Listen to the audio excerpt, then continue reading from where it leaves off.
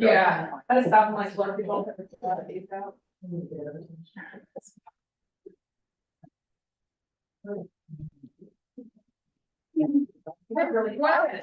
Welcome everyone. Thank you. We know we have a lot of busy people in this room, and we really appreciate you taking the time out of your day. We're looking forward to creating strategy, with a strategic plan. We can take that to the state. There are all kinds of uses. We can use it to get funding. Looking forward to getting everyone moving in the same direction. Hello, can you hear me better?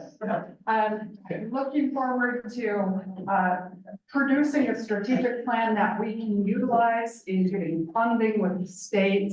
We can take to UDOT for trails, for open space funding. So, and also looking forward to getting everyone on the same page. As you know, we have noise in town. This is a great method for getting everyone moving in the same direction. So we're fortunate to have X Factor here to facilitate our retreat.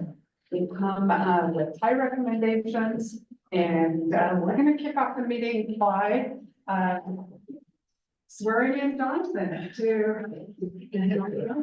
So without ado, Mayor, would you like to pick up from here? Actually, this is her job. All right. You can definitely. Do I have to do Carol and Bob's boss?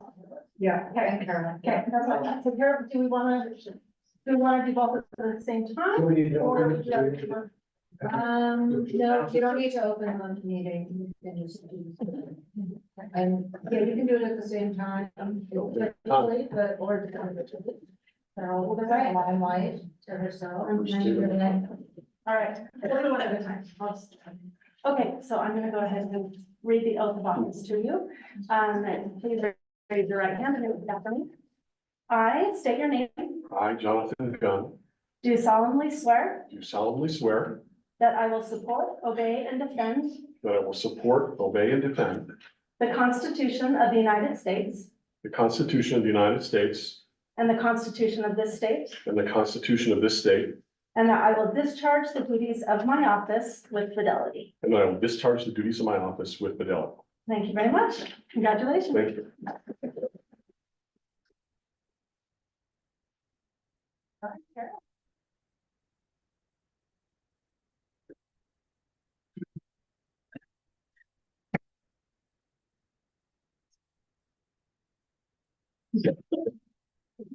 Not the number.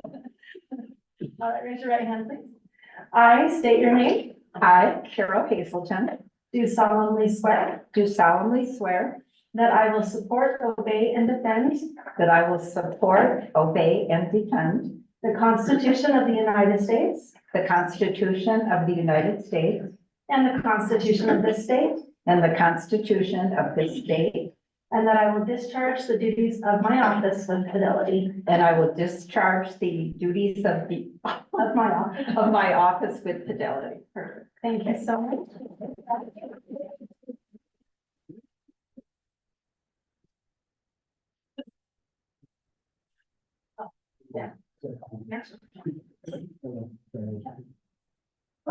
First of all, for those of you who don't know me, I'm Phil Rubin as the mayor. Thank you. About that, we're fine. It was what you're still sworn in.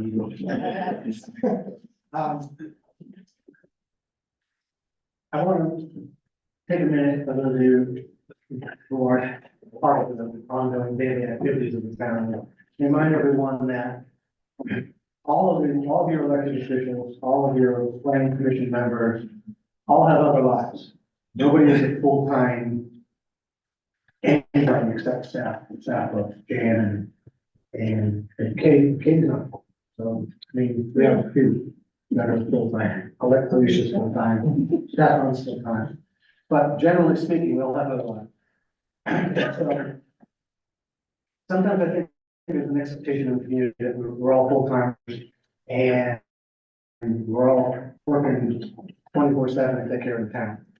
And I think we're all doing sleep over for town 24/7. But, is most folks have other jobs, have other lives. We're not remunerated.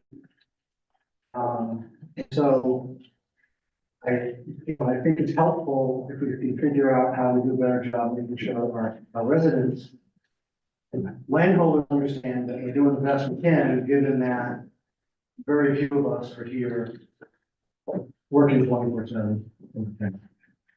So we get to do something like this, it's special. Because it takes time out of, when people take time off from work, from their jobs, the ones that pay them to pay their rent, so that they can be here. So I appreciate everybody taking the time to be here. I also appreciate, let's try to stay focused on the task, spend a lot of effort on the front end of it. And we know there's a lot of things work on the town. I hear sometimes in the morning. So, but we want to stay at a high enough level that we're thinking the bigger picture and longer term. How do we move ourselves to be the community that we want to be? We didn't build it this way. We inherited it, and we're trying to make sense of it. You know, there were over 2,000 units approved before I was elected in my first term 6 years ago. Since then, we've been, we also inherited some challenges with the town. Physical challenges, infrastructure challenges, financial challenges, all kinds of challenges, staff challenges. We had 2 people in this term. 2 people. Trying to keep, one was a clerk. She was not driving snowplow. So we've come a long way. So, and, just gotta keep that on perspective. And we've got a long way to go. And that's what this is all about. Let's put our heads together, think about how we do this. The other thing we need to think about is how we do a better job talking to our constituents. Because we're busy, we get chasing stuff. We don't have full-time communication staff. We have a website, we have an app, but still somebody has to put the data together and keep the information going. We have a newsletter, but I think we can do better, and I think that's, again, part of the challenge here. Is how do we do that? And then the other part is, we're lucky in that we have a really interesting community. And we have a lot of people with a lot of really diverse backgrounds, all kinds of backgrounds. They have finance backgrounds, engineering backgrounds, accounting backgrounds, whatever. We've got it all. So how do we engage our community to help us move us forward? Because if we do it together, A, it's going to be easier to do it. B, it's going to be easier to sell because we've got the community helping. And likelihood of success gets better. So that's where we're starting. I'm gonna let Muriel introduce herself and her for business. And then we'll get going. Thanks, Muriel. Welcome. The mayor gave a really good welcome to kick things off. Really appreciate you guys being here. As I understand it, you're all very successful individuals in your own right, very busy people. So thank you for taking the time with us today. I'm honored to be here to help facilitate this discussion, but I truly serve as a facilitator. So I'm an independent third party who, will help kind of, walk through today a lot of our agenda items, but at the end of the day, success is up to you. And I look forward to hearing from you and having this discussion. So my name is Muriel Sochmill. I'm the president and CEO of X Factor Strategic Communications. We're homegrown Utah. We're an agency headquartered in Lehigh and specialize in stakeholder facilitation, grassroots public engagement in communities like yours, public relations and strategic communications. With me today, I have Kimberly Rivers, one of our strategic communications managers, who's been helping with a lot of the logistics and support. So with that, I want to learn more about you. And so we're going to, I think everyone probably knows everyone else for the most part. It's a very tight-knit community here in Hideout. I hear a yes, not everybody. Kind of. Okay, perfect. So go ahead and whip out your phones. It's the only time I'm going to ask you to do that today. this quicker. You should probably also ask us to silence. Yeah. Yeah, just put away. You know. Is that too long? Yeah, I think it's like too long. Okay.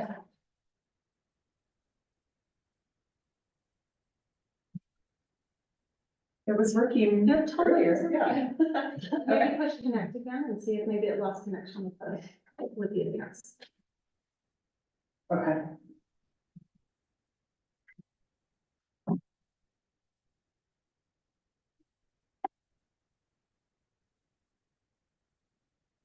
About the computer.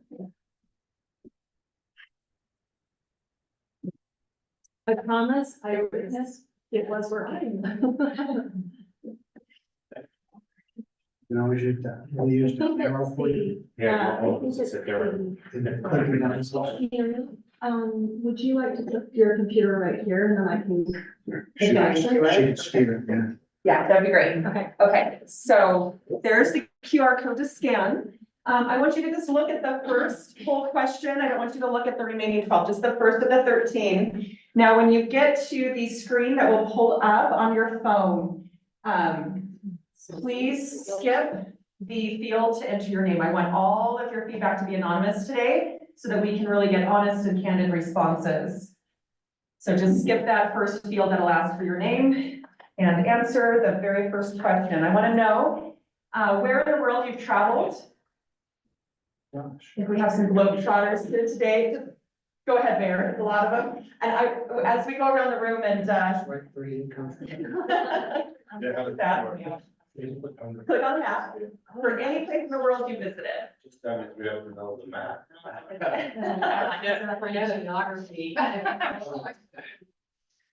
On the map.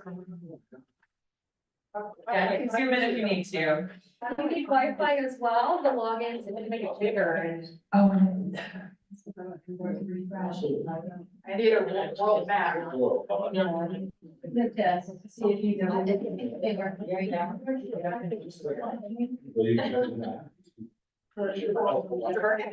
Yeah, but how do you, I mean, you need a world map, I don't have. So. I visited, I was at like 39 different countries. Yeah, really good. Well, let's have you, say your favorite place when we go around the room and, do introductions.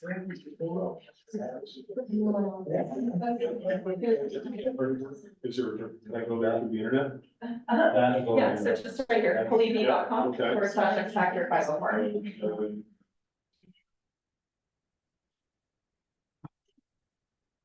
We'll give you another minute or two. Doesn't have to be an exhaustive list. There will not be a grading of this quiz. Just kind of, think it'd be a fun exercise to see with everyone here in the room. Do you hit next when you're done, or just leave it up? Yeah, go ahead and hit next so that it logs your response, and then we're gonna pull it up in real time and see what everyone said. I don't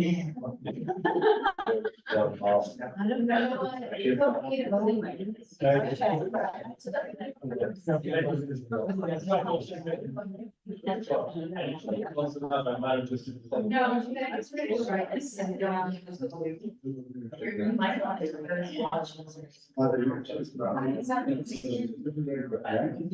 Yeah, it's not like I know. He wants to collect it. I said, no, we're gonna make money. Okay, perfect. So that is so impressive. I was just telling Alicia, I have never facilitated a meeting where we have that much experience in the room.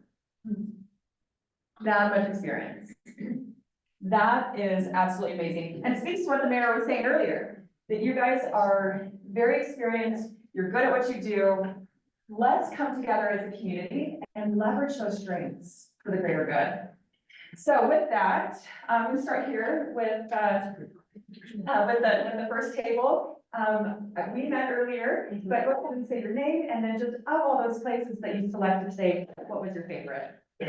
Sorry, name, position, and where you, yeah, your favorite. I'm Glennis Tahansky, I'm on the planning commission.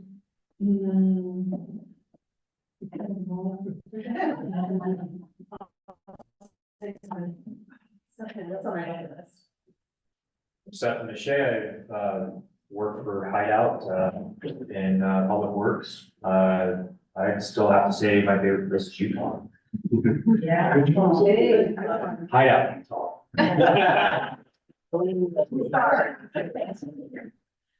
I'm Phil Rubin, the mayor, and I would say my time in Shanghai is probably the most favorite.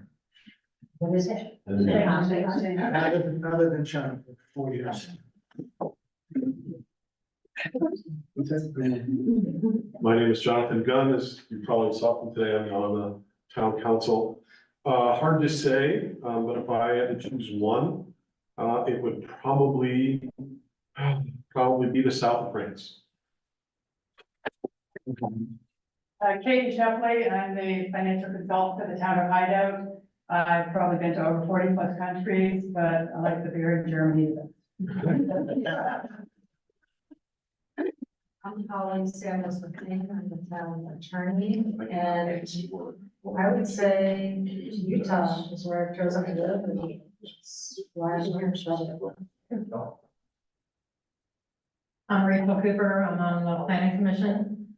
I love mountains, so I tend to agree with the Utah thing, but I've also been to Chile and I like it there. It's Carl Millen, and I'm with Wasatch County Council. My favorite place, I loved the area around St. Petersburg, Russia. I thought it was very, very pretty, very mountainous, very, very. JD Cronin, Ann Arbor, Michigan. Fire down like follow up.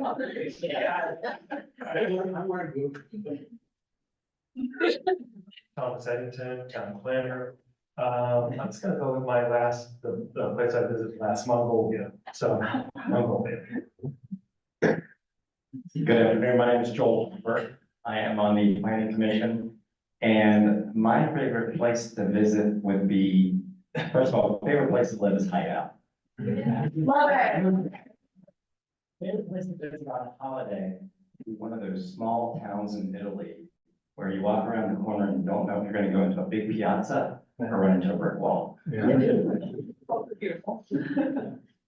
Good questions here. Ralph Severani, I'm on the town council, and I'm still working, so a lot of those places I'm still going to, I think I hit 20 countries last year. Some countries, but hopefully this year won't be as bad. Hideout, love it here. I'm a New Yorker originally, so love New York.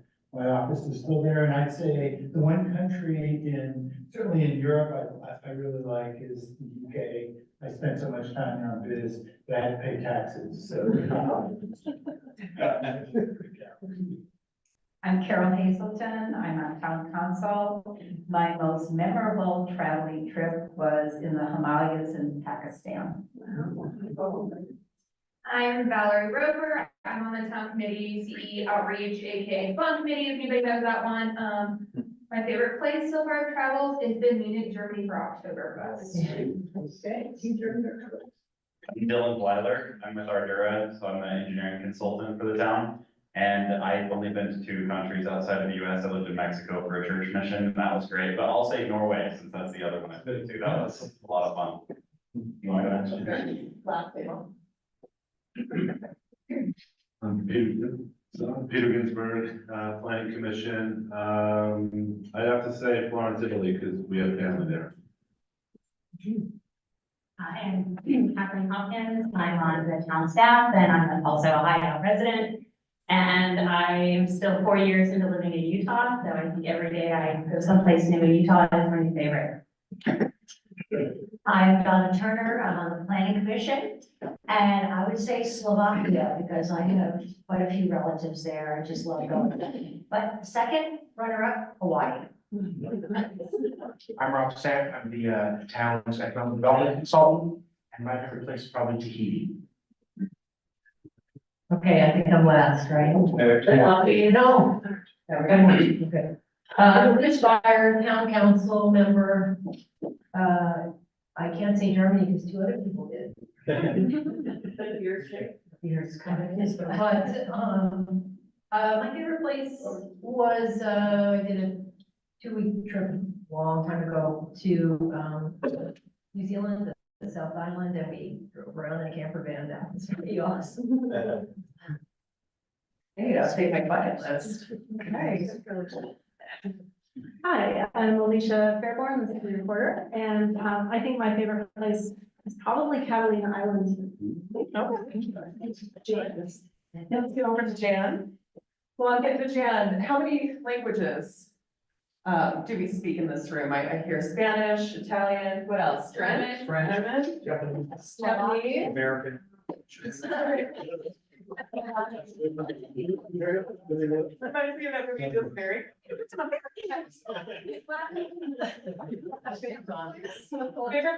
Most memorable. Oh, either way.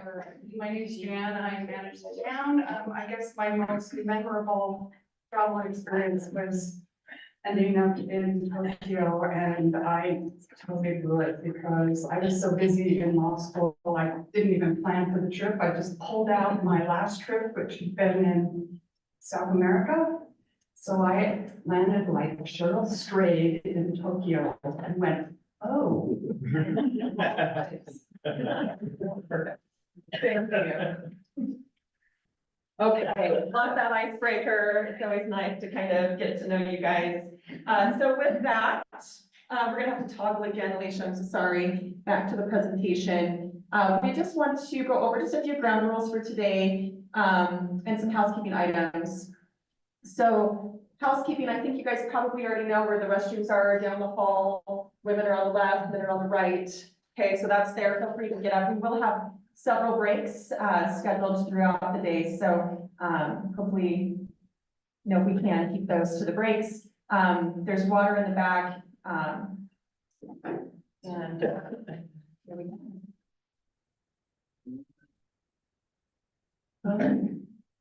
The technology. Okay, so meeting objectives. We want to be really, really clear on what we're hoping to achieve today. I know there's a lot of really great ideas about the future of your community. And in the short time that we have, we probably won't be able to hit on all of them. We want to stay really, really focused on some shared outcomes. So number one, identifying some priorities for your community. We're going to undergo a SWOT analysis. It's my understanding a lot of you guys are, executives in your own right and have probably undergone SWOTs in different contexts over the years. So we'll go through that specific to the town of Hideout. And then number two, outline very actionable strategies that can provide a framework for a strategic plan. What am I missing? I'm seeing some nods. Are we good here? I want to make sure we have agreement on what we're hoping to achieve before we move on. So if this is not it, or if there's something I'm missing, let's definitely bring that up. Okay, perfect. Okay, ground rules. We're all professionals here. I know we have some really strong opinions, and that's to be encouraged. I actually love that. I love to see the passion that individuals have for your community. That's a really good thing. We just want to make sure that passion doesn't drown out voices or other perspectives in the room. We're really trying to come together and collaborate in a productive way. So some facilitators will have a laundry list of rules. I just keep it to 4. So this is a safe space for open dialogue. I want everyone to feel like they can share their opinions and that those opinions won't be dismissed. Respecting others' perspectives. As you saw today during our introductions, we are very well traveled, experienced, and so there's going to be a diversity of perspectives. Let's respect those. Let's make sure we're critiquing ideas and not people. Okay, let's not make it personal. It inherently is personal when we're talking about the places that we live, that we love, but let's try and make sure that we're just focusing on those ideas and collaborating on ideas and not criticizing others. And then just active participation is key, and I'm not worried about that. Okay. We're going to delve into 5 key topic areas. Before we do, Jen, we're still giving a presentation on the budget. Okay, perfect. So I'm gonna kick it to you. Anything to pull out or? So Katie is going to present the budget. Many of you know Katie, we're very fortunate to have such an experienced person going on our budget. And Katie has over 40 years of experience in CFO and global corporation, she intimidates our auditors.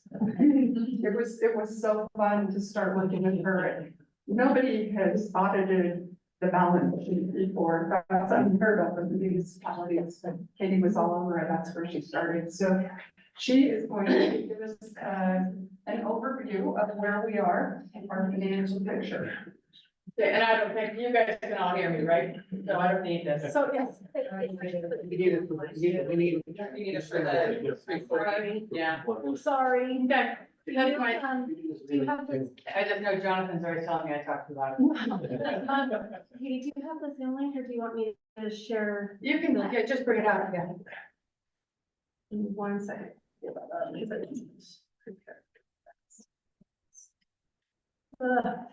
Definitely, my perspective is if your balance sheet is correct, your income statement is correct. So if your balance sheet is a mess, then your income statement is a mess. So the last 2 years, we really focused on cleaning up the balance sheet and we had really solid financials, no audit points last year, and hopefully for FY 23 and 24 as well. And I'm not gonna go through all these in detail, so if anyone has any specific questions, I'll go through just where we're at on a year-to-date basis, plus the forecast where I think we're gonna be for the remainder of the year.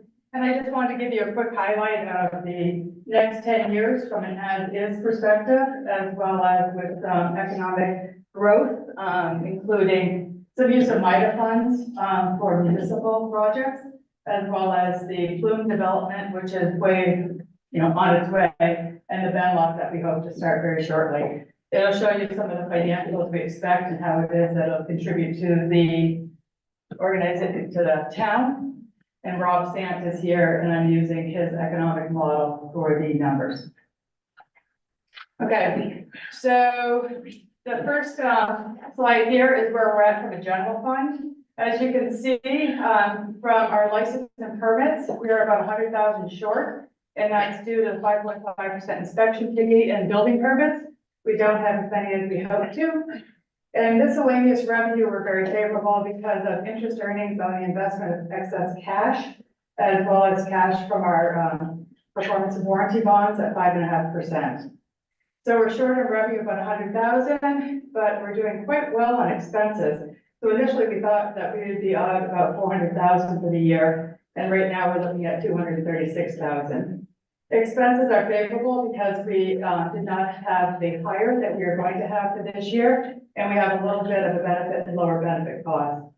Professional services, great news is our legal costs have come down significantly, so we're about 140,000 favorable in legal costs, as well as the building inspection. We obviously have lower costs associated with that because of the lower 5.5% inspection fee and the building permit. We had some unfavorability in our streets due to auto maintenance, due to an accident, and some additional city road repairs that we had above the 300,000 that we had approval to spend for the slurry seal, the pothole repair, and that type of thing. So that was with snow. Yeah, that was stuff. Parks and community development, we're unfavorable. We've spent about $20,000 on the fire station, the temporary fire station, and we'll have more to come on that. And then debt services, we had a little bit higher principal and interest for the town hall. So the next slide. You can look, can you scroll down to the? Yeah, sorry. Can I ask you about It's- the debt service? What's that? That's a mortgage on the town hall? Yeah, mortgage on the town. Floating rate mortgage that clicked up. Yeah, well, what it did was they had 3 years at one rate, we used that rate, yeah, it had a little bit higher interest rate, a little bit higher on the principal. Okay. I did neglect earlier to kind of say that we do have, some opportunities and risks, that are out there associated with the current plan. Potential opportunities would be the use of those MIDA funds as well as use parks and community engagement.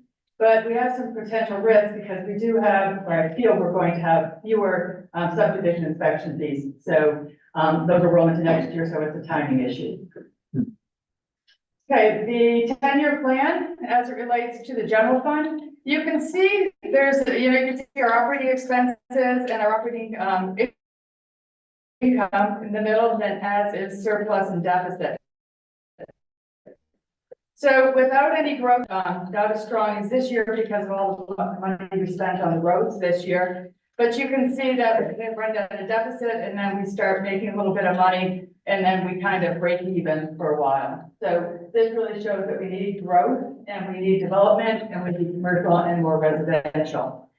So if you can see, like right down below, it says surplus and deficit, but if I take the as is plus the use of the MIDA funds, we're allowed to use the MIDA funds for development. Those are the property taxes for the homes in the MIDA district.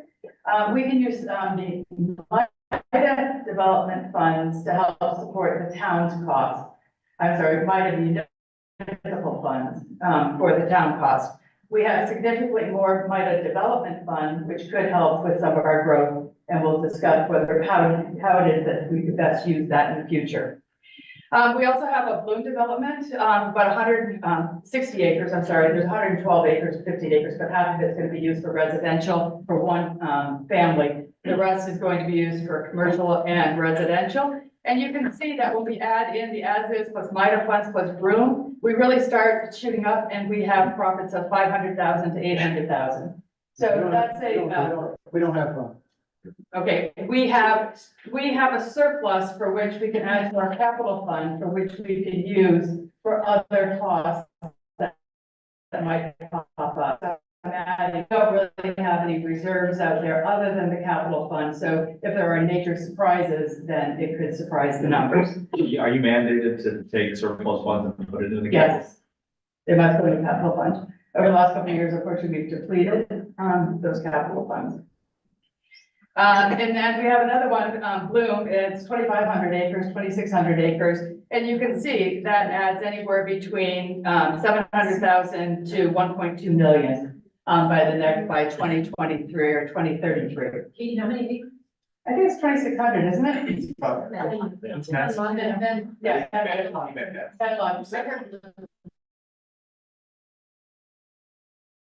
Oh, Bloom is 60, yeah, sorry, Bloom is 60, Benlock is 2,500.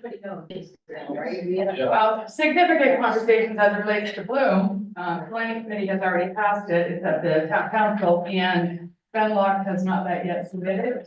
We have run the numbers on that, hopefully they will submit. What this is trying to show you is we've got some significant opportunity out there if we grow the town. You just get a little, you get a little more granular on what you're trying to show on that last line, right?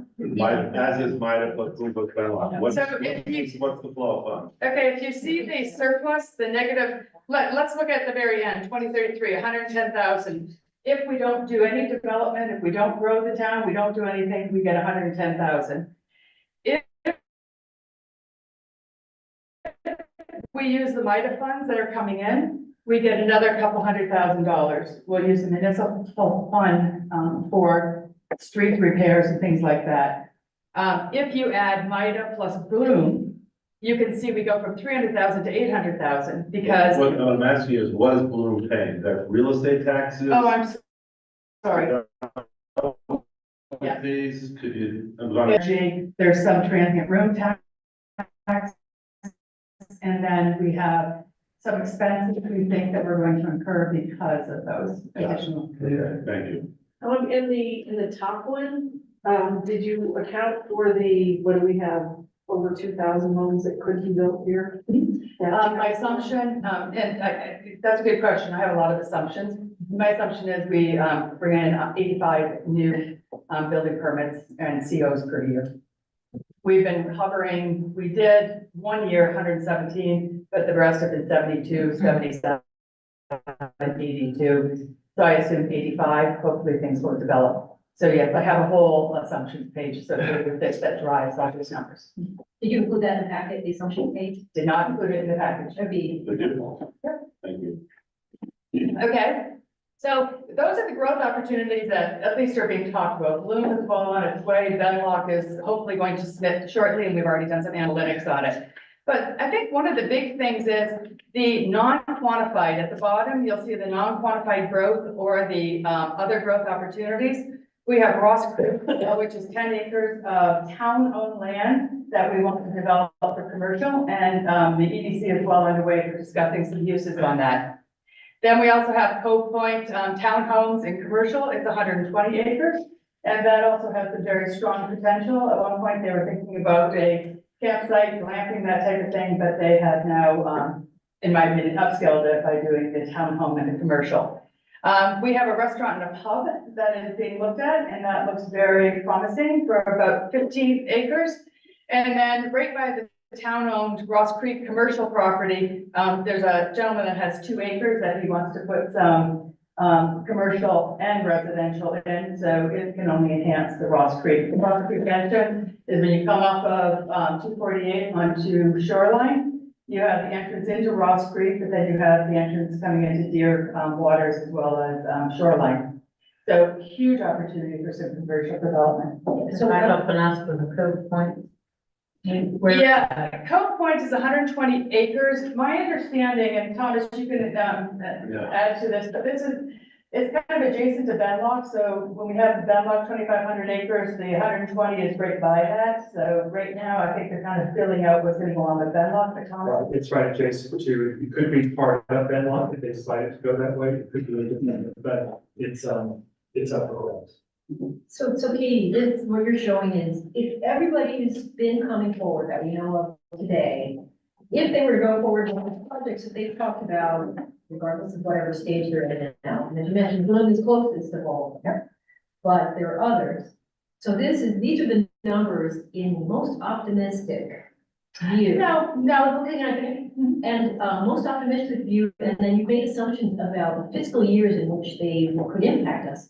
But, you know, how do you know? I mean, from our experience, people will come forward, we're in a project and then a year will pass by. Or, you know, things, it's really hard to pull out the crystal ball and know. So can you give us a little more insight into how you put the numbers in the columns per year and some of those assumptions that we have not made?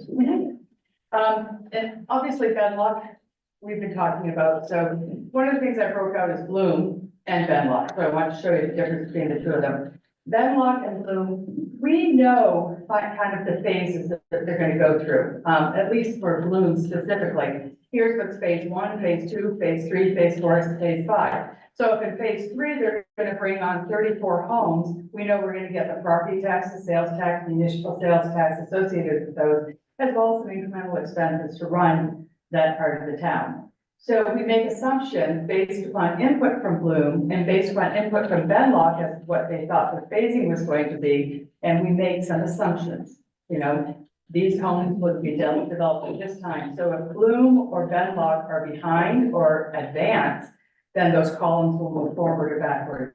Or change, right? Completely. Because, you know, maybe who we knows? get to a third phase and we realize, oh, well, this mix of what we originally proposed isn't gonna work. Let's go back to the town and try to renegotiate. Most definitely.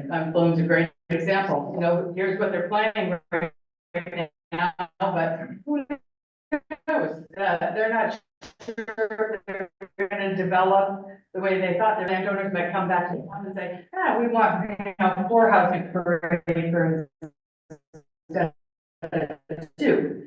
So you never know. You're right. And we revise these numbers on a yearly basis. Rob? And it looks like all these construction come forward.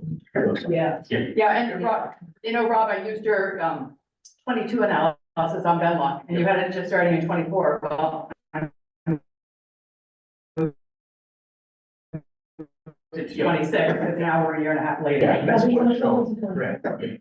And, but, you know, Yeah. after the approval. Yeah. It takes a while. It takes a So while. if there's a delay, right, we just shift that number. Yeah. Yes. And I'll correct myself because Benlock, you can see is not even contemplated to give us any money until 2027. FY 27. So I really moved it out because nothing has even gone to the planning commission yet. They haven't even applied yet, but they've applied in full.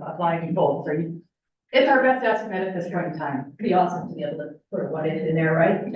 Change a variable here and there and see how the numbers push out. And it's excellent to do. Roseanne has an excellent program that we can just move it out there, or if they say, hey, we're gonna start phase 8 before phase 3 and move this around, we move the model around and it spits out the numbers for us. How come the MIDA, you pulled out the MIDA funds? I mean, isn't that automatic if the town gets those? It's automatic, the town gets those, we haven't used them yet. So we have accumulated some funds from prior years, but MIDA has been very low in the past. I think when I look at my numbers for MIDA, last year in FY '22, we got $54,000. FY '23, we got 120, and FY '24, we're expecting 300. So it's really bumped up. But we'll never use the MIDA funds in the current year. So the 304 that I get for this year, I would plan on using for next year. And those funds are designated use, or they can go into the general fund? They can use, there's two funds that we get from MIDA. We get a municipal fund and we get a development fund. We cannot use the development fund for day-to-day operations, but we can use the municipal. The development fund is significantly higher. So when I talked about the 304,000 this year, I think I have it right here. The development fund this year, we're going to get $288,000. In the municipal fund, we're getting $67,000. And how is that and the amount each year determined? Is it a formula? It's a formulaic calculation from VITA. Go ahead, Rob. Yeah, so you get, how MIDA works is, they call it property tax allocation. And I want to say it's 70%, 75 of the property tax that's generated in MIDA. And then it's, of that, 30% goes to any developer, 35% goes to the town, and the other 35% goes to MIDA. And that 35% is used for development of project-specific costs within the MIDA area. Then there's also sales tax, which is also buried in the area. That would also have that same distribution, so 30, 35, 35. And then resort tax, which is also a sales tax, same allocation. And then the municipal services fund, that would be the 30% of property tax that's not used to MIDA. Plus, we also get the county's 30%, that's part of the weird MIDA rule. And then you get transient room tax and franchise tax. We have it all laid out. Yeah, It's a very, yeah, a very nice graphic. You'd like me to send. You guys know what the MIDA project areas are, I do not. you know? It's Deer Waters, Deer Springs, and Klein. And Lakeview also? I don't believe, no, I don't believe it is. For town properties in like.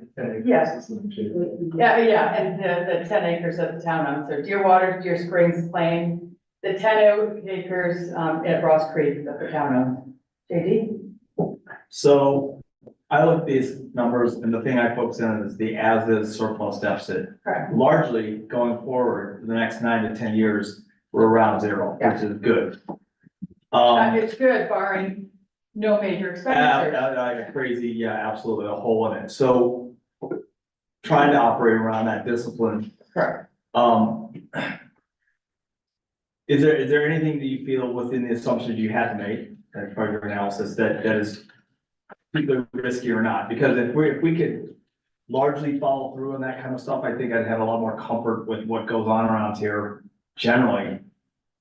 Even X any development, which is clearly the key to generate stuff going forward. But at least around a plus or minus zero number, I can get comfortable with, because this year was tough, you know, to our deficit.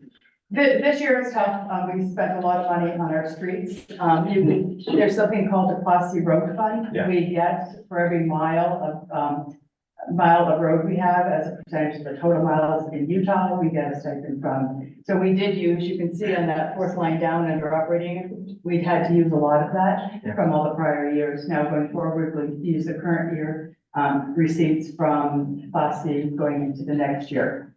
Going back to your first question, when you really look at this, the general fund really needs to break even. We really don't make money in the general fund. You can make money in the water fund, but we do not make money in the general fund. So our 5.5%, or 5.5% inspection fee, building permits, things like that, it is supposed to be a break even, and that's the predominance of our revenue and expense right now. Right. Where we really don't know is what, what subdivisions are going to be brought on. It's always a crapshoot. We thought we'd get 6 of them in. This year we got 1. we might get another one this year, but probably not. That's where I said we had some, risk. And the numbers in the as-is Reflect that. anticipate that. Correct. Okay, great. There's always some lag because our subdivisions are expensive, but we try and match the revenue to expense in the spreadsheet. So in our general fund, I'm not surprised it's an ad. But you really kind of say, you know, we have to be careful because we do not have any excess fund. In my assumptions, there's about $100,000 per year in street repair here, but that could go to $1 million. We also have to think in mind, we need to make some money because when I have to replace the roads 20 years from now, I need some cash, or I'm gonna have to go borrow and do a special assessment to be able to put new roads in. So until I can try and build up some of those reserves or get some profits that get put into our capital funds that in the future we can use, there's not much I can do. I'll tell you. That's it. Katie, one last question. Did you assume the property tax is staying constant in the 10-year here, or are you assuming a small increase? I increase by the number of certificates of occupancy I get per year. There's about a year lag between a building permit and CO. I mean, the rate. The rate I'm assuming is the same, because right now what happens if we run at a deficit, we go back to the state and tell them what the deficit is, they'll increase our property taxes. If I can make that up, great. If I can't make it up, then I have to figure out. We increase our property tax.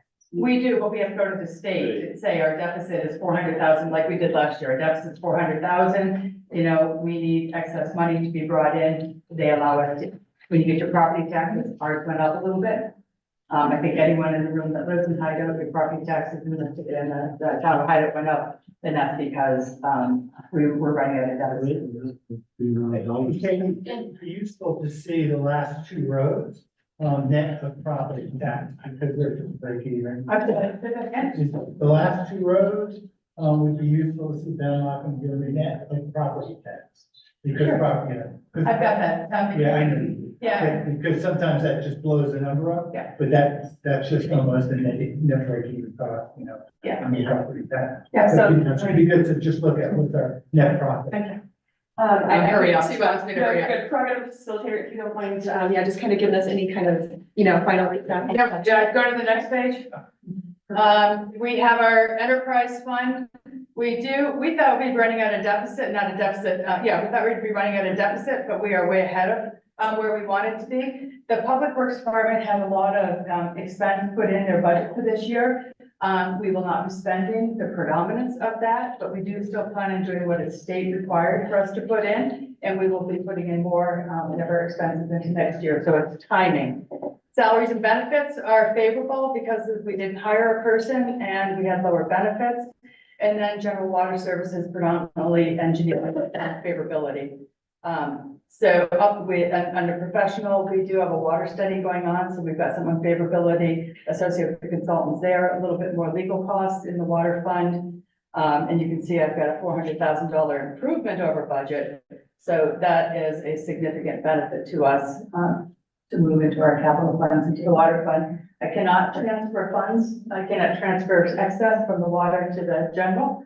So to the extent I have profit here, it does allow me to build some reserves, Surplus. a surplus.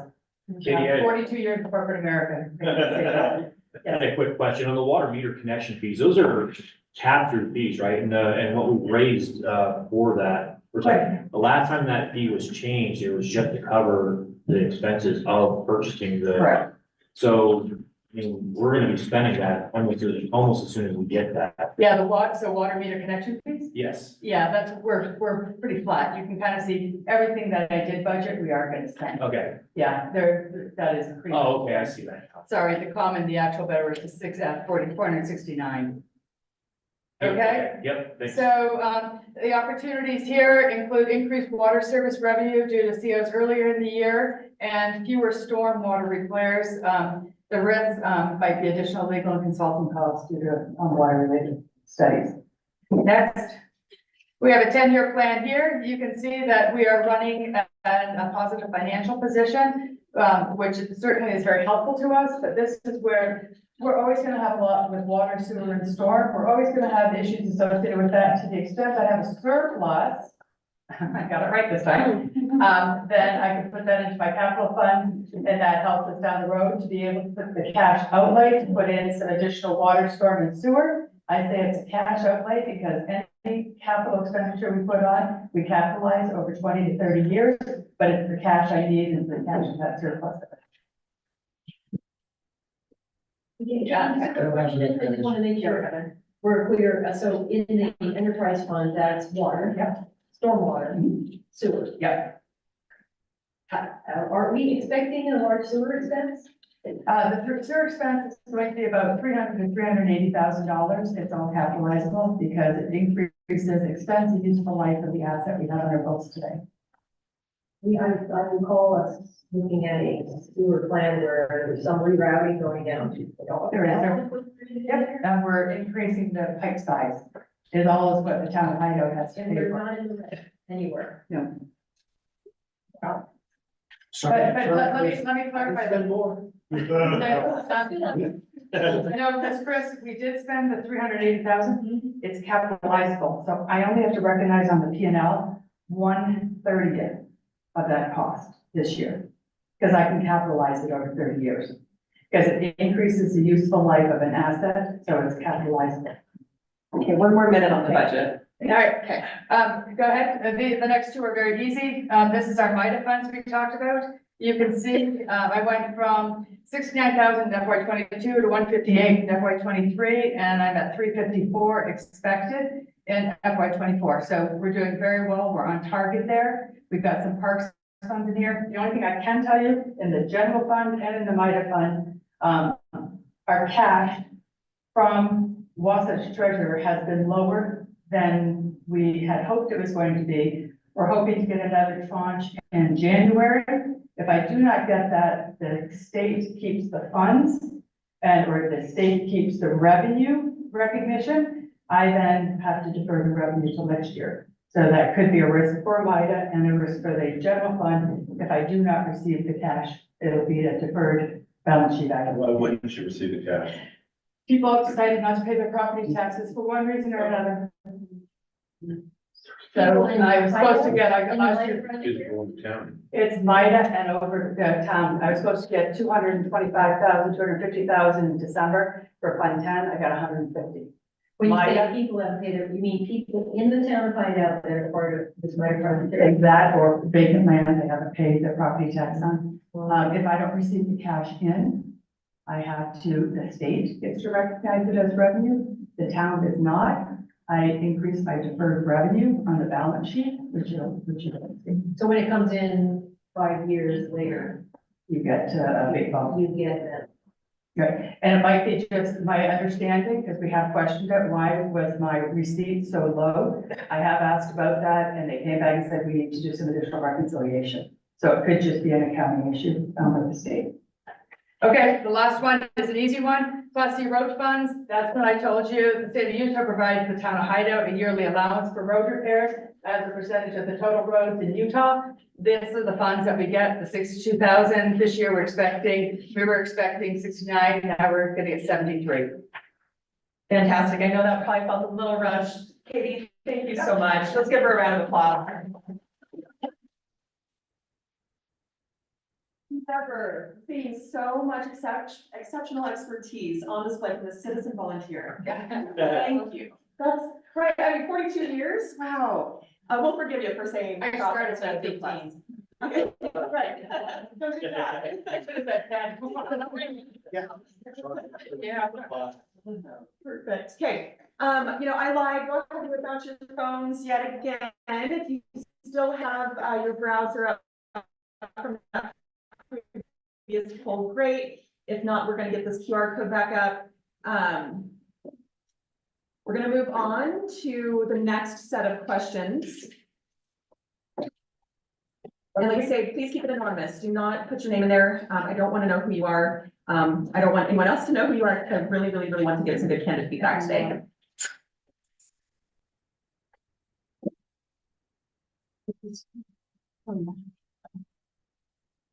Do we have to click next after we select an answer, or do we just? Yes. Yeah, so. I'm getting a preview of the next question. You'll get a preview of the next question. So just answer, you'll see, multiple choice. Oh, perfect, you got it. Thank you. And then an open-ended after that. So just, answer that first question on our strengths. Just a quick introduction. They got you. You're not- Can you hear me? No. Hello, hello. We have Luke Searle, who has joined us. He's on the Wasatch County, Council. Council. Luke is involved in the fire station, and, also he has been at the, open meeting with the people up in Deer Mountain. That's kind of your area, including Hideout. Mine's all of Wasatch County. All of Wasatch. There's two at-large members, Okay. and then Carl represents. And thank you, Luke, for coming, and we appreciate, collaborating with you. Okay, thank you, Jan. Welcome, Luke. And I think I saw Carol sneak in the back as well. Welcome, Carol. So do you just want us to answer the one question? Just that first question, and there's a two. How long? You know, we're gonna skip those for the sake of time. Sorry, guys. Go ahead and advance through. You're gonna see a question on rank Hideout strength. Number 6. Yeah, it looks like many of you have already answered that, so fantastic. You're not seeing.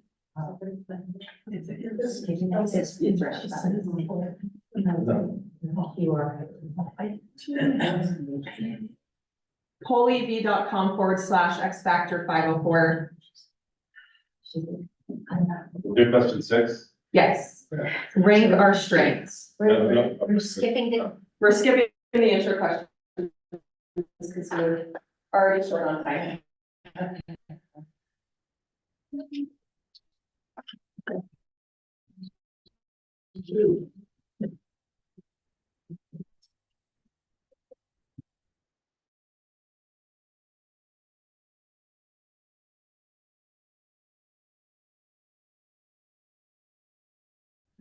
This is.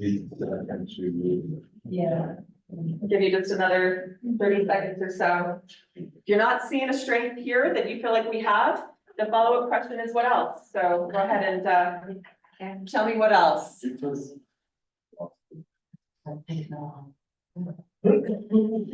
put up the QR again, please? All right.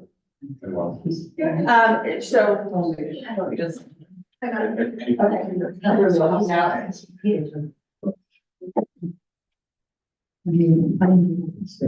Okay, so for strengths, we've got beautiful scenic views, access to outdoor recreation is like the top 2, first and foremost.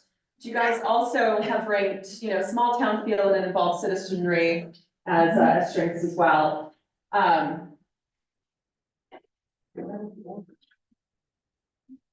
Yeah, that's how we're writing down. Yeah. So, okay. Yeah, that would.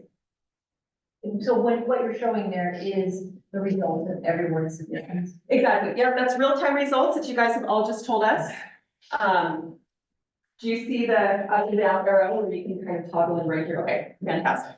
Yeah, so do you feel like this is pretty consistent with your understanding as well? You feel like these are some of our strengths really is that the scenic views and the access to the outdoors. And the least strength is involved citizenry, right? It looks like that, Meaning that based on your feedback. it's a strength, but not a full strength. Not a full, well, let's learn a little bit more. So what else? Okay, so access to the outdoors, but really kind of being far away from a large metropolitan area, well-maintained community and passionate staff. Strength is noise, maybe lack of. Okay, let's move on to the next one. What are some of our weaknesses? Same thing in terms of how you respond, ranking those, and if you're not seeing one of the weaknesses that you think we have, you can list that in the other category.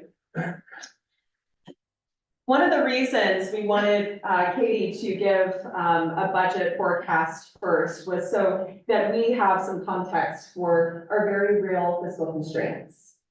And also to better understand as we grow what that would look like. right? To kind of frame the conversation today. And you're seeing that come up. I think you guys are very well aware that, you know, insufficient commercial development or financial constraints could be, you know, potentially some of our greatest weaknesses. I'm seeing housing affordability tick up. I'm running through these a little fast for the sake of time. Let's keep going, and then I do want to open it up for discussion. Water weakness. Okay. Yeah, we definitely need to have a conversation about that. I think, as I understand it, Mayor, there is a separate independent committee set up to really focus on water. And if there are more detailed conversations about our water needs, we'll want to use that for another day, talk about it another day. Just so people know, water was on the list of the weaknesses. If you scroll down, so those of you who may have missed the list continued, there were 7 or 8 items on the list. Lack of water. Yeah, so maybe to your point, Mayor, that would tick up if these additional responses were included in that. Yeah. Okay. What are some opportunities? So kind of flipping, you know, from our weaknesses, well, a lot of times, you know, we can make those into opportunities. And it looks like you guys agree. Commercial development ranks as the top opportunity. And again, this access to the outdoors via the state park is also a major one. Strategic partnerships, which we'll talk a little bit more about today. It doesn't look like pursuing infrastructure funding or facilitating a high population growth are top opportunities as identified by you all. I guess, what's access to state park? Meaning we can walk to the Jordanelle? No, I mean, this is more like, you know, we pulled this from your post plan, that this was one of the top 7 priorities identified in the post plan. But what is the actual opportunity? When it says access to state park, what does that mean? We'll talk about it. Oh. Yeah, we'll talk about it we got that as a key topic for discussion today. Is parks, open space and trails. So I guess for now, however you interpret it, but okay. Noise keeps coming up. That one's an interesting one. I would love to flesh out in a little more detail if we have the time. What are some challenges? So threats are generally external to the entity, right? Things that maybe we don't have as much control over. But challenges are things that, you know, hopefully we can address and overcome. Looks like ongoing litigation, you guys have ranked as the top challenge. So my understanding is there's some very expensive litigation and it's been ongoing. Public perceptions, we're gonna go right into a discussion about community engagement. A lot of times, and X Factor, we work in this space, you know, it's perception's reality. And you could be doing a really, really great job, but if you're not telling your story and if the public doesn't see it that way, then that's the reality. Lack of funding, Katie, you did a really good job outlining kind of, you know, the budget forecast, lack of water, that's going to be an ongoing challenge for a number of communities in Utah. Existing contractual agreements and lack of community cohesion. So what have we not listed? Man, that one keeps coming up. Yeah. Okay, perfect. So at this point, let's go ahead and put it down low. And we're going to roll up our sleeves and get right into one of our 5 key topic areas, and that is community engagement. You'll see on your tables, you each have the community engagement exercise and the strategic partnership. Please don't look at the strategic partnership just yet. If we get to anything today, I really want to like flesh this out. Because I've heard from many of you as my team has gone and done some research, listened to some good feedback, that community engagement is key. You guys are a young, fast growing, small community, very tight knit, but maybe not necessarily as cohesive as we could be. And there are some challenges with public perception. So this kind of opportunity though gives me goosebumps. It really does. to see involved citizens like yourself coming together to make your community better is where it's all at, right? I mean, that's what it's all about.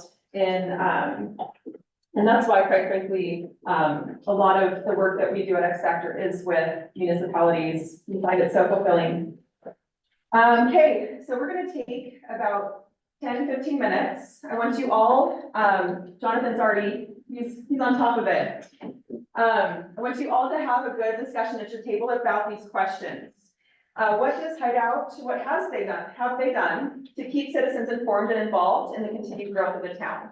Want just kind of to get a sense from you for what's currently being done. What is our baseline? And then from your perspective, what are residents' main concerns? What public input are you seeking that will help inform decision-making? One thing to say, we want to engage the community. Well, what are we asking? Everyone's busy, right? Everyone, has a life, they're doing their thing. When the community's working well, you don't notice it, right? Municipal services are being provided, the roads are plowed, things are looking good. It's when things start to break down or there's those challenges, that's when people start to pay attention. But I want to hear from you, like, what is it that you would be asking for from the public so that you can focus your engagement efforts in a way that's productive? And then the Community Engagement Committee, Valerie, I think you chair that committee or staff it, or? No, I'm a volunteer. You're volunteer on it, okay. Okay, perfect, but would love your feedback on this specifically. What are we doing to best leverage that committee to engage residents? So I'm gonna stop talking, I'll give you 10 minutes. Please discuss amongst yourselves. And we would ask for one person at each table to be the designated report back. Take a minute, put the thoughts down from a personal perspective and then we'll share. What kind of guys says it for? The town. 10 minutes. Yeah, they are. We have mail alerts. Can you join us? We have notices of regular public meetings. No, We have the public hearing, unfortunately. Yeah.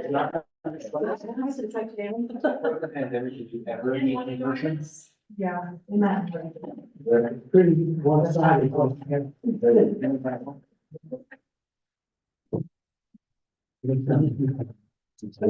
Yeah, I have a newsletter, open comment, during the town council, public meetings, the town council government. Sorry,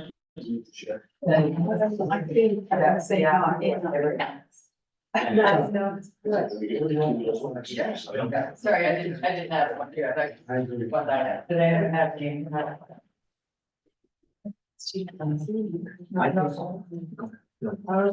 because I was gonna have those, non-rights and stuff like that, either, that's not giving people a forum, yeah, it's not, it's just their chat. No, we did the direct for a while though. Yes, that's how it came to this section.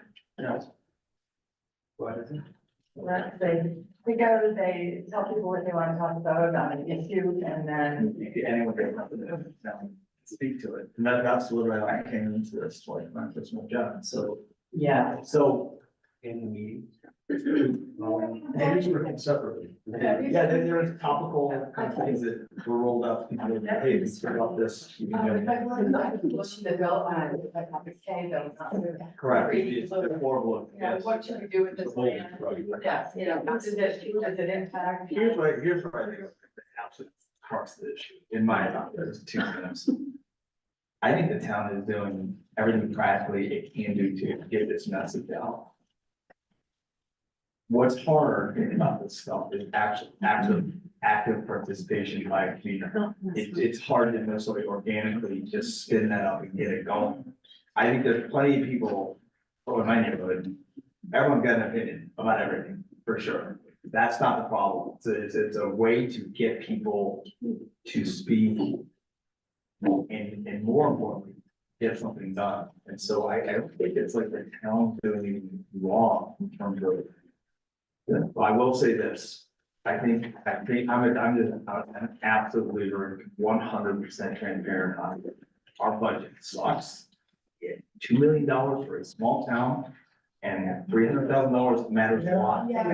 So. And I don't think there's any advantage at all to hiding it.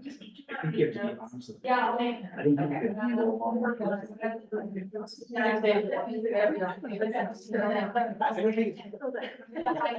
is part of the town. I think it's beautiful or something like.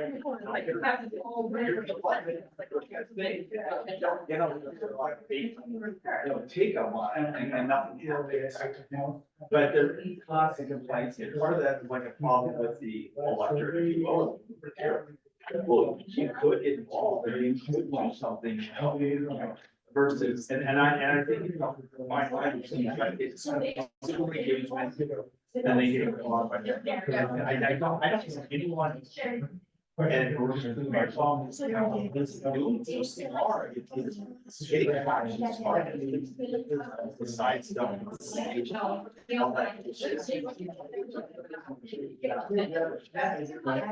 that's what the town here, and here, let's face it, a lot of stuff behind the town. On the streets, take care of this stuff. Streets are closed, it happens, something more like, I don't understand the place. That's what I've learned. Gather from my people is that I don't really understand. And so I don't think the town.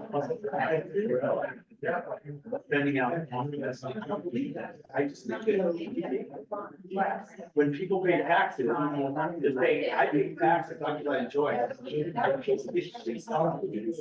And that's not what. Absolutely. Agree. I would agree. It's easy. Right? Yeah. And kind of, you know, And that. And I think it's not just a strategy and an idea. So someone's execution. Get stuff done. So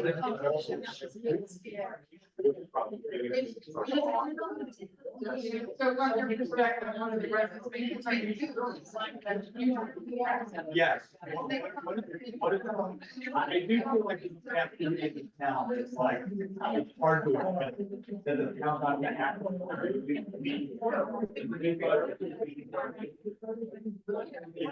All the town meeting.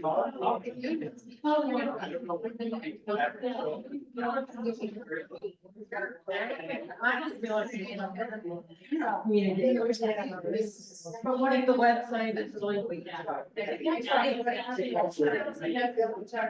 I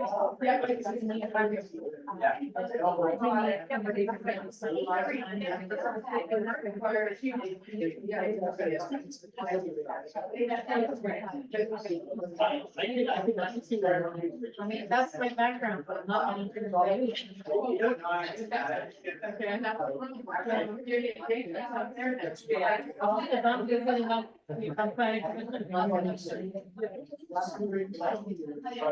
One representative.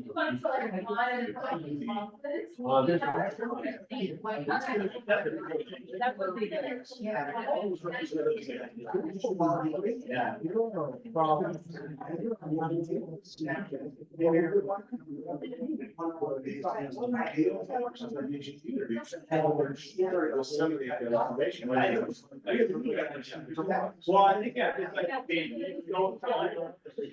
your water complain, well, they complain as a problem. I'm speaking like this complaint because it's not on highway, and noise is a big problem, they get that. So I think the ones that, I went to that meeting, and I was shocked, it's like, everyone complained about noise.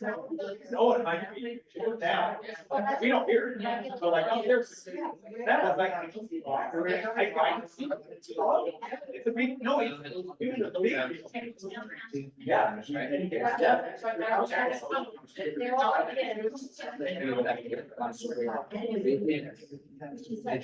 We did some research. Never seen it. Even the. There is a lot of. It wasn't that.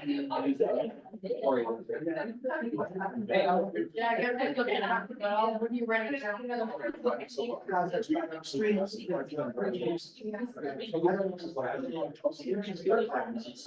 He doesn't have to say like this, I don't know, we lack lots of transparency. Stuff like if I have three.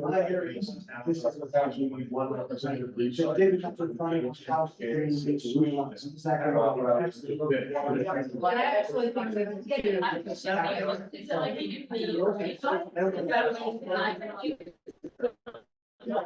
lack of execution. People that, I think that issues, they I mean, people, you have right to say, I pay $5 and I have to go, and if no service to garden. Let's say. There's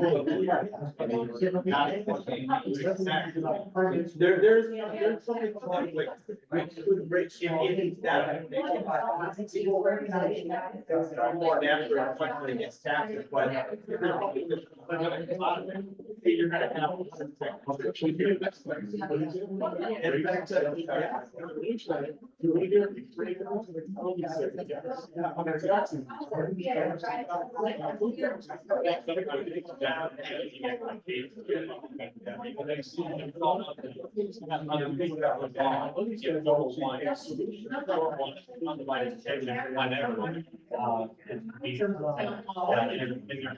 It's like, not very listed. I think, you know, I talked about there are times where, you know, you know what, I'm sorry, so the road is one of the.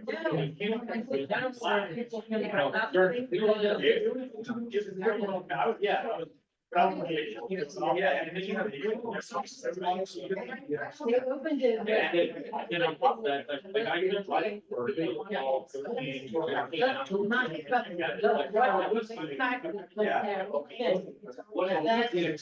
And then they went through and addressed things that were.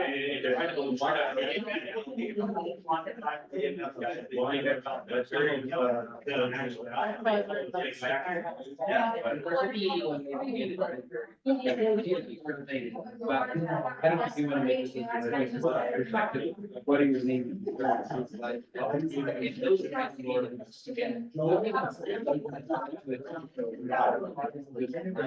Right up, one was saying, I'd rather kill myself than ever go through it. But if I go to a lady, about the couple that I cherish, that's one. Now, If I start, but then I, you're 5 minutes. I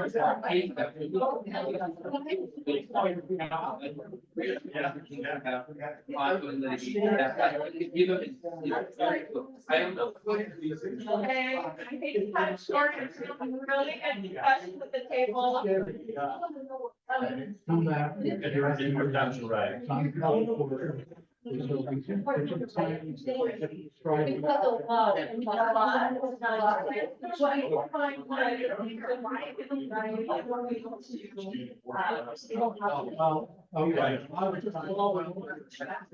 got the bigger, yeah. No, what I think, is like, you're on the work, we'll fucking get out.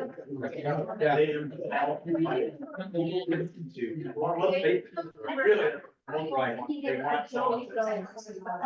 Are you or? I mean,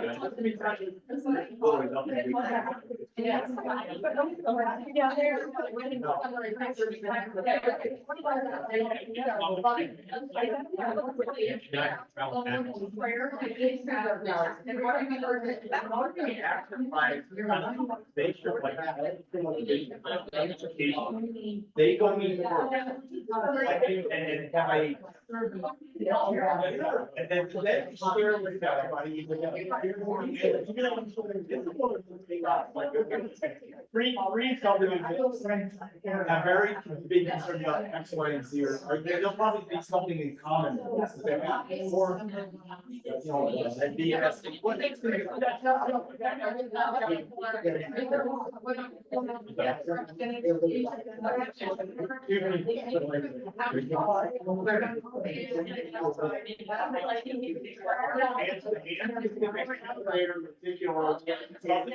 Are you talking like animals?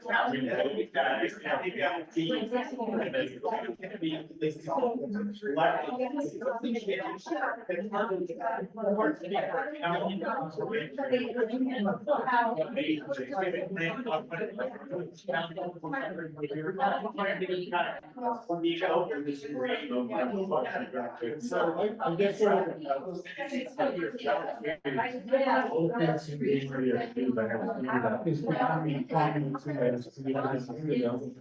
How do we sort of notify the quantities? Our portion, maybe our portion, we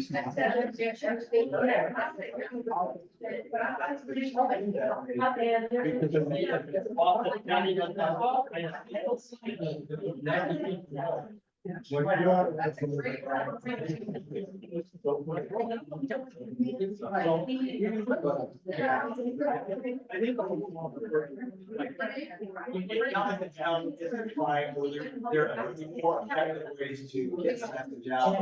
That website site. May not have that, or it's an aspiration people want to grow into after a year. Fair enough. I don't know.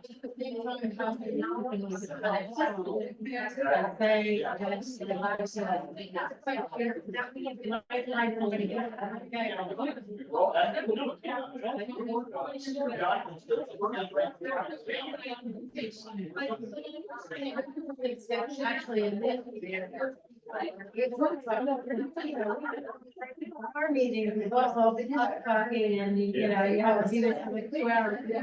Everything the public might be able to say. But it was all a meeting about town meeting. Residents being able to voice their opinions. We're gonna feel much more to be heard. And they also make you have the ability to participate in the health.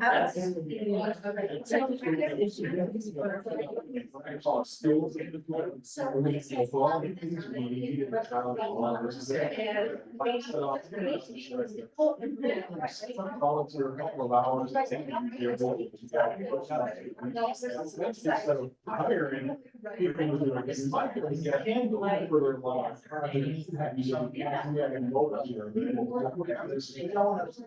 It's really good.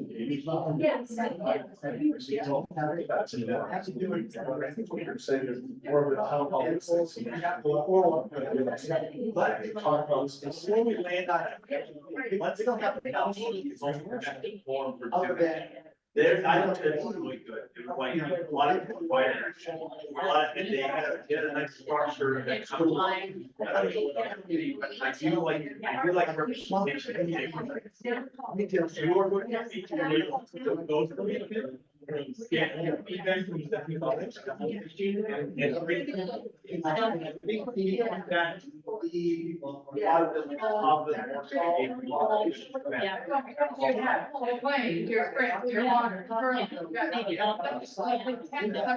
if they bring that law, they not use my group, not take the change the bench.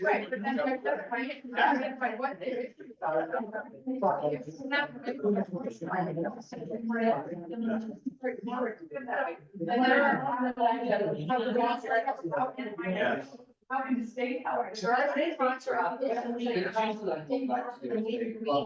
Actually, that's. I got some data that, so we can. Very fast. Somebody.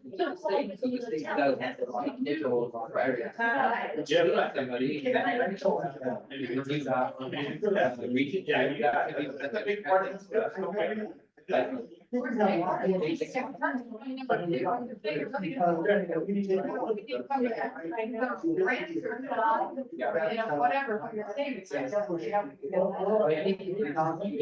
Survey like that. It comes to people. I read a lot, and we have people who are willing to serve on behalf of. He feels that I'm willing to help because I help. It is hard to get it now.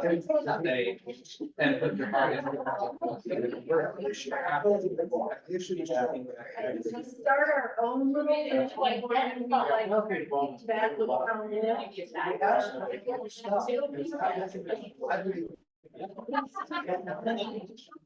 In all honesty. Yeah. That's better than what I do. So I just tell them. I choose to knowing I can't wish to my own self, like. People, the rest of us. And, but if I tested the strong about. If there's 2 o'clock, you know what? It's not a reasonable thing, reasonable plus. We're gonna come on someone, we're gonna study. So you're gonna look out and you'll come back. You know, gain a lot of sort of.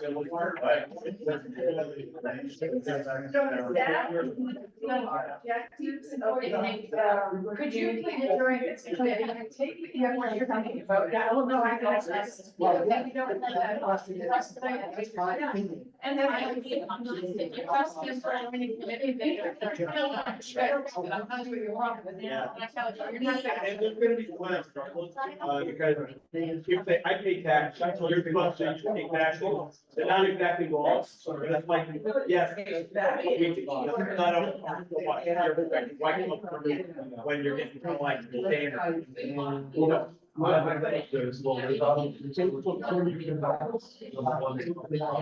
Or we could just raise your tax and hire someone to do that, you know, or we just do that for the idea. And so my approach to those people is. And by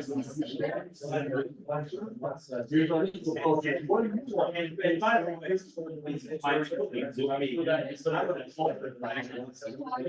something on the line, you want to say, yeah, part of that. I know you think you know, and tax is not a thing, well, that's not true. Right.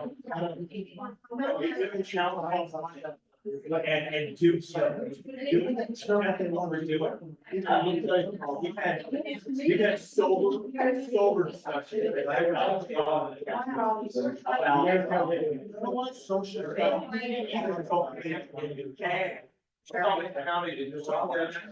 Think about it. It's so many and we have meetings for relationships.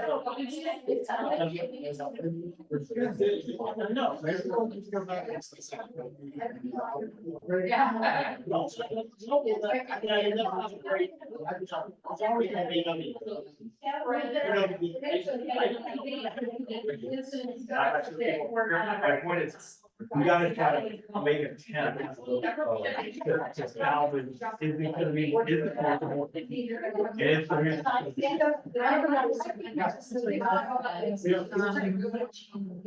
I know the town council meeting right now.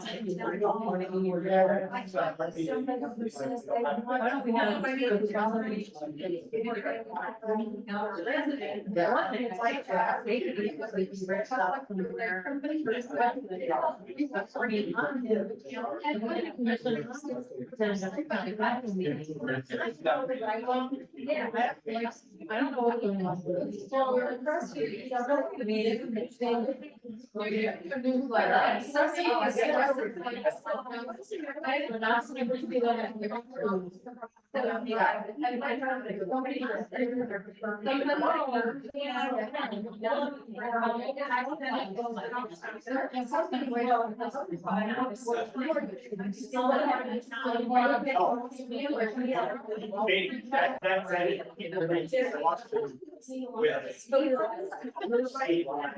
Okay, I'm so sorry I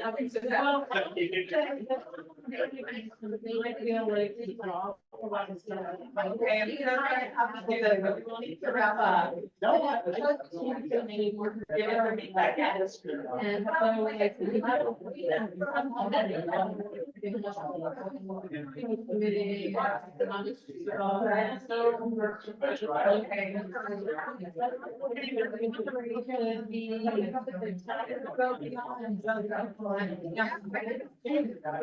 back.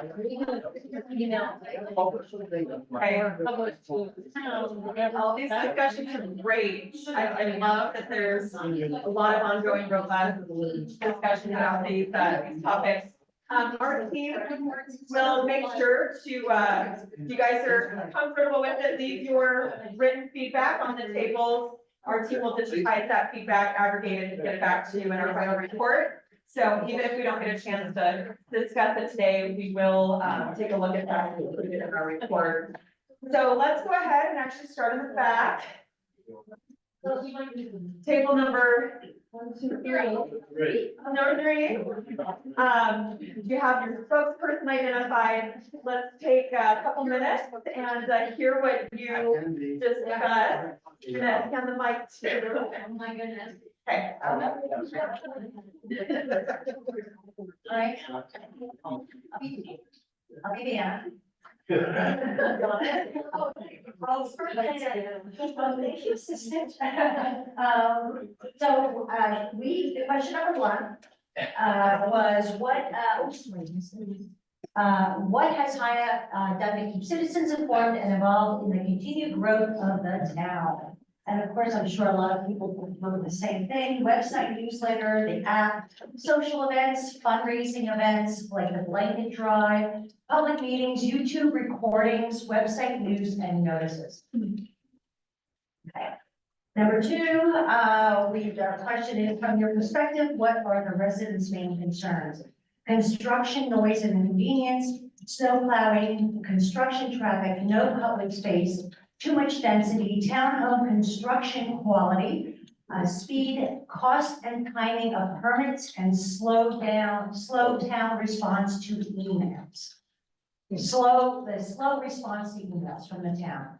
Number 3, what public input are you seeking that will help inform decision-making in Hideout? We are seeking better communication with residents, more surveys, in-house, in-person meetings, open quarterly forums. Number 4, what opportunities will there be to engage residents going forward? Town hall meetings, expand committee members, thank you. Committee members, more social events, and maybe coffee houses. What is the purpose and objectives of the Community Engagement Committee?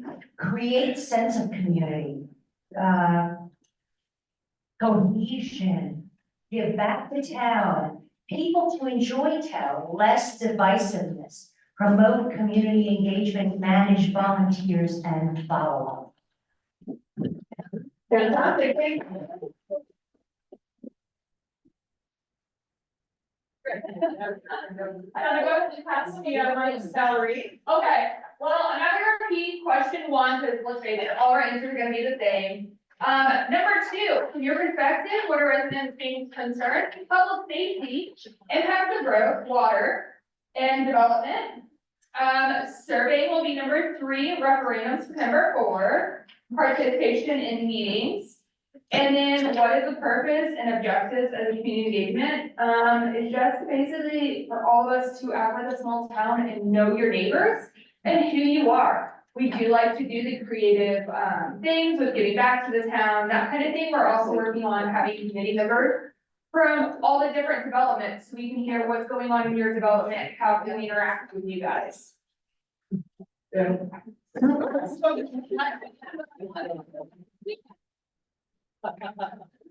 right, well, that's a tough act to follow.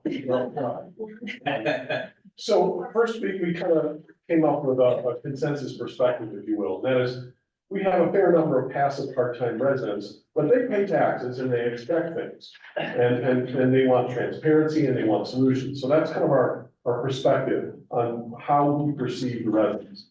So when it came time to figure out some solutions, we thought perhaps what we need are 2 representatives, excuse me, from each subdivision.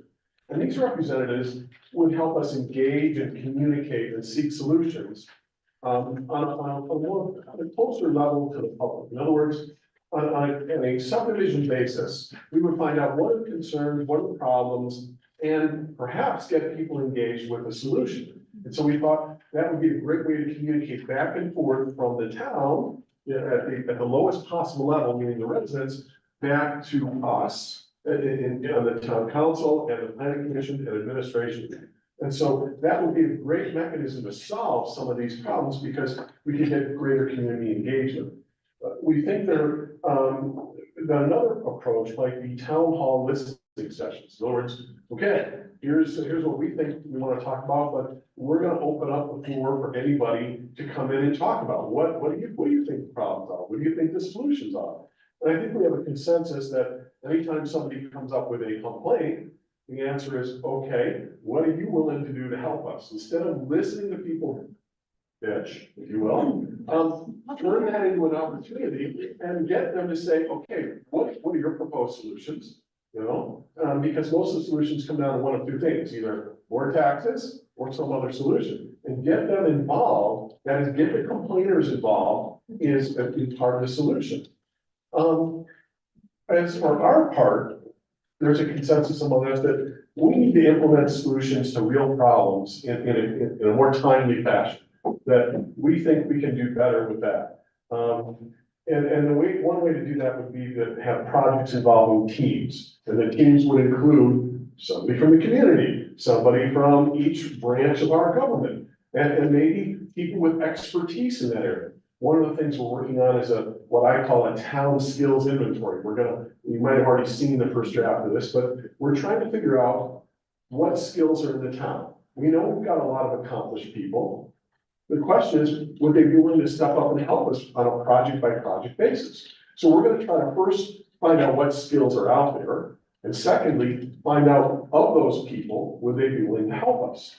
And then next, we think we need a mode to communicate with the county on issues. Some issues are the state, some issues are the county, and some issues are hideouts. And so having some mode or channel of communication to sort those things out, because sometimes it's not so clear.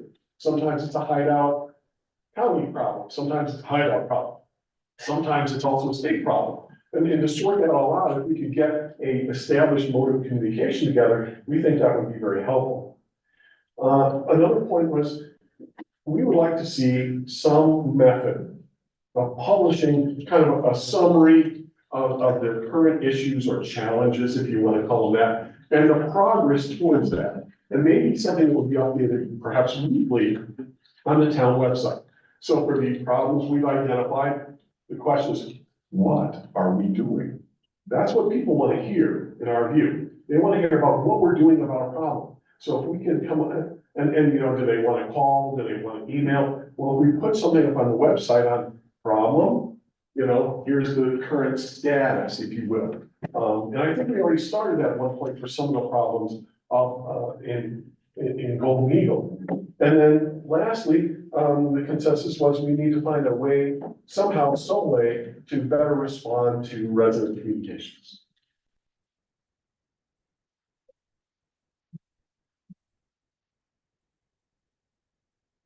Somehow I got nominated, but, first of all, just so everybody knows, I don't take any of these as personal, so don't worry about writing down whatever you want to say. And in fact, Dan doesn't either. That's our job, so don't hold back when you're doing this exercise.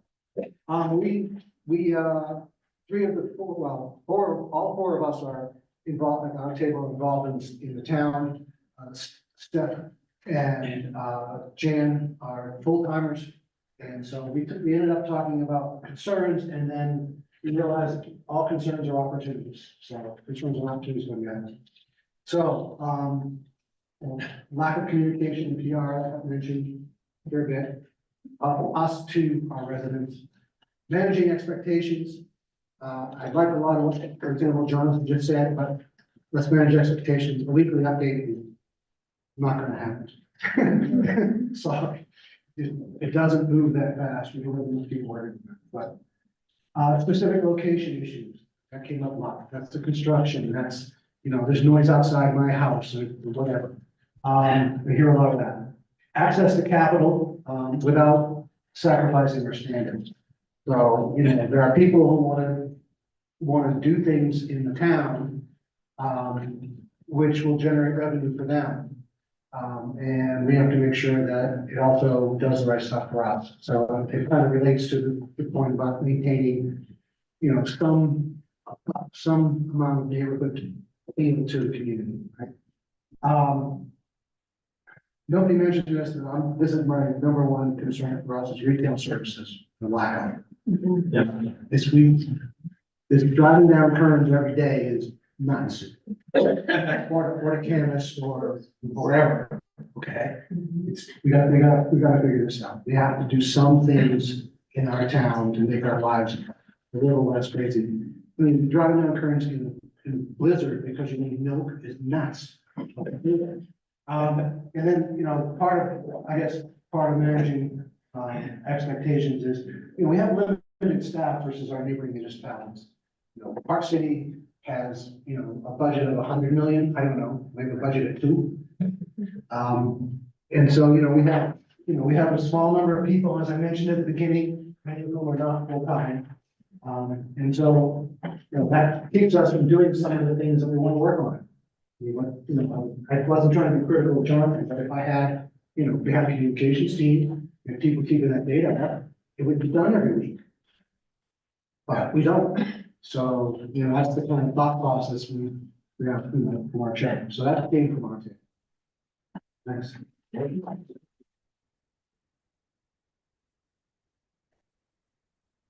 Fantastic, thank you. So heard a lot of really great ideas. Just want to restate a few. When it comes to specific communication strategies, here's some common themes. Utilizing existing communications platforms, the newsletter, looking to you, Carol, the website, the app, right? YouTube, things like that, that you already have at your disposal to communicate with residents. But not just to communicate to them, creating more of that two-way dialogue where you build trust, right? And they can provide that feedback to you. Leveraging the community engagement committee and really using that as a resource to, you know, maybe beef it up, have additional residents serve on that committee, or, you know, do more activities that engage residents. Proactive communications. In the absence of good information, that's where you get the misinformation, right? And then someone else is telling your story. So being very proactive in getting your story out. To your point there, you know, touting the good things that the town is already doing and doing really well, but if residents don't know about it, what's their perception? And really employing, and Jonathan, you had a couple of really good tactics that came from the guys' table on grassroots, right? Like getting those, I think other cities will call them like neighborhood chairs, right? So maybe a couple of people from each subdivision is what I heard you guys say. Fantastic. Where do I give the credit? Nice, thank you. And that's a really grassroots way of hearing from the ground up exactly what those kind of day-to-day needs are from your residents. Not that you'd be able to address every one of them, but hearing from them and having someone who represents each subdivision, it's a really great way of engaging residents. Yes, Chris? Yeah, hi, so these are such great suggestions, right? Such great suggestions, right? But we all come back to the same problem every time, which is we have too many. We have a lot of great suggestions, a lot of good intentions, and we start a lot of things, but we don't carry them out, we don't take them. Yeah, like communication, for example, that's a touchy subject in a municipality, right? We have to be careful about what we say. We have to be very careful and everything by following, right? So, but we do have to be careful. It's not a social club here. This is you know, this is a, part of the government. So, Sometimes what we do is a little boring, right? But it's, well, it goes back to resources, right? We've got some great people, that are spread too thin. And you saw what our numbers look like, right? We're not gonna be hiring people. So we have to figure out a way to resource these great ideas and also keep control of the message. So like you said, we're telling our story and somebody else is not telling it for us. perfect. It's such a great caution. You know, to your point, Chris, really the success of an endeavor like this is in its execution, right? So, and that's not my job. But I'm looking to all of you guys, you know, as we come out of this, we'll provide some actionable strategies and recommendations. And I have no doubt that as you guys move forward, you'll be successful in implementing. So let's now transition to strategic partnerships. This is also, I think, a really good strategy to employ for a small town like you, where you're growing fast, but really need to look at how you strengthen those relationships with external partners who have the resources. So go ahead and whip out the document on your table. This one's structured a little bit differently. So I think, you know, as our team was putting together these exercises, we figured it'd be pretty intuitive, right? Like the why, you know, having strategic partnerships are important. So we really wanted to get to identifying who those partners are. And then how you partner, right? How do you want to partner with, for example, the Utah Department of Transportation, right? I think Jan had mentioned earlier, you know, there's significant funding opportunities, local assistance programs, things like that with DOT. You know, is that a partner that you want to continue strengthening your relationship with, and why, and how do you do it? Right? So we're going to give you 15 minutes, similar approach, have a conversation at your table. Please feel free to identify, you know, someone that can report back to the broader group. But go ahead and list out some of those strategic partners and how we actually go about working with them. When you mention entity, or it's not part of the. Yeah. I probably want that. We need that. I mean, it would really be nice to kind of reserve this issue. Have a very good understanding. I think so. Yeah, I don't care what, I was shocked. Hideout, Greater Park City area. I mean, built that need at all. We are part of that. And whatever the, I don't really. We live in the same mountains. Say the same thing. By the same chance, terrible relationship with that. I don't know what it means or what we do. I don't know why that. I don't want to share.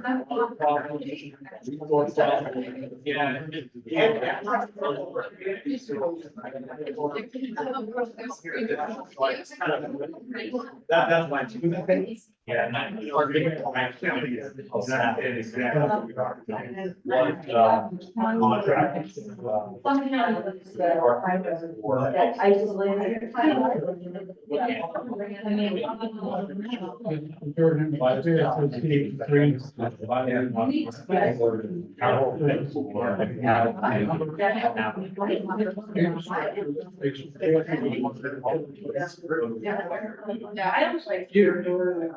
Should move forward. Yeah. Yeah, it's all. It's all. Like, it's no driveway reservoir.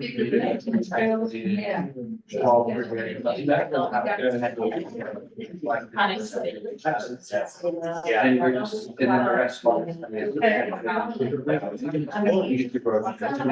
That's sort of the center point, except for the three time. And I'm all speculating about. The issue has always been when I thought of Park City's done it, like it's kind of complete and it's just, you're just building on top of whatever is there. it's the expansion this way, and that way, that have to be thought about. Yeah. Kimball Junction, it's a shit show. Period. Full stop. It always has been. You don't want three more. We have heard. And you have to think about these things. Doing a cool lot. Manners. You know, together. I bet one day Rich Spot will get involved. Figure out how to. It's gotta go. Yeah. Or Positive media.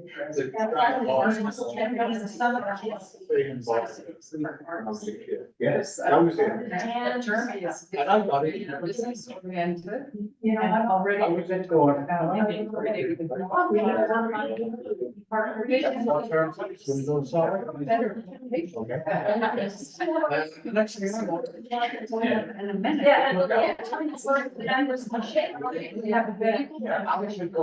of control, because there were no standards ever, because that's exactly right. They never found the programs. No, it's everybody else. I don't think the locals were there in charge of that. What are you talking about? Well, we don't want to have Phoenix. I don't think anyone's ready to talk like area, we're all even bigger for us. Be that. And it's like, you know. It's representative tax, now there's gonna write it down. Should we get some targets? Oh, that's, all right, I'm gonna say something about that coming next year. Like a very. Yeah, right. You got it.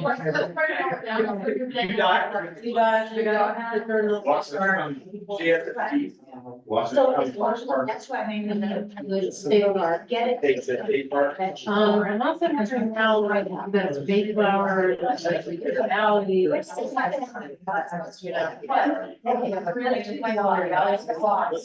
Everybody's sitting all summer. Right about something announced. Your valley is- yeah, you're right. They go big back together. So, yeah, what I'm saying, that we. So there's a weird perception, I try to see it, but that. Yeah. Some things this is supposed to know your valley, your valley is. Oh, if I was. Yeah, so they're actually now not made such a part of your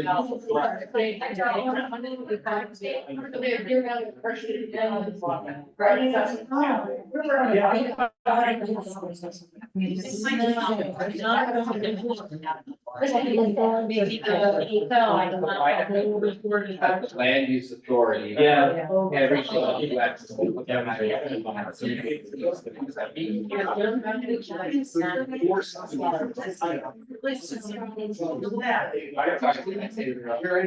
is my. I'm sorry, back, and only a few things, then somebody gets a hair braid. That's my job. You're walking, like you mentioned. But like you. Yeah, I'm more interested in that, right, next to how that will turn out. Yeah, as far as the.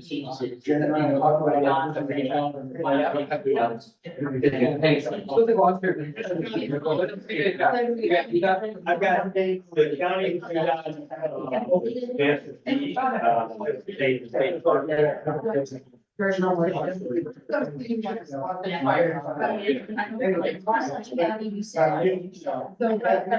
county. Yeah, I mean, and we went back and do like work with the chief, even though it's. Yeah. Like now, you're about in. That's like, that is one part.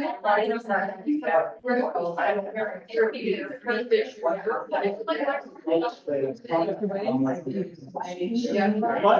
like, you know, and a lot of stuff we think are like, they're not, they are HOA kind of problem, HOA kind of. I think that's the happening for us, and they complain about HOA problems. Big issue. Yeah. You say, well.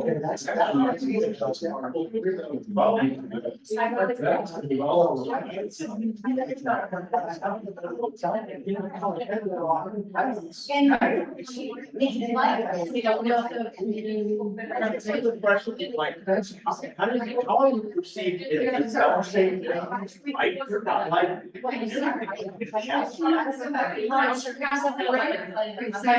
What do developers who come here entertain the notion of developers, what do they think of today?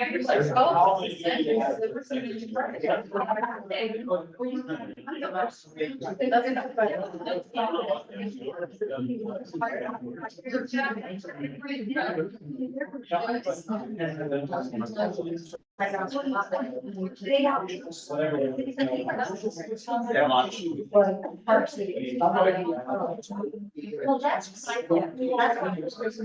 Our city, but they're not, they can be about everything, right? So they're done. Right.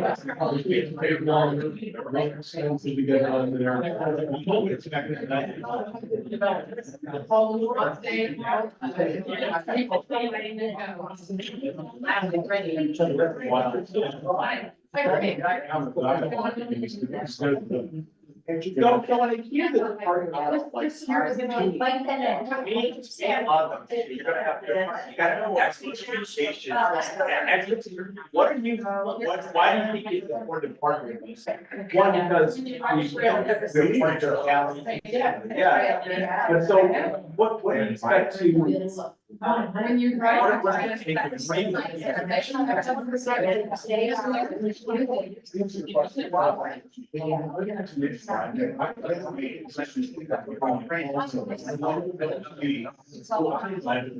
And we can sit down and say, hey, it's sort things.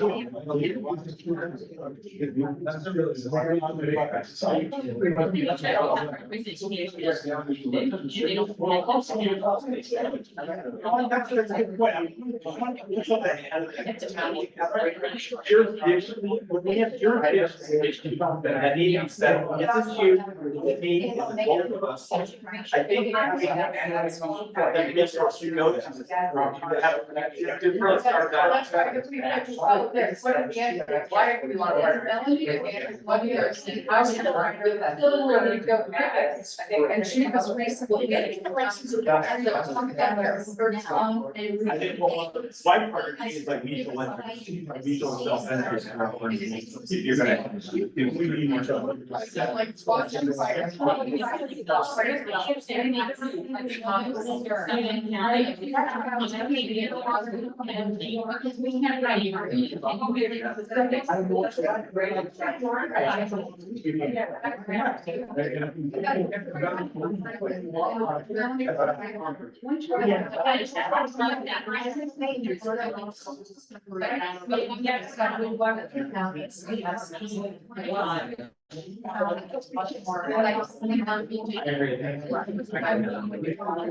That's collaboration, yes. Obviously, Los Angeles County, part of Los Angeles County. Yeah, no, it's what extent, if we have services, how do we get dealt with? Some counties more like. Does she know everything very well? Before you watch.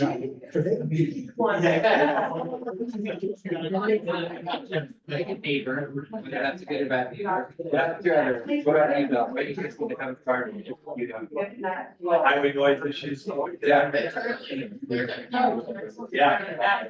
I mean, I heard like Derek was going about now, that's like, well, like Daily traffic. it is, that's a daily problem. I don't even.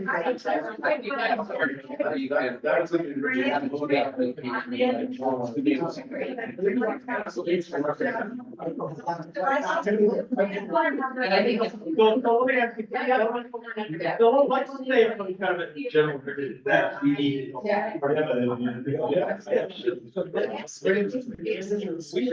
It's gotta go, it can't just be ideas, but what's next, like, how do we establish? You have to be responsible, if there's a town council, they have to reach out on behalf of them. Oh, you got, I'm on the. We did have our.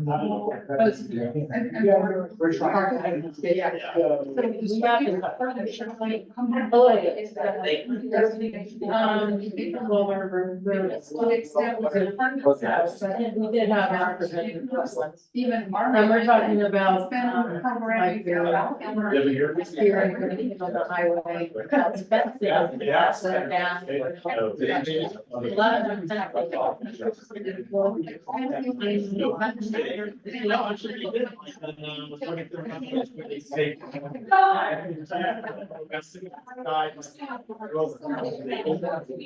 You got.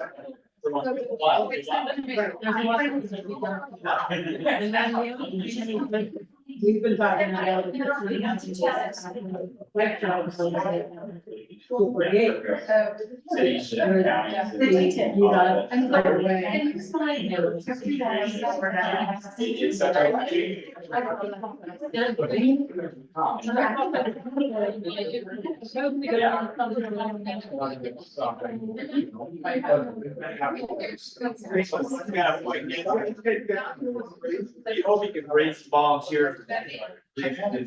Angles, instead of people who have people. No, I say, if you're doing anything, we want you to like partner with us. You're the best. I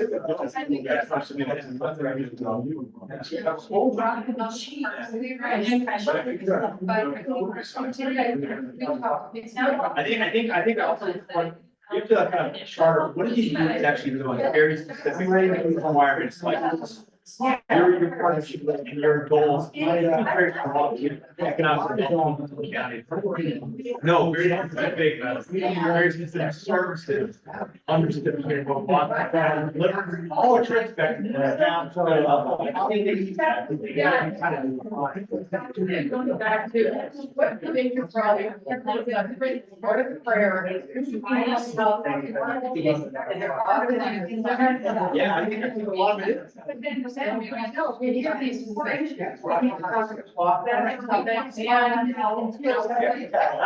But I think.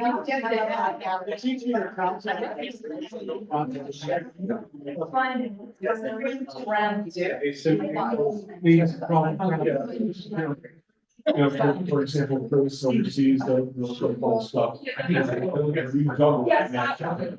Sorry, I would change like a redone. Yes, the others are that's. Yeah. You know, kind of stuff. And they don't. So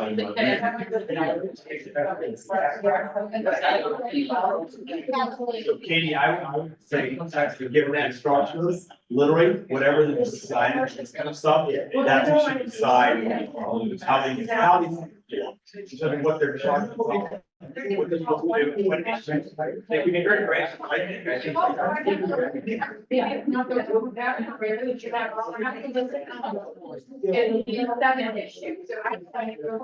would think actually, given what these guys are having to do, like, right into the form.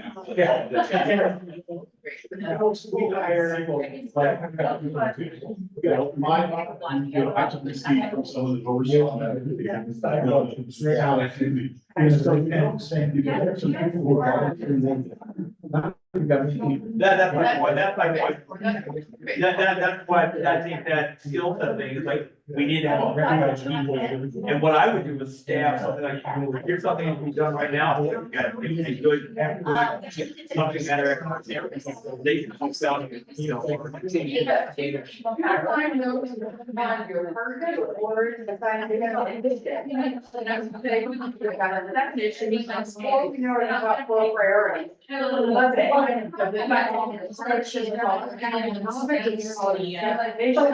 I'm not sure I don't think you need to, I think you could go either, you can sort of lean on either issue oriented or viewpoint or both, it's like.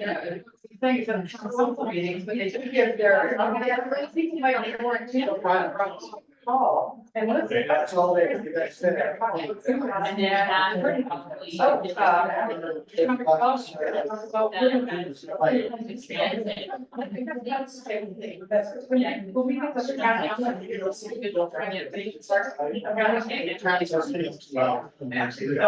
think I appreciate it. So I would say that work like this doesn't have to work there. We have to get a tech down meeting. Like that's the ongoing stuff. They're standing.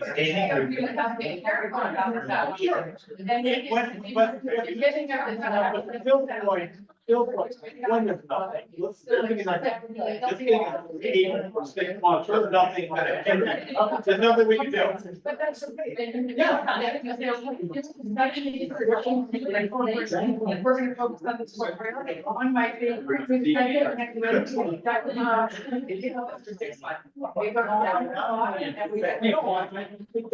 I think these types of areas eventually, with the big like, is what have, they're gonna have the time to run it like, I just, it's not what I, and what. Let's communicate the animals, and I think the problem is like people are so. Excellent example.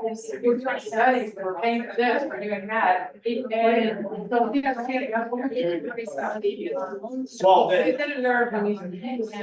Exactly, you said, the committee report at the beginning of the meeting. I think that the town. Might pay attention, if the first 10 minutes of every meeting was a summary of what's going on.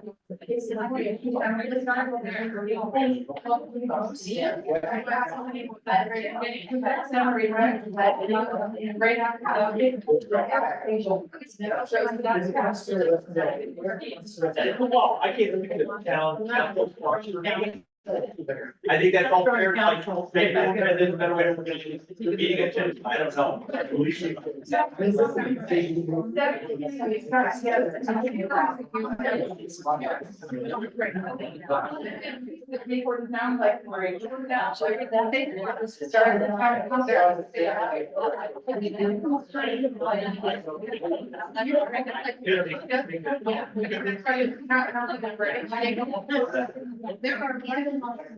Yeah.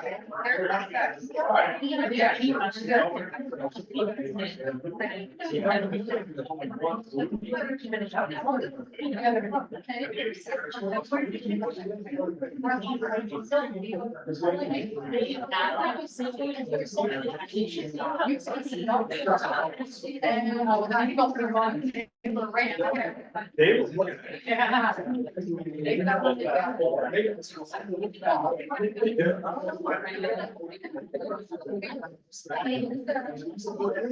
right? Yeah. Not even part, either part, I got, he's like, you know, he's right. So that's. I totally agree, yeah. I think people should come with like, someone's really pissed off, you should hear about it, that's totally true. That's what you don't want. Beginnings, you want it like open the beginning.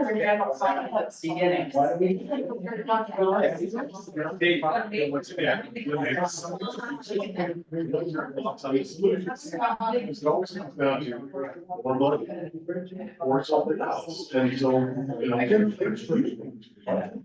generally, it was. Whatever it is.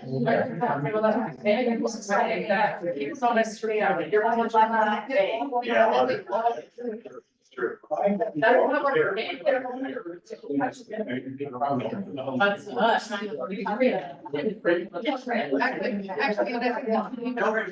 But I think it's a new way. You're not being exactly.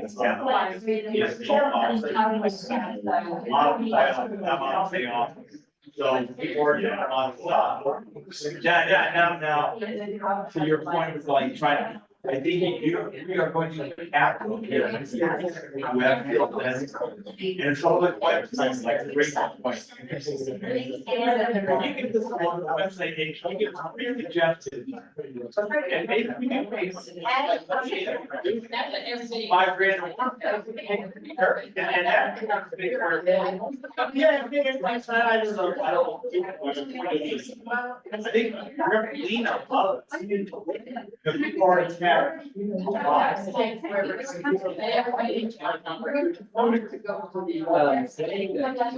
as far as people who are in the valley, know people that hide out. They don't see it. Because that's, it's really long. That's the next job. Jen comes to walk. But it's very hard when you have like 1% there. I don't know if you're still surveyed. We're like interested in certain topics.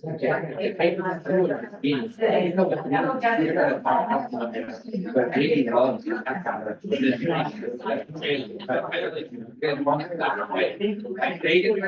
They first off, then you have somebody else that's there as well. That is subject that when I go to it, that he spread you out a little bit, and hopefully keeps. Cannot get all the So you could, that's right. I think. And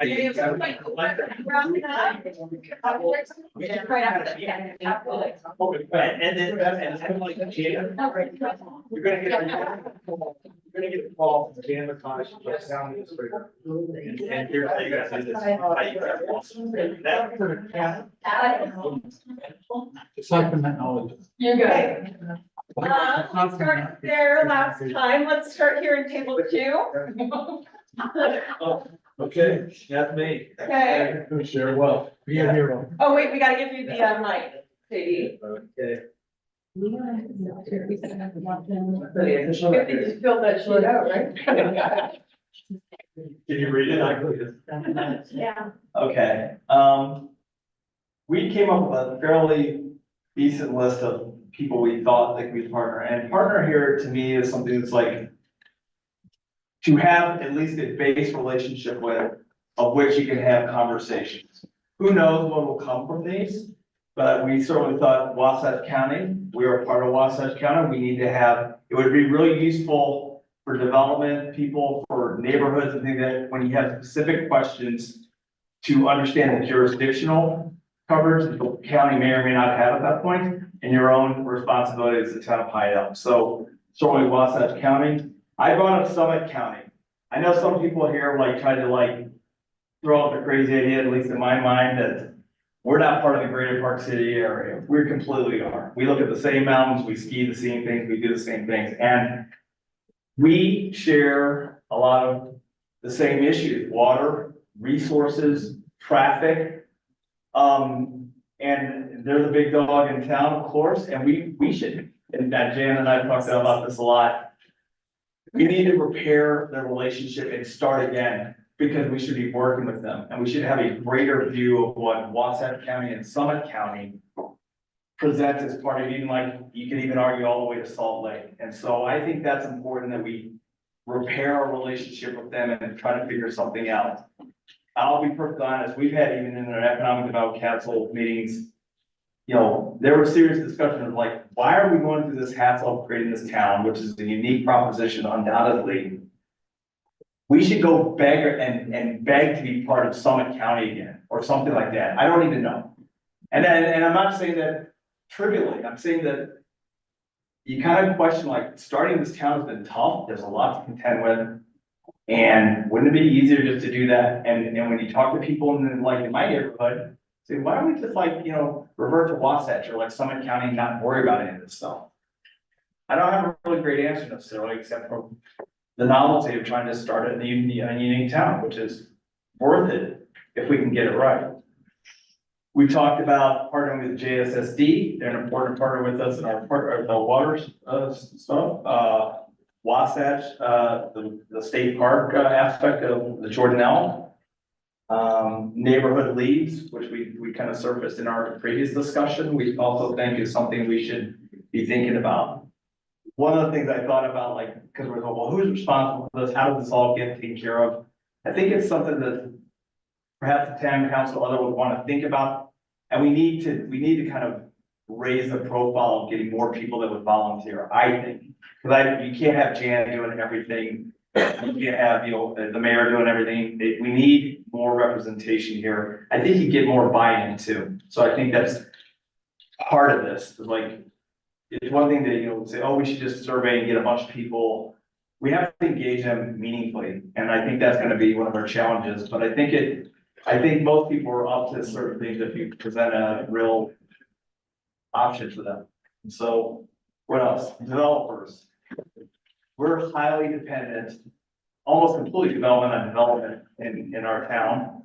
And so I think we've all probably heard mixed things about experiences with the town. And I think that's something we need to kind of maybe think about, having a more permanent kind of relationship with those guys. Because they're really the lifeblood of the tax base and all the stuff that happens in the town. So that's what occurred to me, and our group. Why partner? Because we have mutual interests. Well, let's not kid ourselves. They have something we want, or we have something they want, or we lean on each other for services, tax dollars and all sorts of things. UDOT was another person or another entity we thought of. Rachel brought up the thing of bike trails, that's something that, you would need to work with those guys on. Fire, sorry, or John was brought up fire, the Wasatch Fire Department. And how do we partner? I think this is worse than thought. How do we partner with these people? What would this structure look like? I think every group that was ever formed would need some sort of charter. Your job is to partner with these guys, and the outcome should be this. We want economic development plans. We want a common approach towards these three problems, whatever the case may be. So I think there's probably a lot of great ideas that people could come up with who we can partner with, but it's kind of driven by the fact that we all have a mutual interest to see each other succeed. Fantastic. Thank you, JB. Give him a hand. Lots of partners here. I'm gonna quote you now. It's worth it if we can get it right. Nice. Okay. I would say a lot of these partners are gonna be the same, right? Which is good. There should be some overlap. So if you have a partner listed that's already been identified, no need to mention them unless you have a specific strategy of engagement or reason that hasn't been articulated. Does that make sense? So for example, JD's already mentioned UDOT for the purposes of trails. But if you have another idea of how to engage with UDOT and why, that's when you would mention them. Okay, perfect. Mary, are you the spokesperson to get through our table, or what do you got? Jan, come on up. Yeah? This is her big one. Perfect. I'll be your Vanna. Okay, I think our friendship with the park is number one because they have an amenity for us. And park, we draw people to the area, and the Ross Creek opening is fabulous. And to the extent that we can say, how can we help you? What can we give to you to create a win-win? I think it's awesome. And we're talking about a dog park. We're talking about these kinds of things. The legislature has money for state parks. So I think that's number one. MIDA is also a good option, but they're complicated. Fantastic. Thank you. We have a lot of okay. Let's come over here. Chris, you guys finished 5 minutes ahead of time. You get up for last time. I think Dylan was ready. We're ready. You're ready? Ready. All right, we had such productive talks that it's gonna be hard to cover it all, but thankfully, this group did a great job and Jan did of covering it. So some of the ones that weren't discussed are, I think maybe I'll start with, land being one of the issues that we talked about, restrictions associated with that. And some of the partnerships associated with that was we talked about, getting a list of all the surrounding property owners and making personal connections with each of them and inviting them to dialogues. to see how we might be able to work together. Among those, West Hills, I believe they were the ones looking to incorporate, but we could do some strategic partnership with them. And then associated with that is like our local state representatives and senator and even the federal rep, because if they keep Hideout in mind, you know, as there's bills that come up, they can put Hideout into stuff.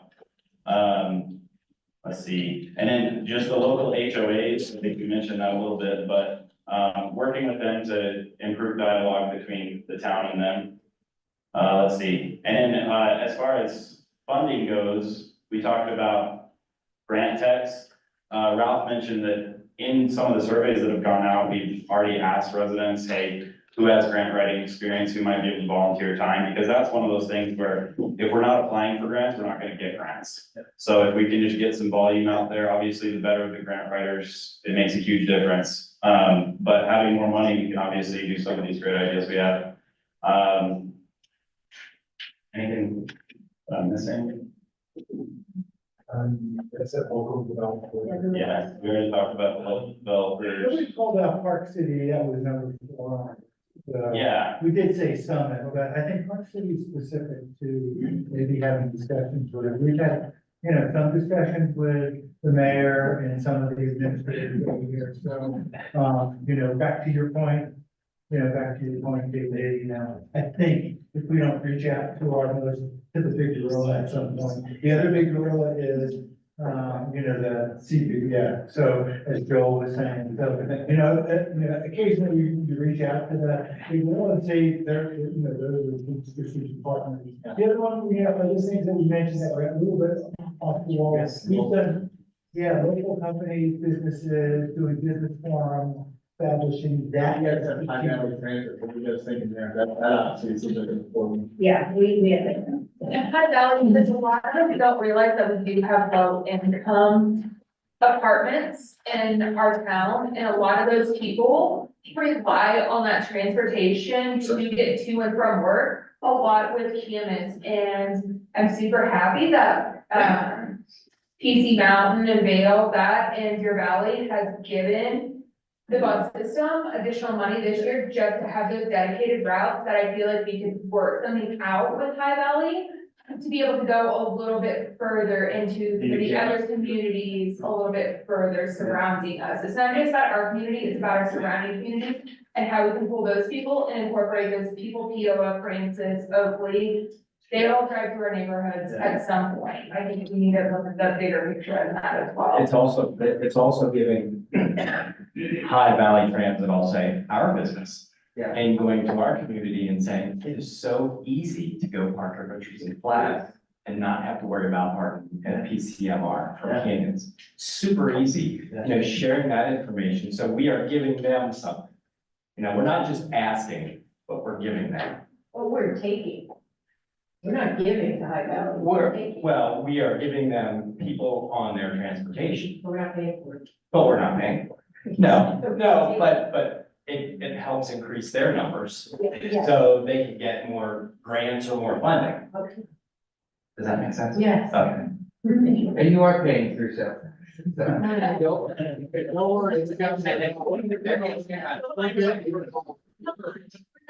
be, Summit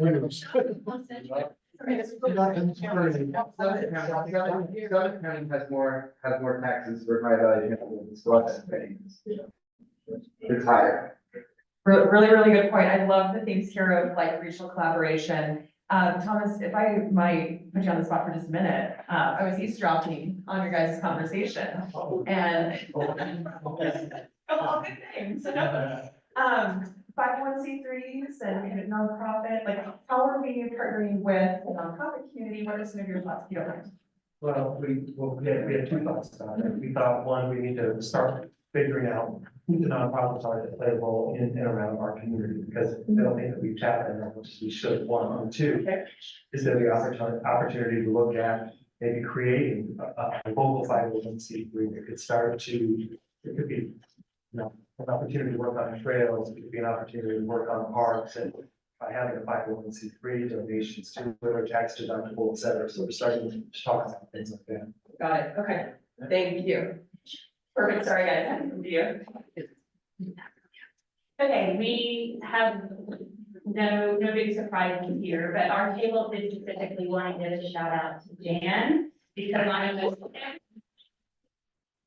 we've already started a relationship and conversations. So we are so lucky to have Jan on our staff who just talks about collaboration and involvement in the community. Pod Hollow apartments were mentioned. We think that that's important. Those are residents who need to be represented and supported. So, that ties in very clearly with transportation, where Carol Hazelton has also been a great advocate for us. And, related to the apartments are also schools. Are we doing the best thing for that part of our community? And we also talked about media presence. So more to be done with PR in general. Yeah. That it.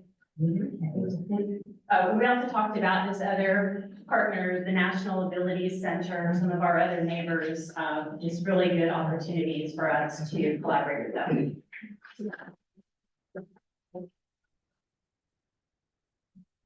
Thank you, thank you. Lots of opportunities, lots of work. Okay, so thank you for identifying these. This gives us a lot of really good nuggets of information to include in our report. We've been doing a lot of heavy lifting, a lot of work. So we're going to be 10-minute bio break. Let's reconvene here at 3:05 and we'll get right into our next discussion topic. Thank you.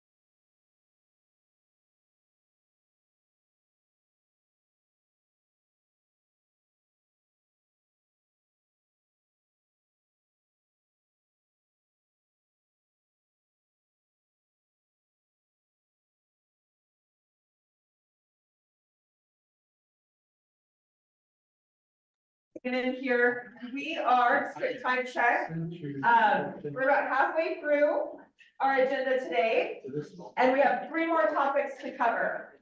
So kind of keep that in mind, when it comes to your discussion, on these next topics. We'll need to kind of go through them a little bit more quickly. Our next one is economic and commercial development. So I pulled here the mission statement for the Economic Development Committee with the town. Create a business-friendly community that welcomes responsible commercial development, adding value to our town's economic diversity and enhancing residents' quality of life. That is a stated mission of the committee and where we wanted to start today.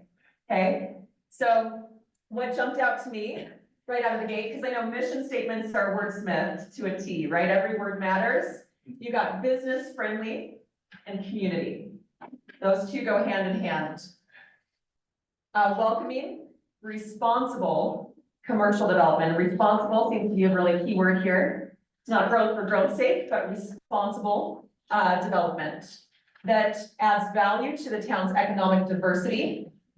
We heard from Katie earlier today why that's important, and I want her to speak to it briefly. And then enhancing residents' quality of life. At the end of the day, that's what it's all about, is that quality of life. For me as a finance person, what stands out most there is economic, period, full stop. We need to be able to support this town. As you saw the as if, we can sustain ourselves, but it's gonna be difficult if we have any problems or any one-time issues, we're screwed. So what we need to do is focus on economics, increase our commercial and our residential development, and that's where you saw Bloom and Benlock earlier. And that's where we want to add Ross Creek, the Brew Pub, the 120 acres for the residential community, and a few other things. Fantastic. Thank you, Katie. Okay, so while you guys were out on your break, we first of all took up any piece of paper you had written on that was intentional. We're gonna take those, digitize those, include them for our files. So that's where they went. We did not throw them away. Oh, thank you, Glenda. Yep, okay. Look at that. Grab Katie's credit. You didn't take mine. Not my part, just like. Okay, and then we put down some fresh pieces of paper. They're right here in the center of the table. Can I have one back? Okay, so a few more questions. We're going to structure this very similarly to the previous conversations where we wanted you guys to have a collaborative discussion at each of your tables.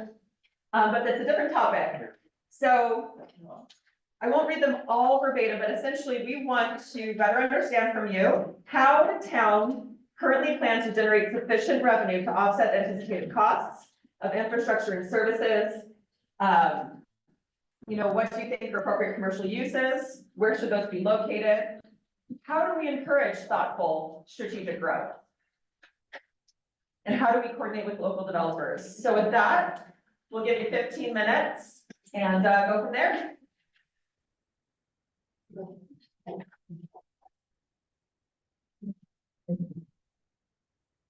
Just so you take it to the first thing. I want to start with other things are being built around us before we shut it in.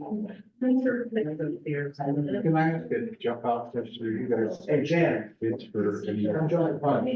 You want me? Is that controversial or? Well, still you're seeing one down. Yeah. Yeah. You want it back? No, okay. We just had that.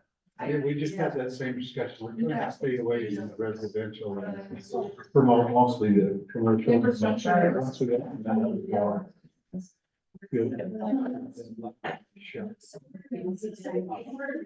it seems like to them, because of the economic state right now, this is the back country developer to be. Look at the best way for you guys to direct develop the end. Yeah. I'm not talking about that. I was leaning more towards you're after the commercial development to bring up the infrastructure of shopping, you know, all of those things. So one of the things we're doing is the town is roughly connected with plot. I'd say Not a good location. And what I'd like to say. Would you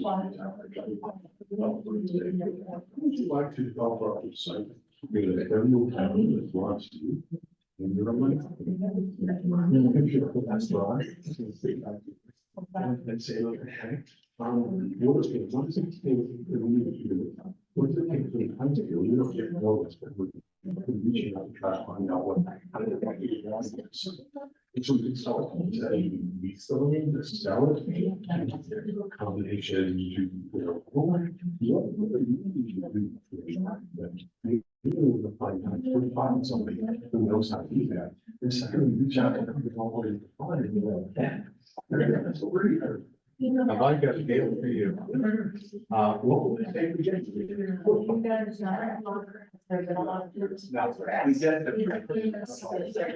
We just got our calls to be in our divide. And so my. We request for kids that want to join it. In other words, we got commercial development over here. We also have residential. Right. We want a kid cover for both. But the thing is all about that right now. We get a lot better interest rate financing 30 years with you guys than we do together running around by some interest point. So obviously town or the counties are going to be the place to go to get the money. Developing and. We also want to see that significant. The contribution and help to the community. And those people that are living there, because you get, they have to pay for the utilities that put in. What do you want? Like, what do you mean? I thought you were supposed to be doing it. So it's just. Because you have money. So like. So we tend to be a little more fit. Right. For obvious reasons. I think Rachel was good. I think you're doing a really good point. To know what areas are going to, what. You're finding I get the sense that a lot of like, sort of small convenience store type things, some that are being proposed. And I don't know how many So. those that we need.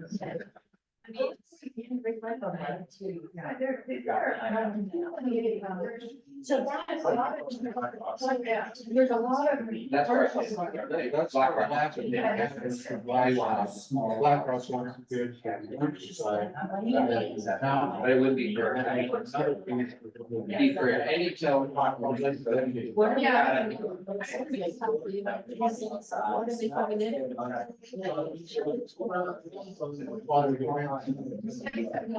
That's a good. You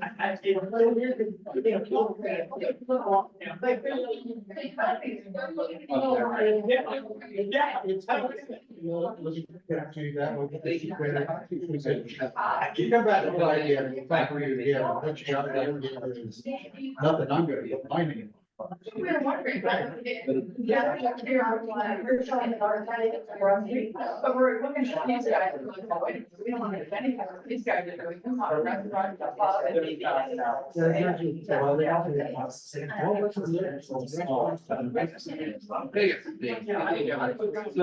Rachel, back to your point, let's answer the question. So, what do you think are appropriate hours to use this?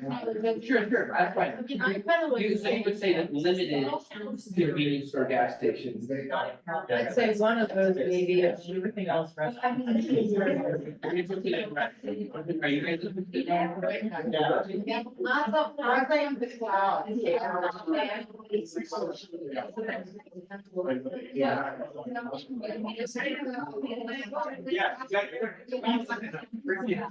Yes. Right now. There's nothing. My parents want to do, I don't know.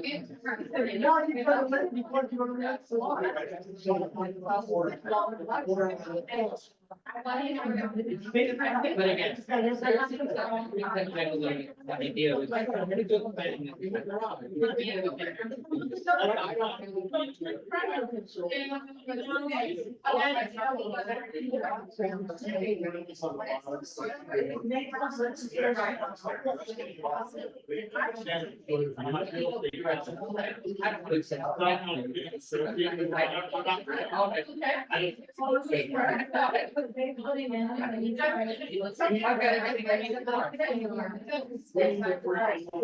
So you gotta write down.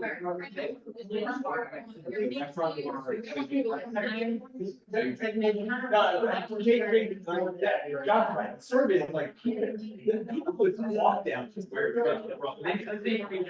they do it. No question. I am. There's also been a proposal.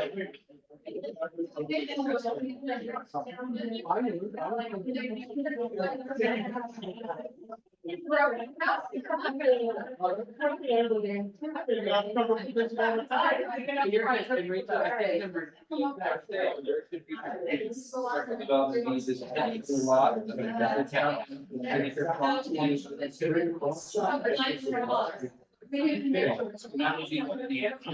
gonna just part of that. I think the density argument is the worst argument. We need.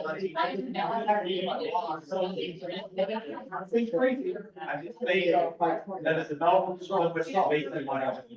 Let's not forget, it's a huge risk on the guys. We're so for sure. I just hear. What's the? We are. Our revenue. We're serving. I think we're probably fine.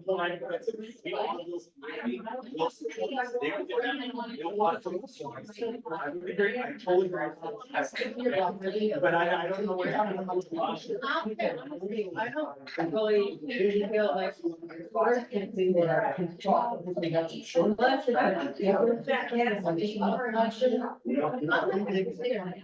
I mean, I'm going to take these once in a while. But I mean, I think I may be different than I am. But I go to the store and it's like $200. When I don't go back until there's work.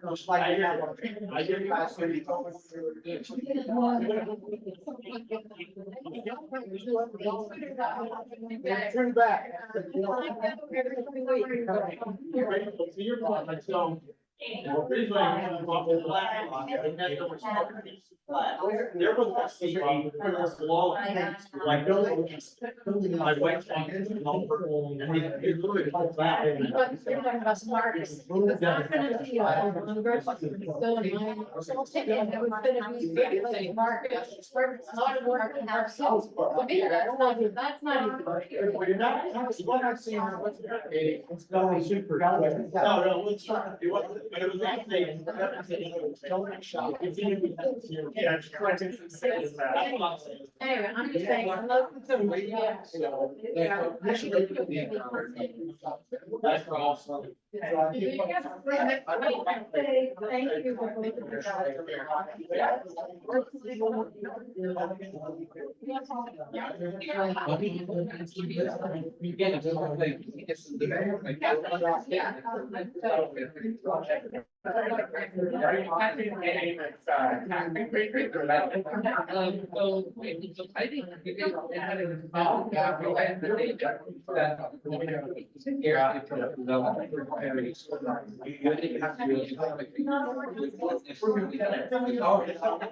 No.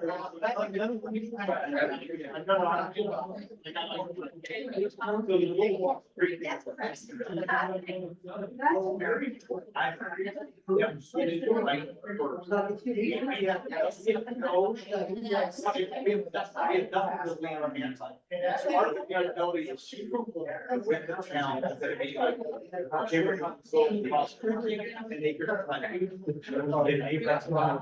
And you, so, where they look like. The living, that's a long way. Right now. No, that's not that. And you don't have that flicker. Totally agree. Well. I think.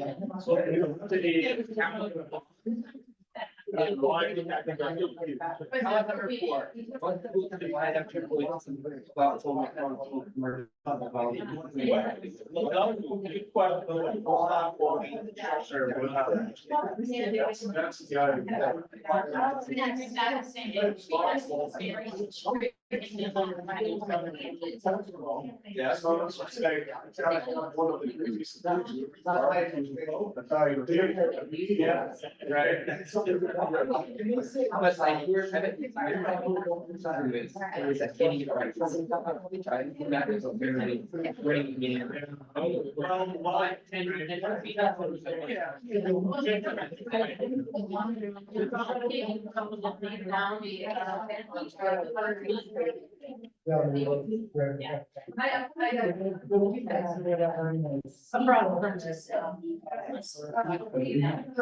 Yeah. Does anybody?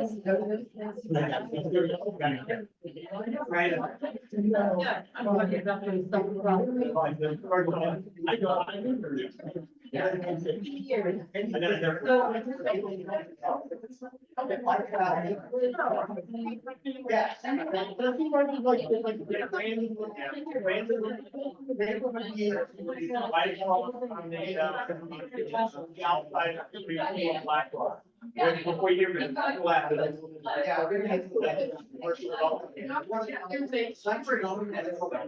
follow that, a bunch of stuff, but it's like. No, there's.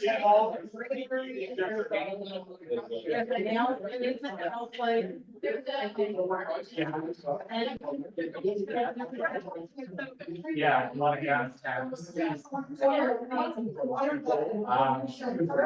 There's stuff out there. I got a haircut place, I got a haircut yesterday.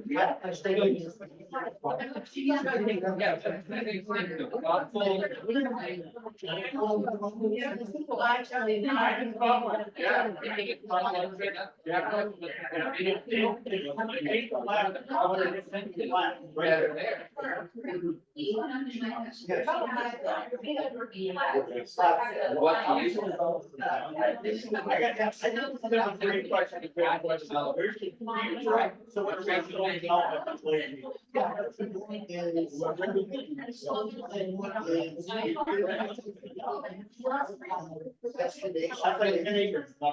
But then. I just think, well, yeah, so I would argue that if the question is, someone with a development. Yeah, we need to go that way. That's why they go first.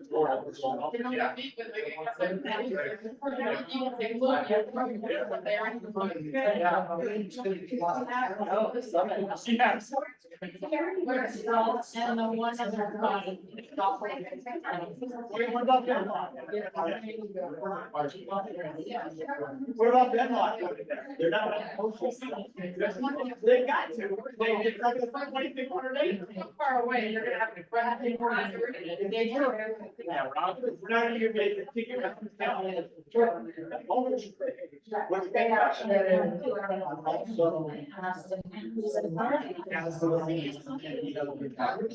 They came to us back then.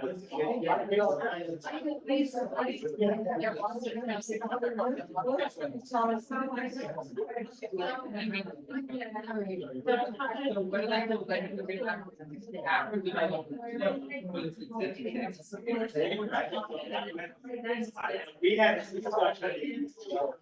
We proposed a whole. Kind of like. EDC council member be like a rabbi for them, like, have a relationship. Okay, 2 more minutes. So if you have an idea, if you like to tell us something about us. We're gonna try to plan by all the. Administrative, go on, how you get meetings, all that stuff. And then there needs to be.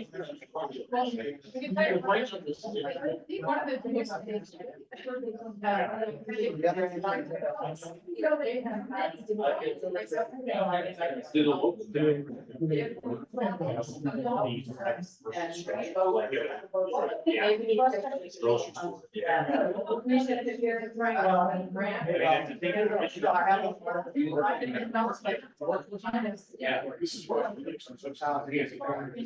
I used to.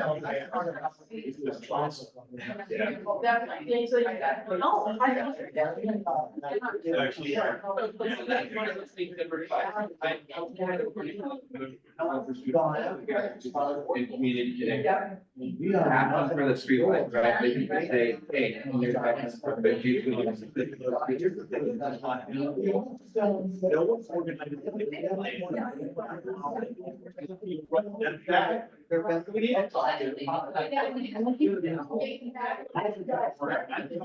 There's nothing.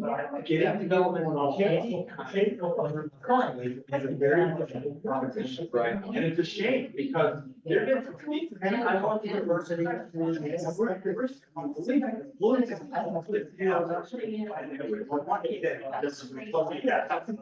Yeah. I'll fly to get, you know.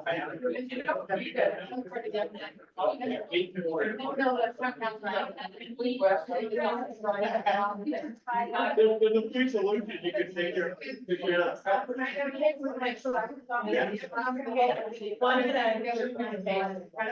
Okay, guys, I was on. Financial allegations. Other problem, make it a thing.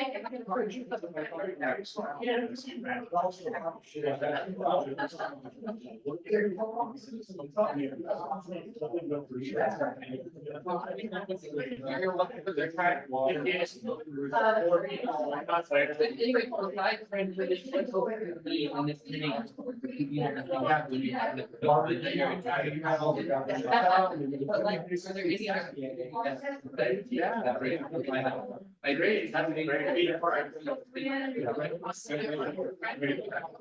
Recreational. No agents like that. Yeah.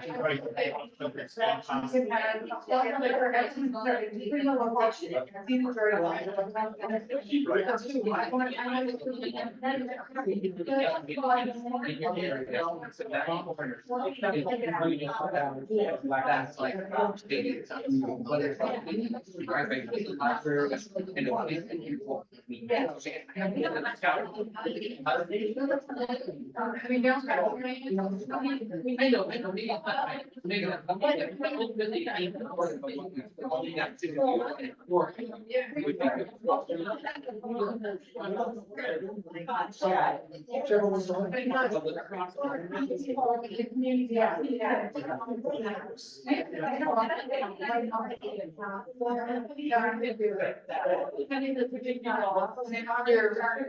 Perfect. Hearing some very productive conversation for the sake of time, we're going to pause it and do the group report. So Thomas is going to start here with table 4. Great, okay, thank you. So, looking at question number 1, do Hideout current plans generate enough revenue to offset or pay for anticipated costs? As Katie noted. Well, you know, how do we bridge the gap? Certainly, as we look at future development, it has to be able to pay for itself. So making sure that they provide fiscal studies, fiscal impact analysis, et cetera, to ensure that they pay for their development. And, of course, we would like to see incremental, surplus on top of that, right? And so, just making sure that we have a thorough understanding of that. Appropriate commercial uses, what does Hideout, have to have it above? Nothing. And what should we want?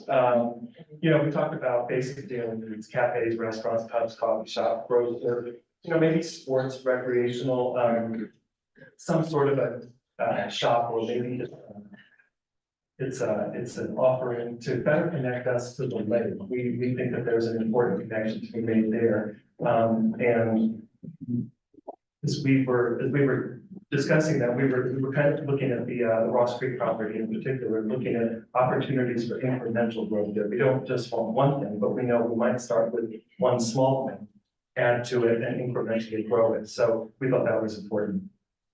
Where should future commercial development be located? Ross Creek Town Center site, certainly Bloom commercial development. Shoreline has a future, opportunity where they've got a commitment for a community center, pool, and the commercial connected into that development as well, which would serve that part of the community. Tools that we can employ, certainly it's a partnership approach with developers, whether it's Broad Creek, whether it's Bloom, et cetera. We, as a town, have the opportunity to incentivize by way of density or dollars. We don't have any dollars, so probably density is our way to do it. So look at that partnership approach. And how can we coordinate with local developers to enhance public gathering spaces and community connectivity?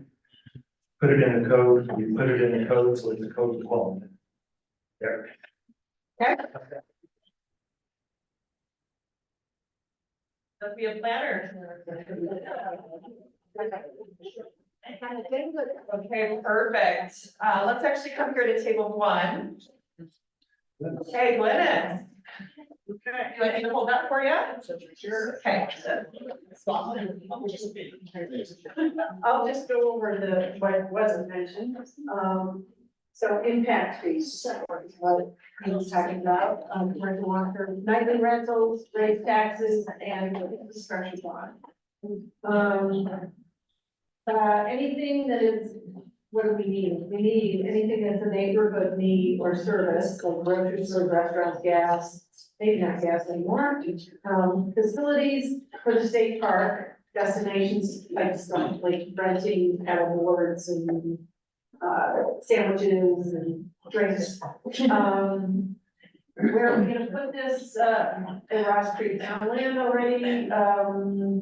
There's that little triangle property where the EMT fire might be going in, where maybe the brew pub property, through annexation, and then there's some property by the lower Stone Hawk area. Golden Eagle. I was getting Golden Eagle mixed up. And I'm not. Anyway, so what tools, should we employ? Partnerships and public engagement. And what we really need for number 5 is a coherent plan, because like we have 2 pickleball courts over in one area, we have like 5 amphitheaters, we have. So, I volunteered the planning commission to take that one over to take a look at. Okay, one more thing, yeah, and that's, we Stefan actually came up with this, which is, how you gonna staff it? What about workforce housing? What about making it so people don't have to drive from halfway across Utah to get here to come to work? Which I think is totally valid. Yeah. Fantastic, thank you. Well, what is the current thing? I mean, we have an affordable community already, which we haven't really tapped. We have an affordable community, which we haven't really tapped for resources, because we don't really have any work to offer them other than public works. We have posted public works openings there, but we haven't. But that's one source.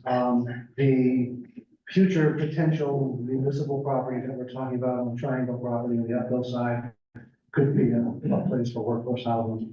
Then we have future, it's not really workforce, it's what's the right word, Thomas, that if the annexation goes through, we get moderated,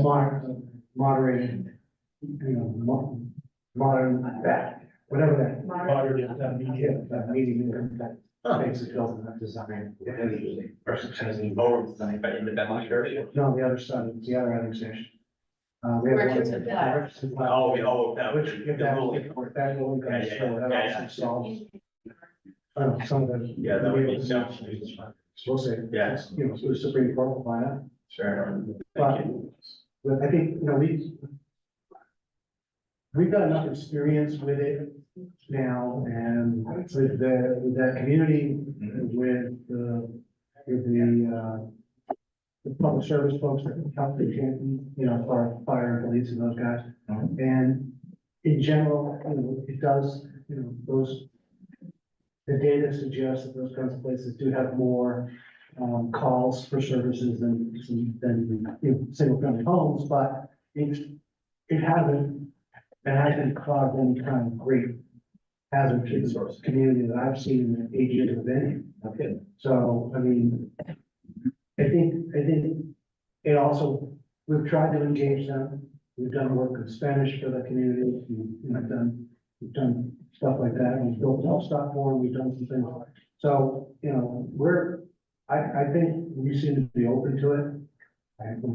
We'll see what happens if we try to do more, but yeah, I think it'd be great. Would that ever, would the possibilities ever include J1 type element as well? Yeah, absolutely, they'll do that. In fact, I'm still hoping we can play with Bloom a little bit on some of that stuff. You actually, let's just come over here. You had a lot that you were talking about. Rachel's Great. yeah, take the mic. Actually, we don't have a whole lot. One of the things I said is that I think we really need to watch that we're not developing the same things that are being developed everywhere else. And there are some newly projected convenience store type things that are kind of spread around, and we're not sure how many of those we really need. As far as I was concerned, I think the main thing we need are restaurants, and I think that restaurants will actually be used, and there are businesses down like the intersection where Black Rock, across from Black Rock, but some of the people at our table didn't even know they were there. So those businesses, obviously, like I never go to them, and I think a lot of us probably don't even go to some of these businesses. So we want to be careful and not build things that people aren't going to use, because that doesn't really do us any good.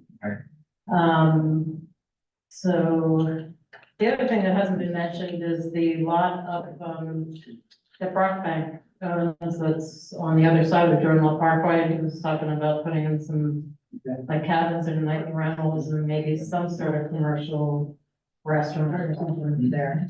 Did that include a commercial? I mean, I know the nightly rentals thing all down the spine there. No, that's not part of it.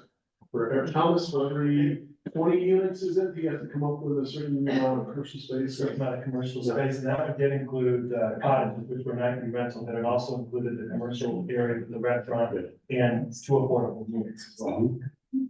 So the other thing we talked about was the need to develop relationships with the developers.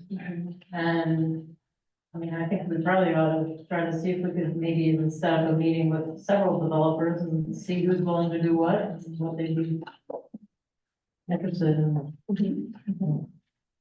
That sounds like a common theme. Let's give Rachel a hand.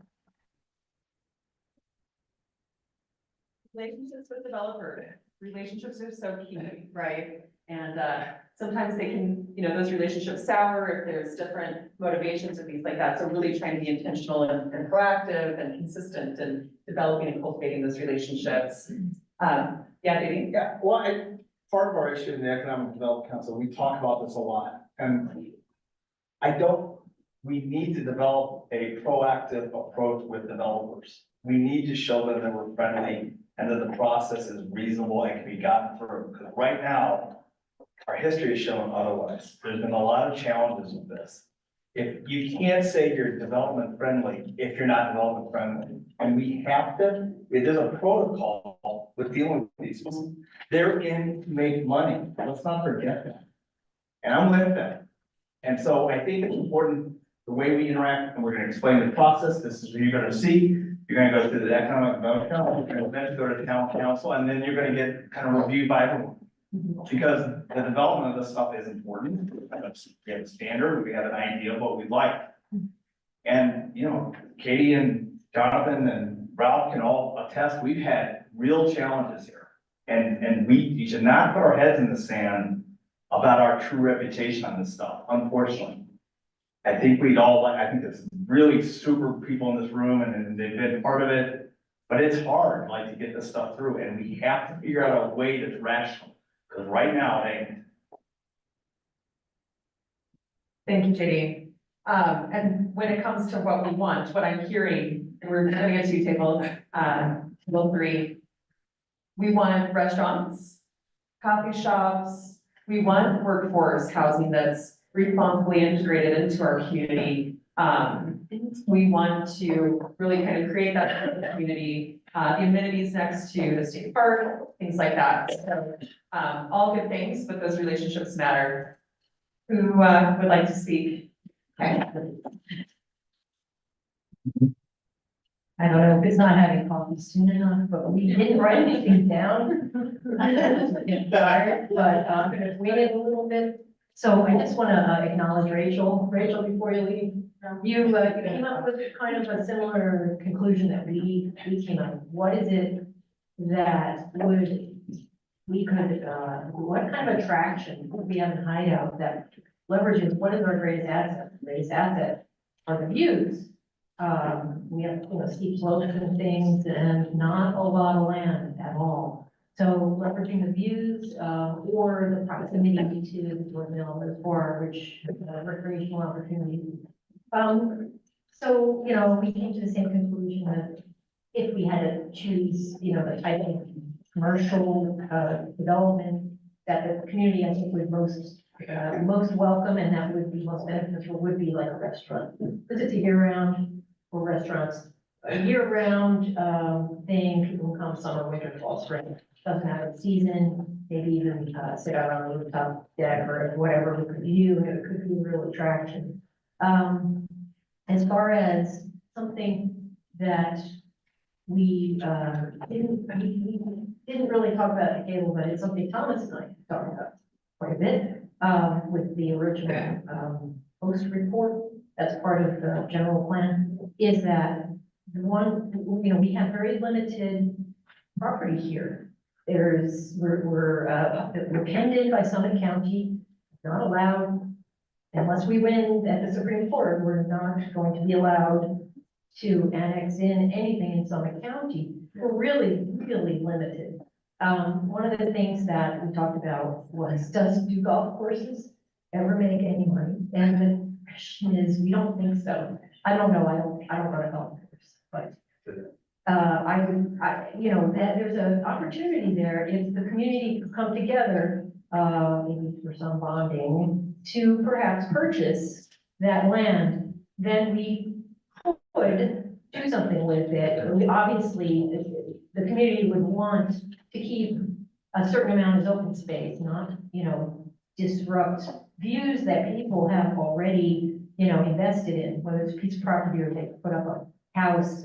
They're not going to be too happy. If somebody puts the building right in the view shed, or we don't do it carefully, but that's an opportunity there. It's a lot of money, and I don't know if the community would go for something like that, but that to me seems like one of our opportunities. Okay, fantastic, thank you. I thought it was notable. Thought it was notable as I was kind of going around the room, heard a lot of conversations at the tables around annexation. Wasn't, you brought it up. Is this, yeah?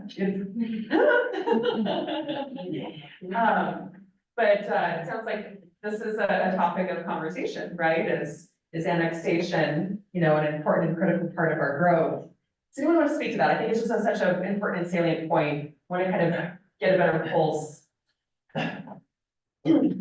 Okay, well, depends where you put there. Very tough. I don't have any friends anyway, so.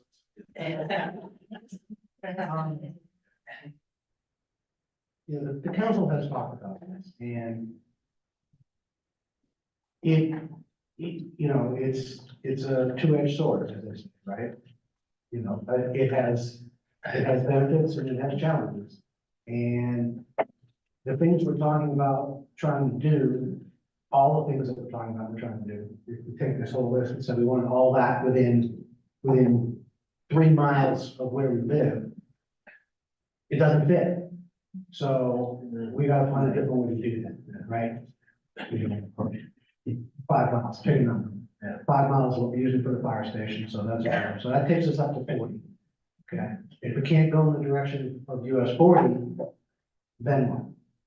We can't go south either, because we, after Tuhei, we're gonna go back into Summit County. So now we're going up the hill, going to Gulf Ranch, what are we doing? They've already announced they want to incorporate, right?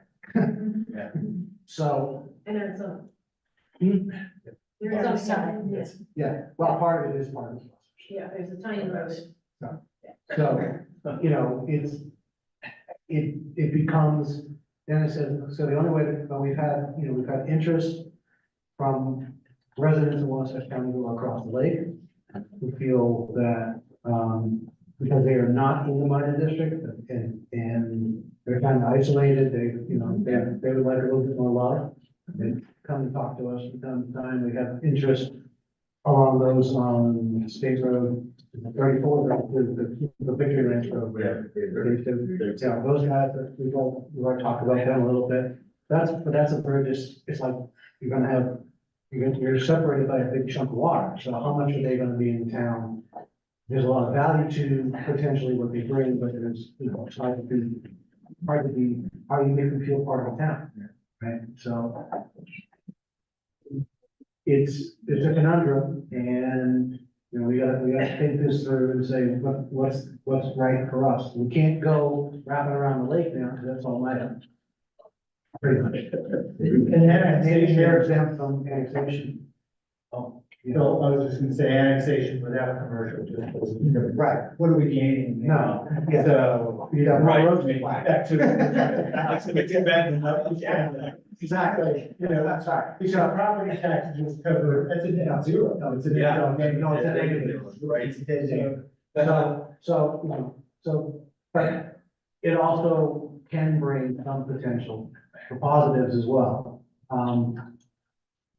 If you're driving 9 miles down Kearns, is it really any worse to drive around the Jordan Mill Parkway? The same 9 miles, potentially, right? Maybe less traffic, maybe less utilized retail places, the cost may be better, I don't know. So, as I know the resort part of it, across 40, certainly will have resort pricing. Yeah. So that's not gonna be super attractive. I don't normally go to Deer Valley Base to shop. In too much retail, why wouldn't you have a citizen? Pay $400 for a set of goggles. But they're cool. Anyway, so it's something we have to talk about, something we have to think about, we have to deal with it thoughtfully, but I don't think we can just exit out, because that's really the only direction we have to go. So if we're really boxed in by both sides of Summit, then that's all the stuff to look at. And I don't know that it has to be us. I mean, some of this stuff we're pushing because we think it's right to have, and we'd like to have revenue. But, I'm more than willing to concede that, if you look at what Black Rock Ridge has done, I mean, they stay relatively full. The restaurants are full. They're doing something right, and that maybe because they're first mover. And make it worse if we build another one across the street, but in the meantime, there is some data that says that those kinds of things will work, because we don't want to drive into Park City every night and you just want a pizza. Yeah. You're making me hungry, Mayor. Yeah. Okay. Yeah, let's hear that. I do have a comment on- Okay, just a second. Obviously. But, I think without that principle of going into negotiation. So one of the principles that we've talked about at the EDC, what we're working on in the current negotiation, is to have a percentage of the total build out value as a gift to the town in terms of an amenity, cash, amenity, cash, it could be parks, it could be a building, it could be an amphitheater, it could be anything. So, I think going forward, having that's a principle that for negotiation on all these deals, like we're doing right now with the loan situation, what we did previously with Nate. So if we can have that principle, even with the guys over in Benlock or whatever, so if they want to build, anybody who wants to build, 1,000 homes, that's great, but we've got to have something in return to the town that's going to be beneficial in terms of what we can use as an amenity, whether again, it's public recreation, or if it's cash, that we can then turn around and not pay down our, our budget, because we're not collecting enough money, but we're using it as an alternative. Yeah, and I think that's where that principle will stand as well from an annexation point. So, Thank you.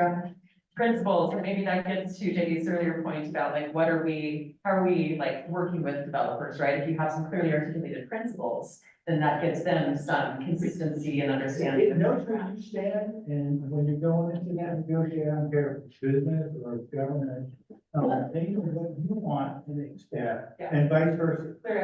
So, you may not get to that exact number, but at least those expectations are there straight up. And, every developer comes into town now and says, this is our principle. So it was just really good, and I wanted to. What I believe this whole day is about is making the case for why we're good partners. Why is there a compelling case for this little town created from fiat 15 years ago, 10 years ago, whatever it was created by? It's odd so far, but that does not have to be the future of what we're talking about here. We should reassert kind of some basic, everyone in here has probably accomplished at some level of business, I'm pretty sure of that. I can tell. And it's like, we need to make a compelling proposition to people. These guys are good. They make it easy. They want to do it. They partner with us. They're all about our success and their success. And Ralph's right, we have a bargaining chip that we should kind of like, we expect when you come into this and you're gonna develop in here, you gotta get something back, and a tangible value. It's cash, it's an amenity or something. And we have an equal responsibility to help them be. Absolutely. 100%. No failures. No, we don't, that's not our thing, So we have to help them be successful by marketing, building. Marketing, developing, otherwise it's not gonna work. Yeah, I mean, we have these beautiful views, but I'm telling you, you're not gonna fill a restaurant just because of that. There has to be something more to it. I think, brand location, all that stuff, which you have plenty of, is great, but it's not the only thing. If you're a crappy community to your partners, no one cares. They're not gonna be here. Okay, great feedback, thank you. Okay, so speaking of kind of being a good partner, and, really kind of having a clearly articulated vision for our community is a perfect segue to the next discussion topic. We're gonna talk about, what you guys ranked earlier as your, top 2 strengths. So it was, sorry, Muriel's afternoon break here. Access to the great outdoors, right? Beautiful and scenic views. So let's talk about your parks, trails, open space. Katie, I promised you that I would get back to, talking about this access to the state park. What does that mean? So let's just kind of go through these questions. You also have a map, as a reference. It was mentioned earlier today. I'm sure you guys are all aware of, your existing coast plan. Okay, so we're really kind of drawing from that for the next exercise.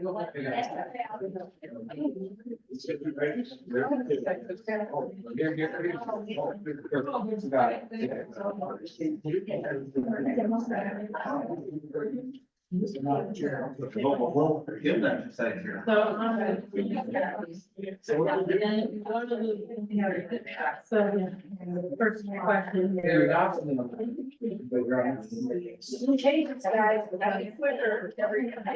Yeah, lots of good substance here. So, 3 main categories, for this exercise. Collaborating with counties and nearby communities to build a design on SR 248. Coordinating those efforts with UDOT. Purchasing land for a park near the town center roundabout and tying that into a trail. So these are polling. Continue, sorry. Okay, so three main categories here for this exercise. Let's say they were pulled from your post plan. Would love for you guys to have a collaborative discussion at your tables about these three. And this third one is about establishing that connection to, Jordan State Park. How do we do that? What grants we could apply for? So, yeah, with that, let's take again 15 minutes. I think we need to understand that first thing. The spine. Okay, so the spine means the trail going all the way up to 248. Not necessarily. Actually.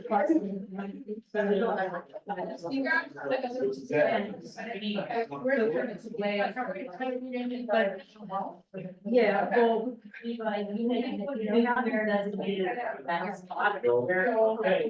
It's basically. I don't think I thought I lost something over here. I was like, oh. Oh, no, so that we, trail up so people could bike or walk and not like. I actually went to a meeting.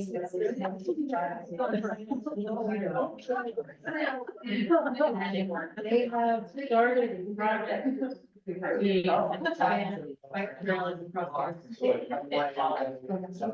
they have damaged like $50 million this year. And so at this meeting, they're asking where. Yeah, so I'm a big mountain biker. I've done the trail a lot. So then we connect through that back. Priority.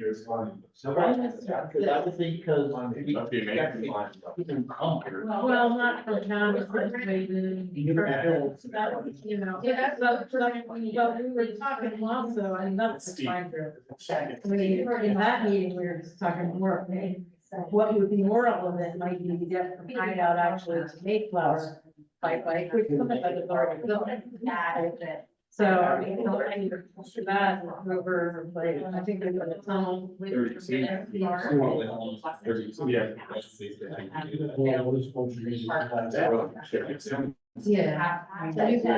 City, we got that city. So this time period is talking about that from towns to. And then what was number two, that's like side trails.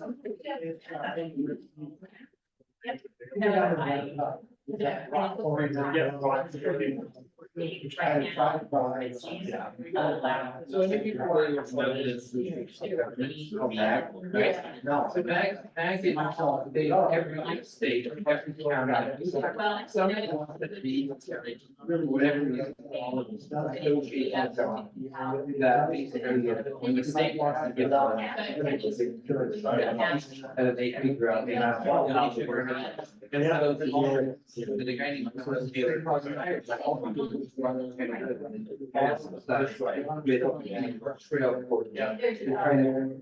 piece together every entity's master trail plan, figuring this out and working with developers and that, like, really good success. I was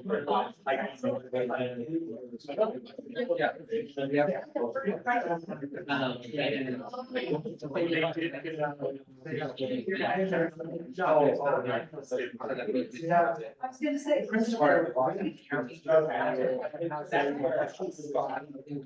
Yeah, there's counties. Not feeling you, my friend. Yeah, I think it's so much better.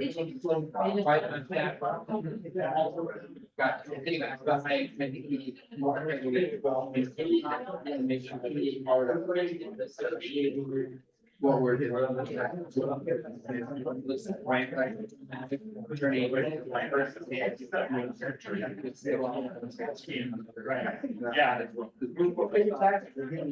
Yeah, but I think that's every. Right, how does That would be a great idea. We could do that. And I so watch this thing. See what they do. That's the thing. Right now, Chuck, and then short summon. Yeah. And.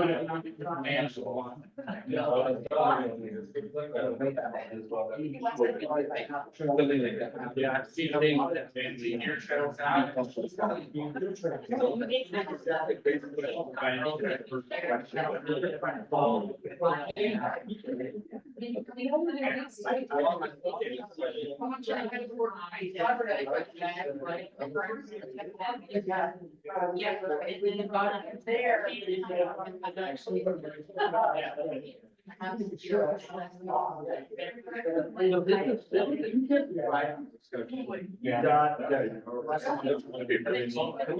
What about, is there ever gonna be any more bike trails down in the?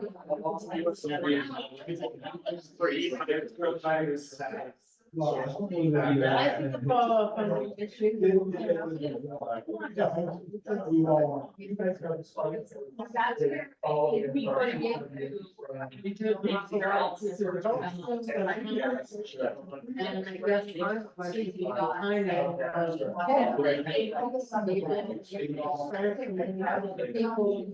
Yeah. Well, at the same time. And then there's also the traffic lights.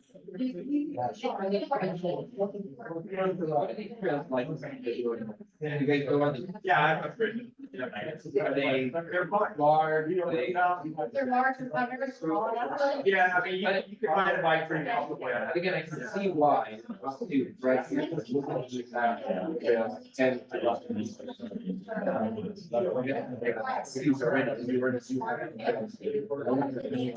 You need to be. They continue.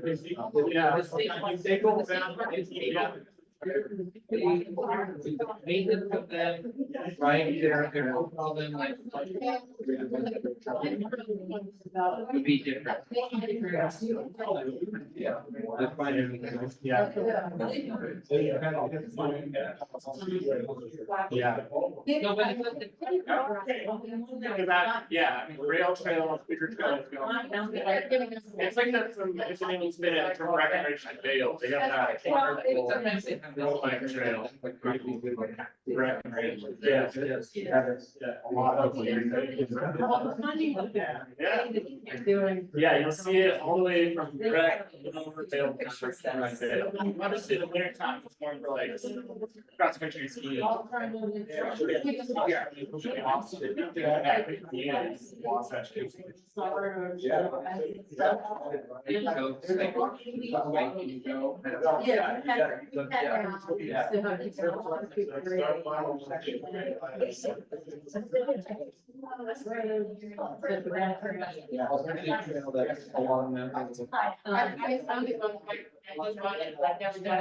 Yeah, no, I do it all the time, right, you go down. Like for that, before you hit firms, average the flight will be roughly one bike path.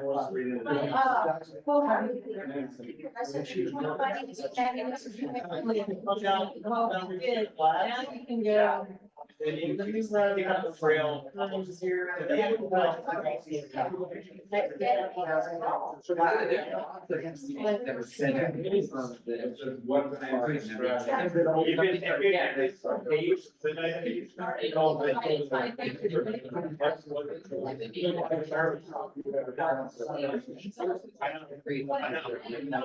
Yeah, yeah. Don't lean on us for. That's why I say that. So you would, that would make you either organize kind of like counties, you got. Then you have an estimation, you have a resort county, bottom.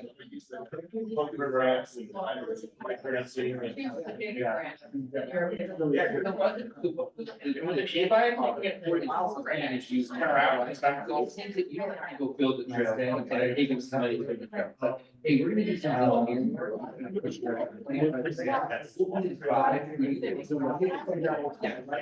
Hey, we're gonna. Oh, but you gotta. $1 million. We only have $100,000. So that. Out of the mind of the state, right? To be able to, like, get the money that's like there, but you still show that it's a priority. And you can do it. Yeah. And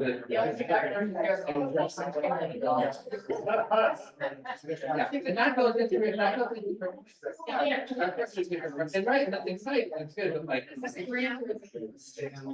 Charges. It's a federal, but it doesn't mean that you work with. No, it's you, so UDOT is trails, UDOT is trails. Yeah. So UDOT is trails, like there's. There is, yeah. Trail person. Question of the question, what's the read? It says all.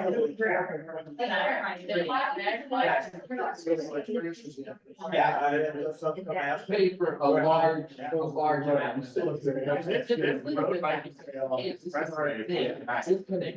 think it's very easy to connect everybody.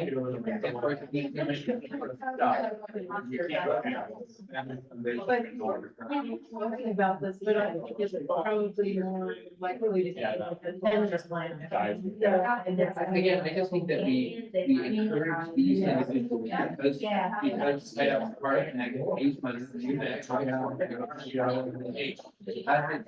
know, and I'm getting involved in it, trying to get it done. What can we use now with 30,000?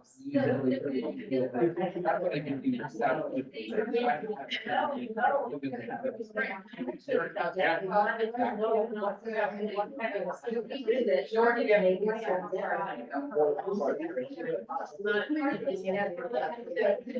Because again, like that you.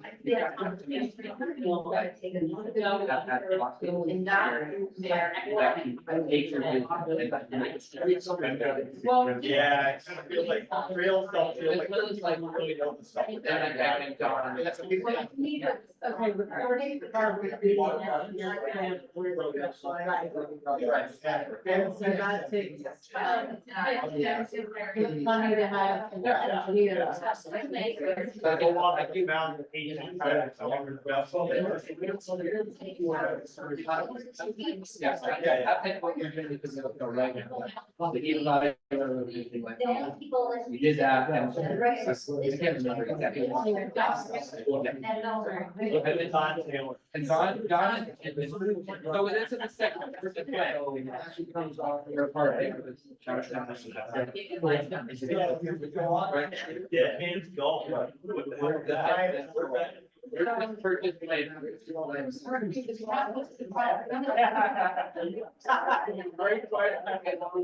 Yeah.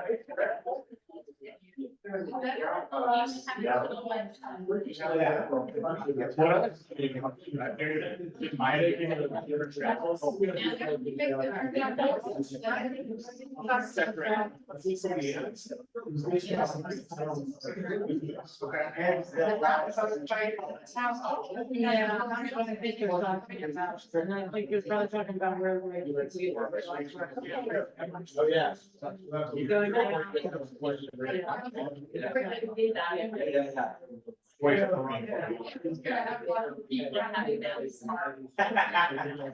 And that's not.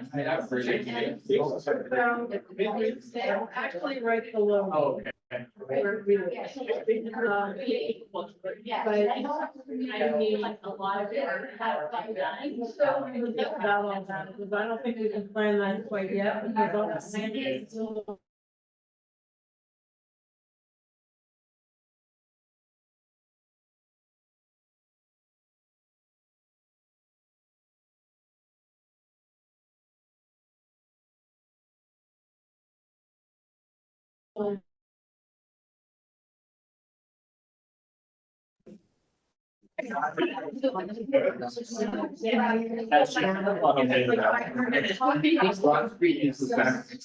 we wanted a restaurant, the time that we can look at. Shoreline, we have a.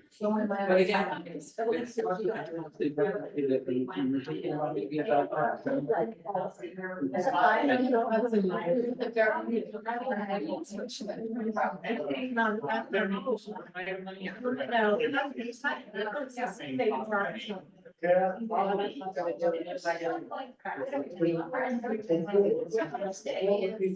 think talking about right below. So where I live, you know where I live? So actually, and not that low.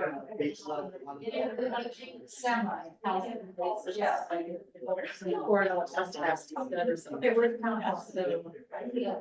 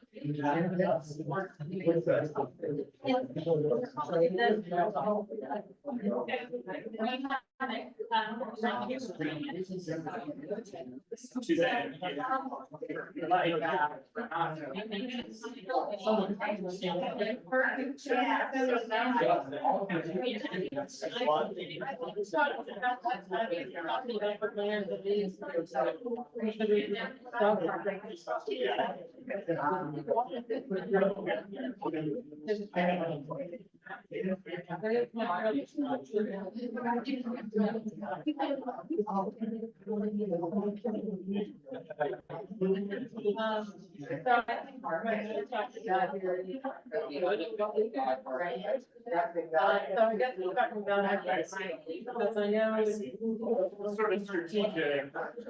A lot of money. It's got like, something, they could just put there. Yeah. Right before the reference. Yeah. No, I think it's probably. Yeah.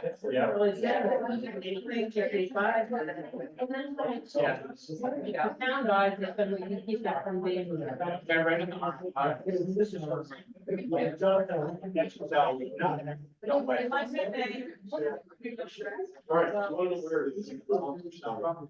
So it is. Yeah.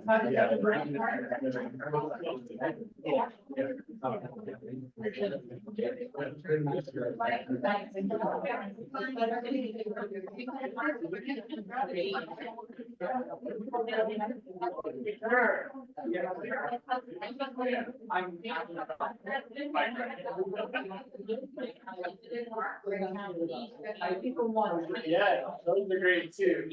Yeah.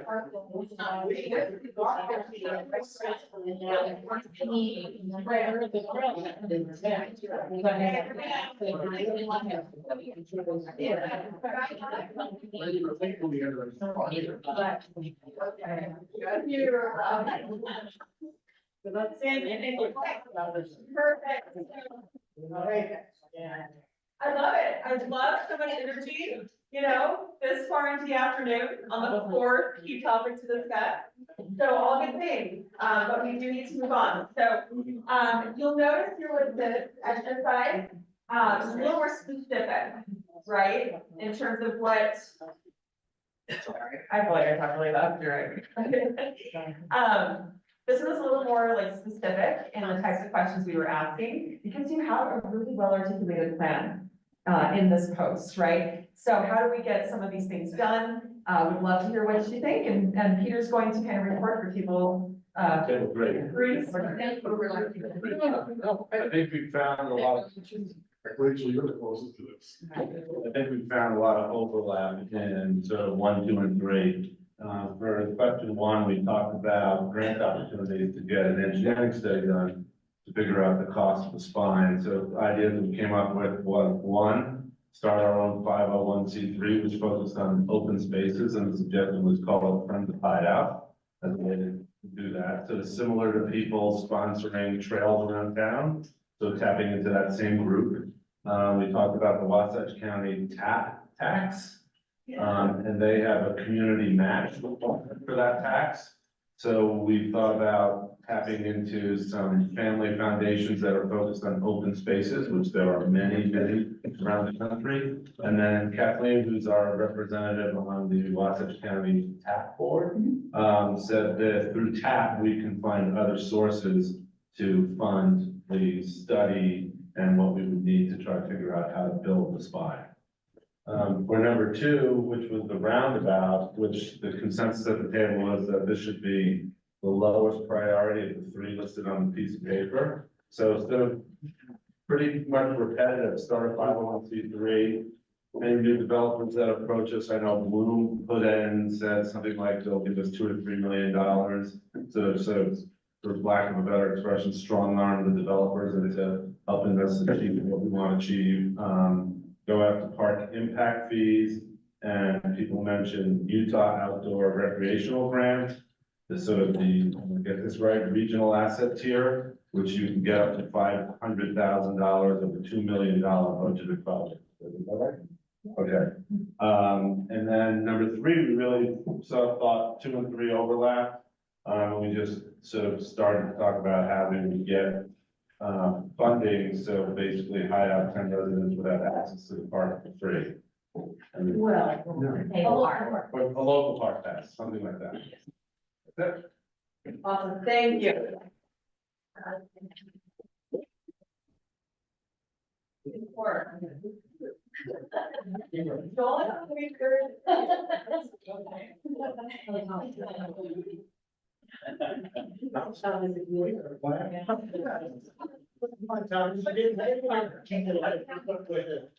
Okay, so with regard to number one, certainly collaborate with Summit County, Wasatch County, Camas, and potentially West Coast if they incorporate, because the 11-mile stretch along this line of 248 between Park City Heights and Camas has a number of regional entities anyway, yeah. Can you start with just telling everybody what the spine is? Sure. Is that the first question we got? Sure, so the spine would be a separated trail along all of 248 from Park City Heights to Camas. So, you know, you see a lot of bikers using 248, and can be a little bit dangerous, et cetera. So the idea would be to get a separated path along there. For transportation and recreation. Transportation, recreation, running, you know. So that one's an opportunity, that one's kind of an easy opportunity to collaborate with partners, just because it crosses all the jurisdictions.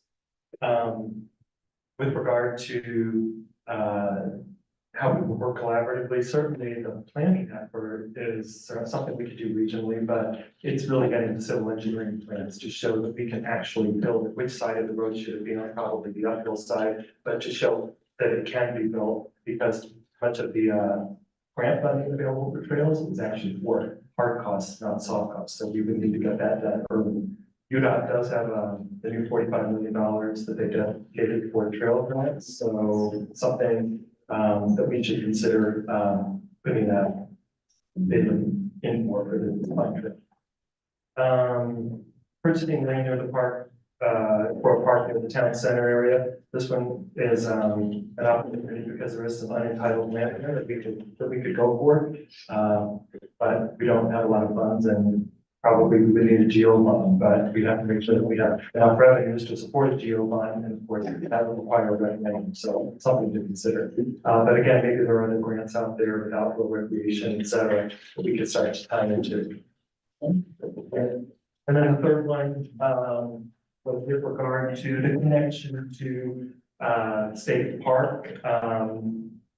You guys talked about the potential annual pass, et cetera. That would be important, partnership with State Park. There are some grants that are associated with state parks that maybe we could start to tie into, to actually get trail connections. So maybe that's something we could consider, but yeah, getting potential annual pass in place would be important. We did put 2 connection points in subdivisions. You can't actually connect to public lands, to public state park from private lands. So Deer Springs and Lakeview, when we platted those, we did plat about a 10 by 10 square foot area that is public land, so we can cross over. So we have 2 connection points. Deerwater, We're ready. Shoreline is also agreed. And Shoreline also, yeah, that's right. So we have actually, I think, 3 down in place, yeah. The Shorelines is upcoming, we're not yet planned, yeah. Okay, fantastic.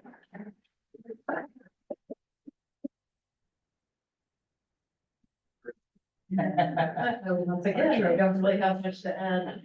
I am on the post committee and I know a few of us actually went to, there was a meeting when UDOT was, told us that they had just received $45 million to, build trails and they're all supposed to be paved trails, I believe.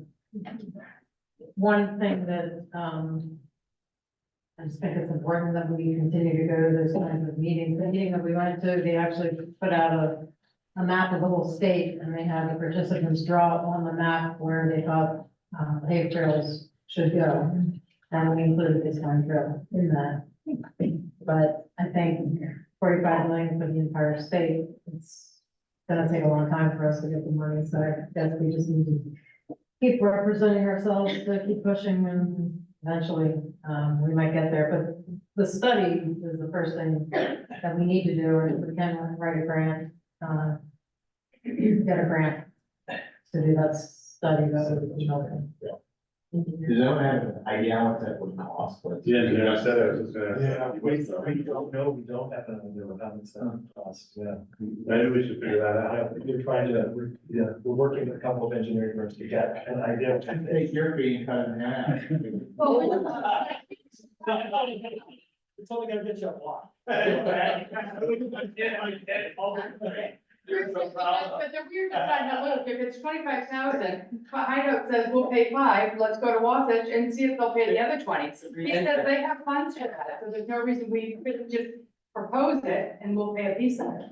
Yeah, I'm happy to get introductions made or reintroductions made with Don Taylor, the MAG trail coordinator, and Nancy Taylor, the grant writer, that can be able to help, because they're helping us in the valley floor with the rail trail, moving forward with it, and I think that we can do that. I think they want it, the state has it as a priority with their $50 million, that they just want to see some skin in the game and some plan. And they want, and then all see the connectivity between Camas and Park City. I think it's no brainer that they'll be willing to help move forward with it. Just a quick note on that, I used to work for UDOT and do a lot of consulting for the division overseeing this, so I have a little bit of. It's actually 90 million this first year. Oh, great. 90 million, and then 45 million ongoing. So fantastic paved trails, right? So definitely a great opportunity, highly recommend you guys, bring together some of that local money. And now the cool thing with that too is that not only would the funding go for the initial construction of the trail, but also ongoing operations and maintenance, which is so critical. Yeah. Is it a soft cost or do they get soft cost? I don't think it's. I don't think they do. Yeah, they're still working through a lot of those things. So Stephanie Tomlin, that name may be familiar, she's the one overseeing that, so. Okay, perfect. One last table over here. Chase? Yeah, sure, I'll take it. Hey, everyone, for those I haven't had the chance to meet, Chase Winder, future resident, full months away from hopefully moving in, so I'm just here to volunteer. And I also happen to be very passionate about trails and mountain biking, hiking, being outdoors and active. That's why we're moving into the community, is because of those amenities just drew my wife and I. I'm happy to be here and excited. I think we talked about pretty much most of the funding mechanisms, but at this table, we were really talking about the vision of why we're doing this, to really promote ourselves as an active, connected to the communities in Wasatch County in general place, where you can go from e-biking, from your home over to the Mayflower Resort, maybe you grab some lunch, you come down to Heber. We were talking about a ridge trail, a spine trail going from the Mayflower State Park side, all the way down into Heber to some of the new developments, right at the first stop right there. Breckenridge, Vale, they have a similar corridor that's paved between those two resorts.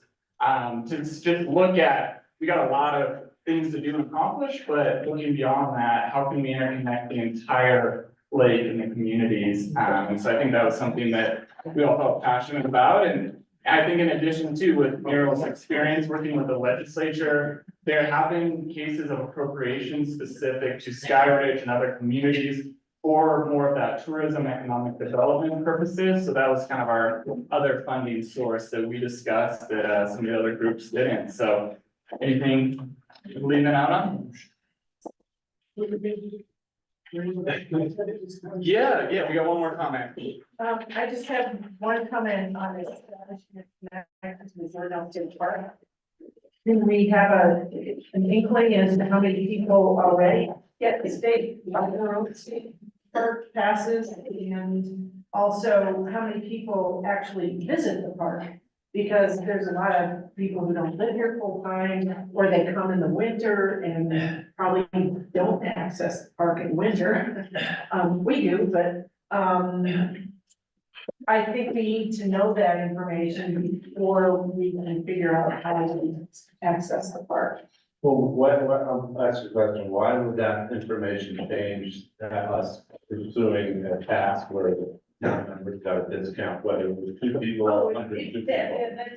That doesn't impact that. Okay. I thought there was one time a plan where, we would all be taxed a certain amount to get a pass. I don't know, Oh, okay. so.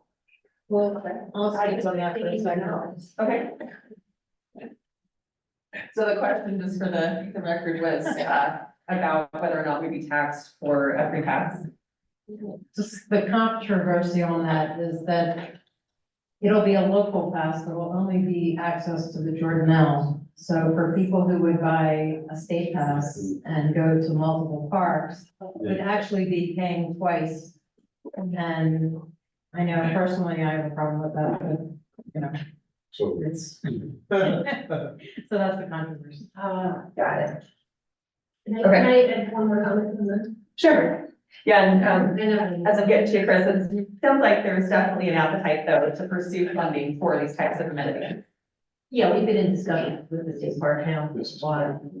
So just to be clear, if this local park pass does materialize, which is questionable, any money paid for the local park pass goes directly to Jordanelle State Park. If you're buying your annual pass now, that money goes to the state park system and gets distributed to the park. So our local park only sees a little bit of that.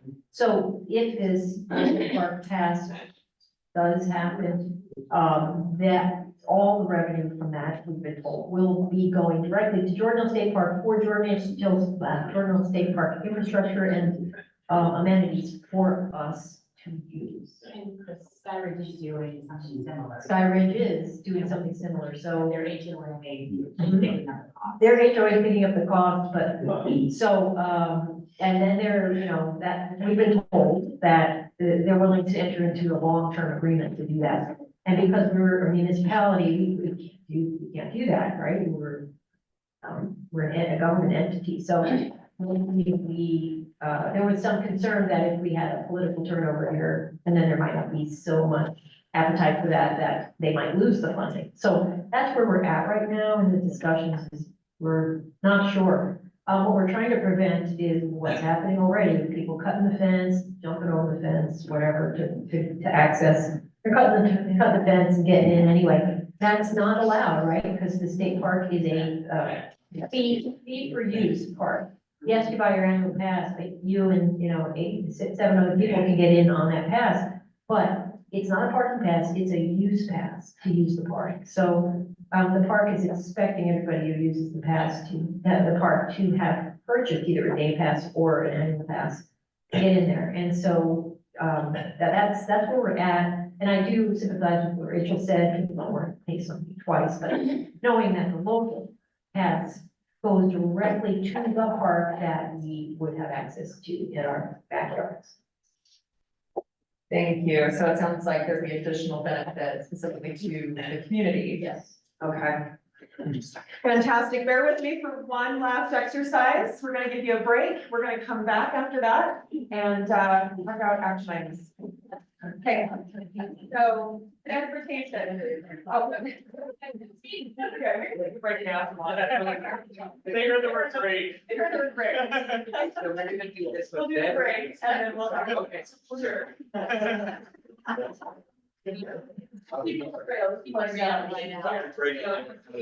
Well, grassy area, right? Right.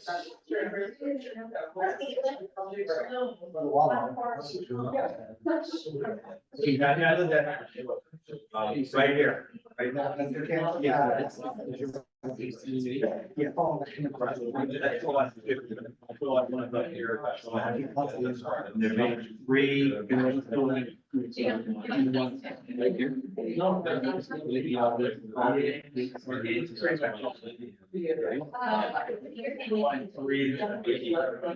That's how you get out.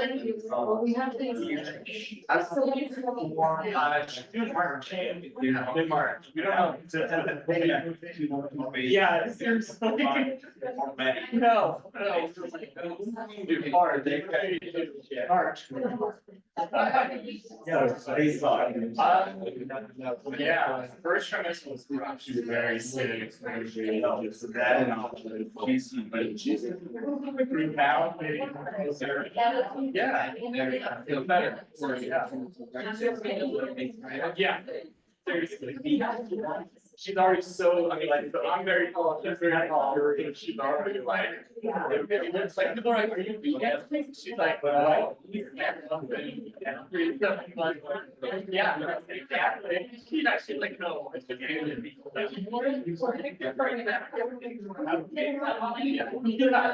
I know. But they've already made, It's exactly, she's been so happy about that.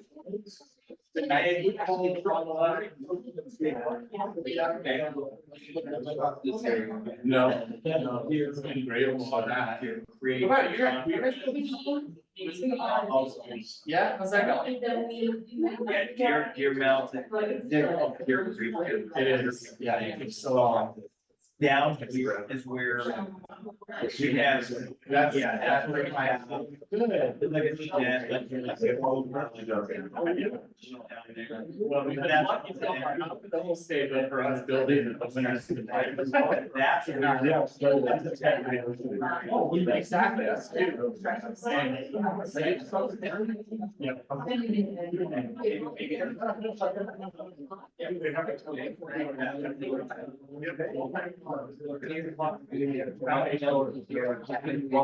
Very. We don't have. You gotta try it. Okay, yeah, this thought. Yeah, yeah, I think that. I don't think it's gonna be March.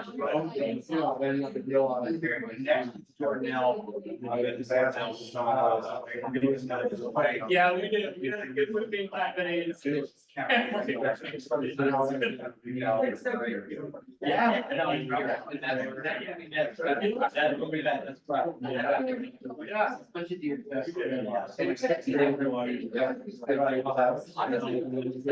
Not about boy and girl, so it's kind of.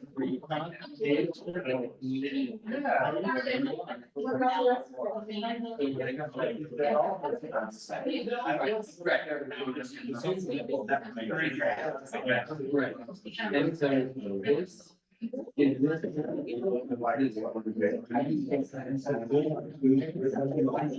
this is Up above.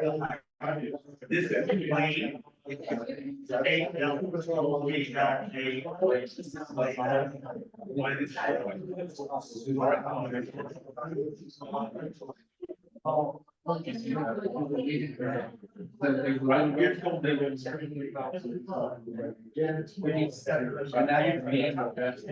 Yeah, this year, I mean, you got left, you walk on the hill. Did you ever go, there was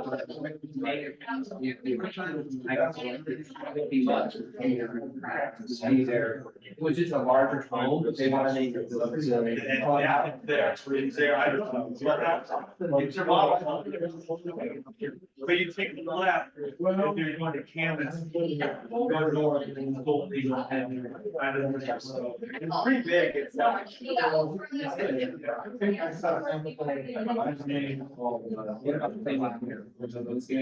What was your? I've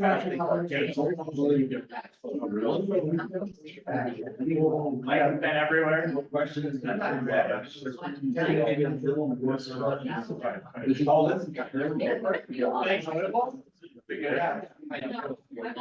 There you go.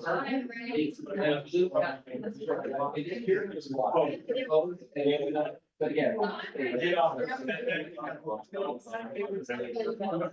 We've got some lights that are so big. Yeah,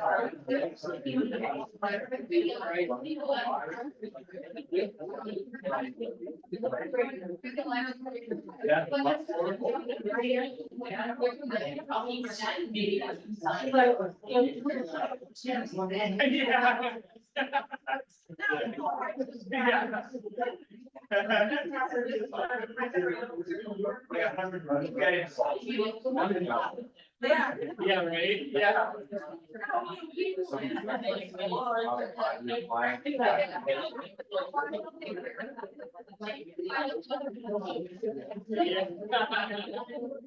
You're like, it's not as much tonight. Years ago.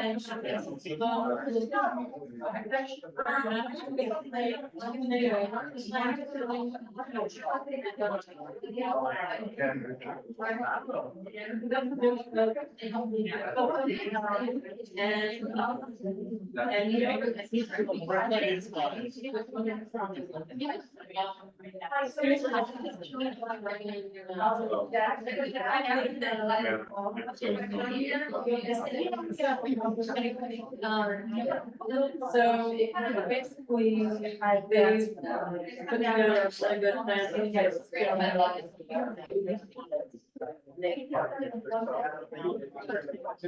Yeah, no, I know.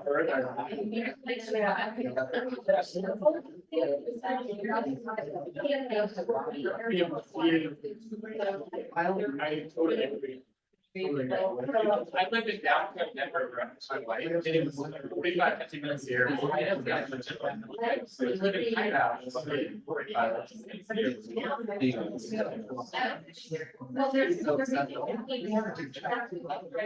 Yeah, that's right, and yeah, too.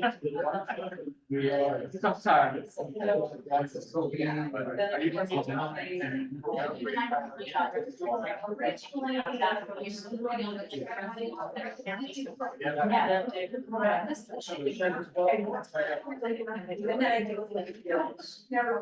Okay, we're going back, ladies.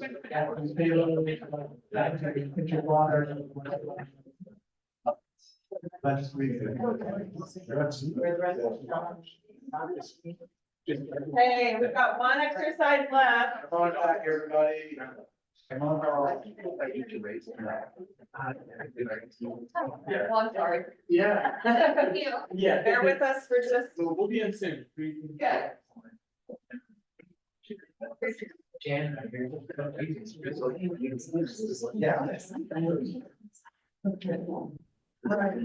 Fantastic. So we've got one exercise left. This one's focused on transportation. You all should have the exercise at your table as well as a map of the town. Yeah. So here we have 4 main questions for you. We pulled the goals for transportation out of your general plan. You can tell us if these are still the right ones. What are the gaps in the current transportation plans? What are residents' main transportation related concerns? What corridors should be preserved for future transportation needs? We've talked growth, we've talked annexation, we've talked development. Well, there's the infrastructure that would be needed to support that. What areas should be preserved? And then what transportation infrastructure funding and financing opportunities should Hideout pursue? Infrastructure likely is the most expensive aspect of building out a community. So with that, again, we'll just take 15 minutes for discussion. We'll report back, and then we're going to talk action items and then let you loose from there. Okay, stay. I think it speaks to like how the future of the town. And so that.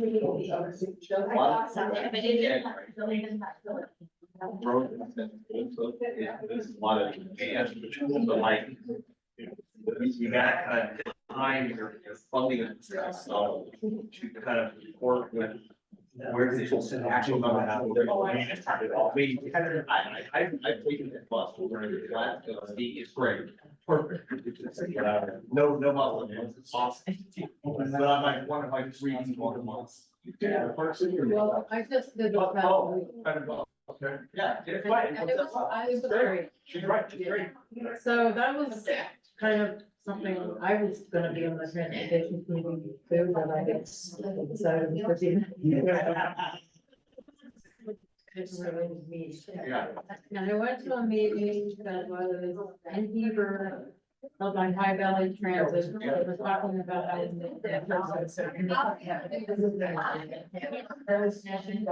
want to, I don't know if you guys know, but now. High Valley Transit has micro transit. Yeah. Call, I guess.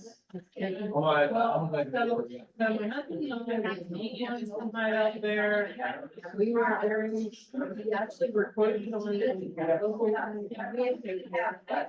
we said that they're gonna be able to call up, we've got these even hideouts with the beach. Yeah, she wants such fun. Right. And they currently don't have. And they said, and they said that, they said, well. Well, no, I hear you. I just, I use her, I want to, I have not started very much. Not great. I think at least you have to like take a step. All that is why, give me the justification and, well, this piece, the 2 people. 25.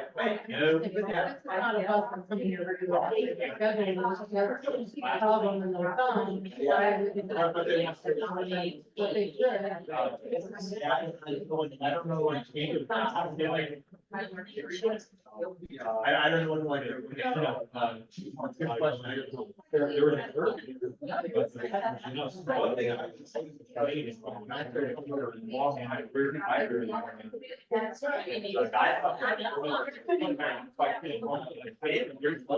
It's great. Probably. I was always.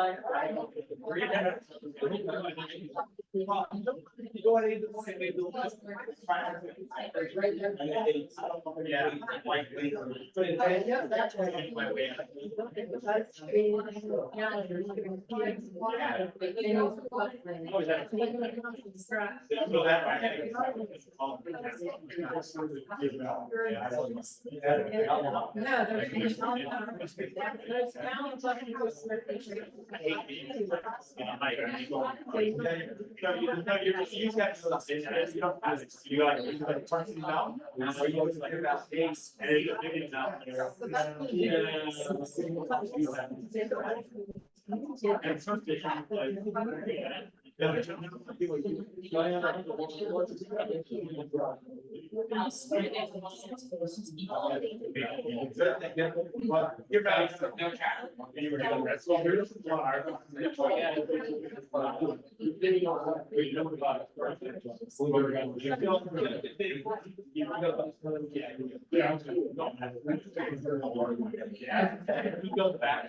If you're willing to try,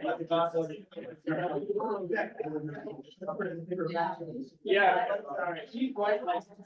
The bus service, from the class one off to either part of the ride. It's things that we got to things like that in it. I didn't know.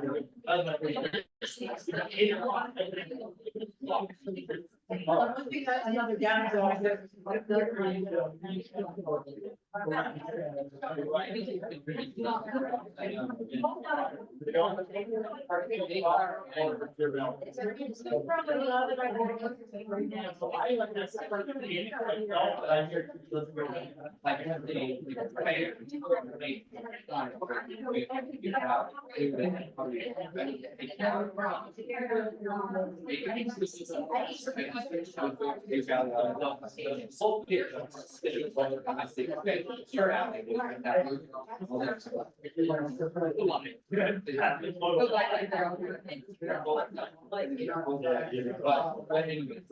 But they do have a ton of.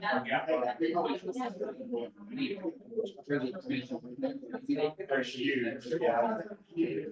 Well, I think they're asking about a sufficient part of the space over towards. I'm taking note of it, and I don't wanna be the speaker again, because I wanna make sure. Anybody else taking notes? Yeah.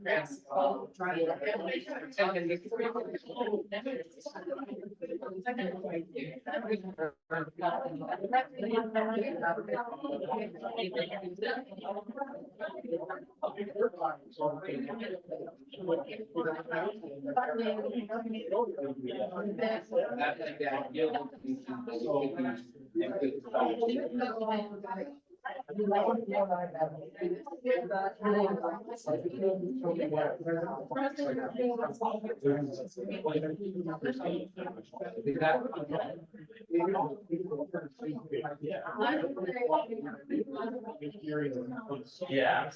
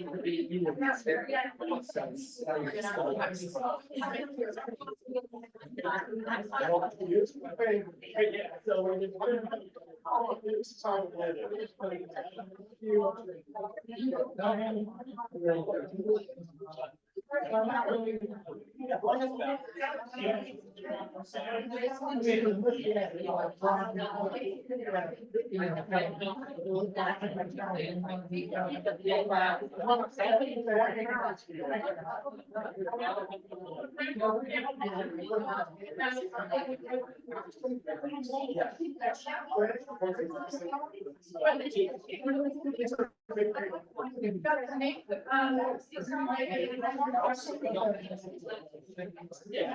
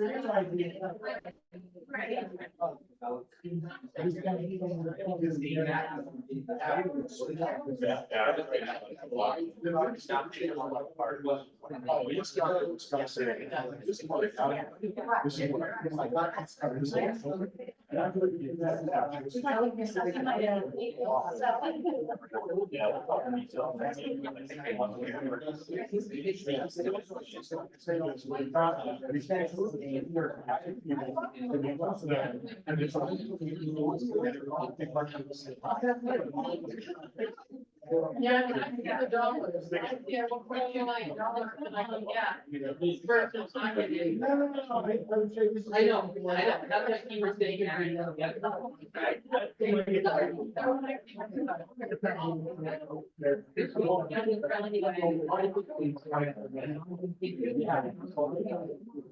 You know, learning.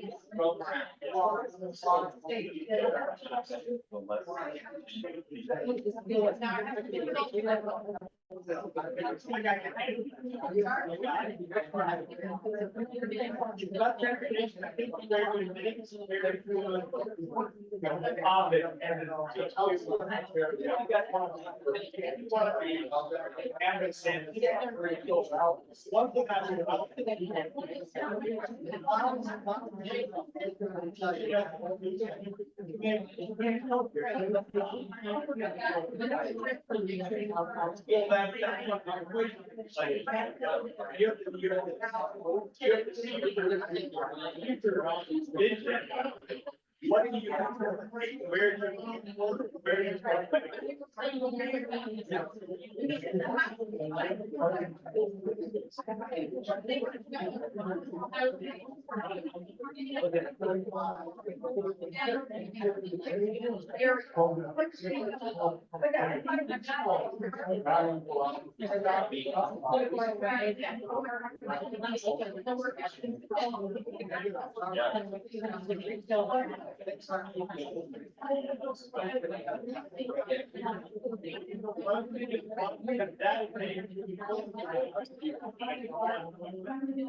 it doesn't bother me.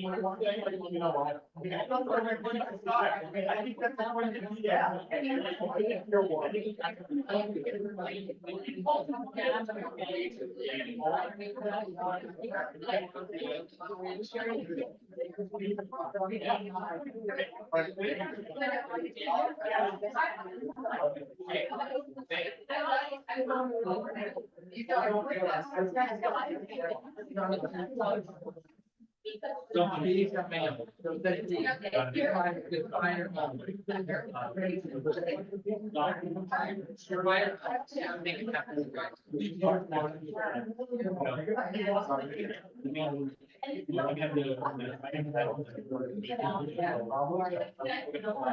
do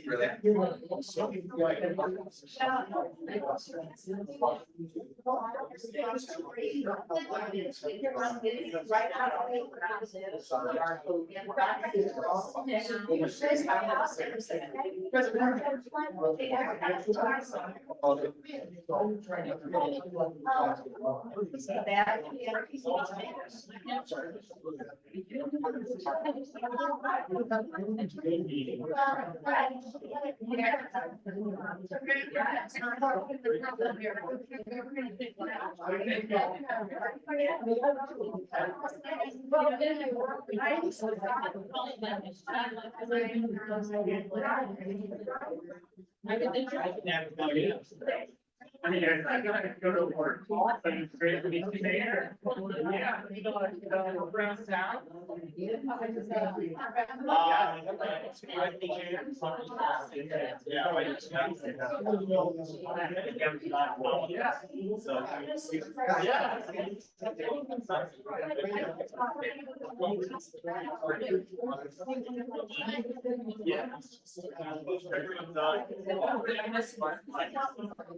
I'm sorry. I'm sorry. No, I didn't. I have absolutely. Okay, are you back?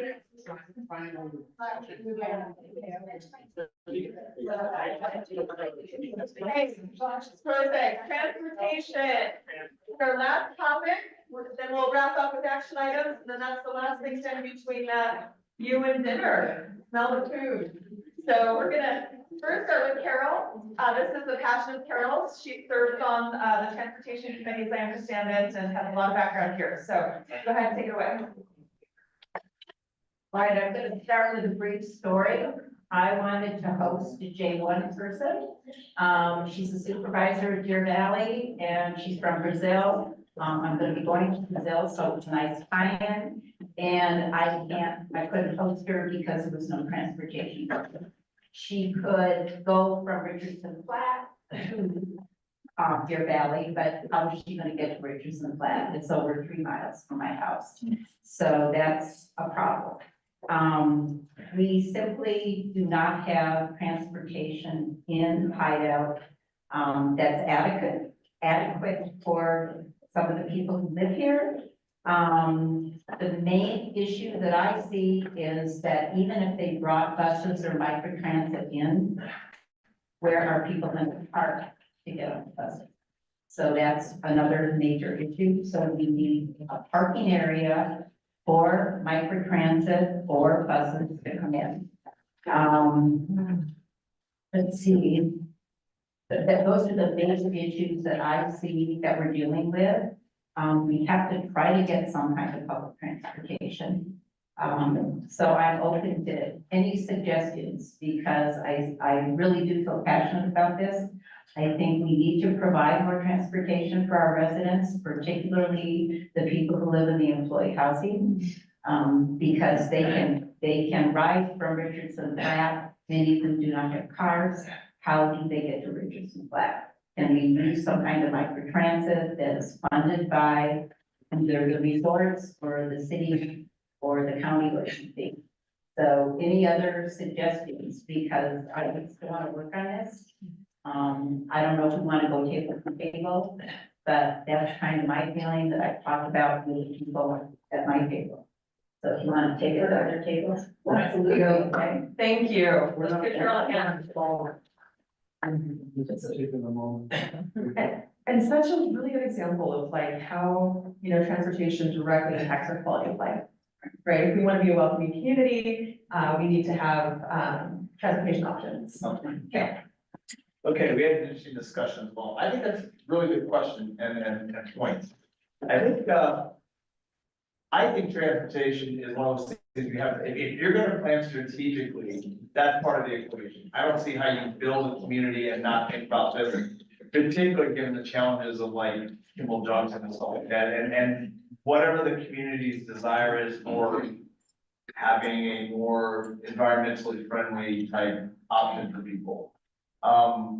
But it is fair to ask, what kind of community is Hideout would it be? If it's inclusive, if you hosting people like J1 people, I would think, yeah, that's an important lifeline to Park City and resorts to have people who work there. But I think it's fair to question, does everyone feel that way? Is there a consensus view on how we feel about what this community should look and feel like? I have no idea. I'm very open. I don't think they have a strong view.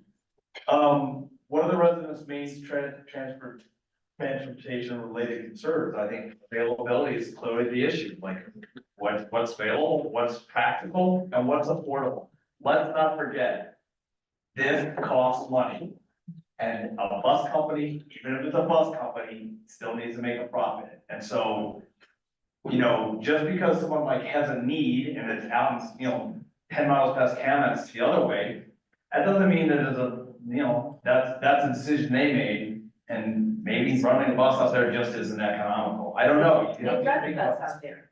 Maybe they do. That's great. So my point is, someone made a decision and that's worth it, which is great.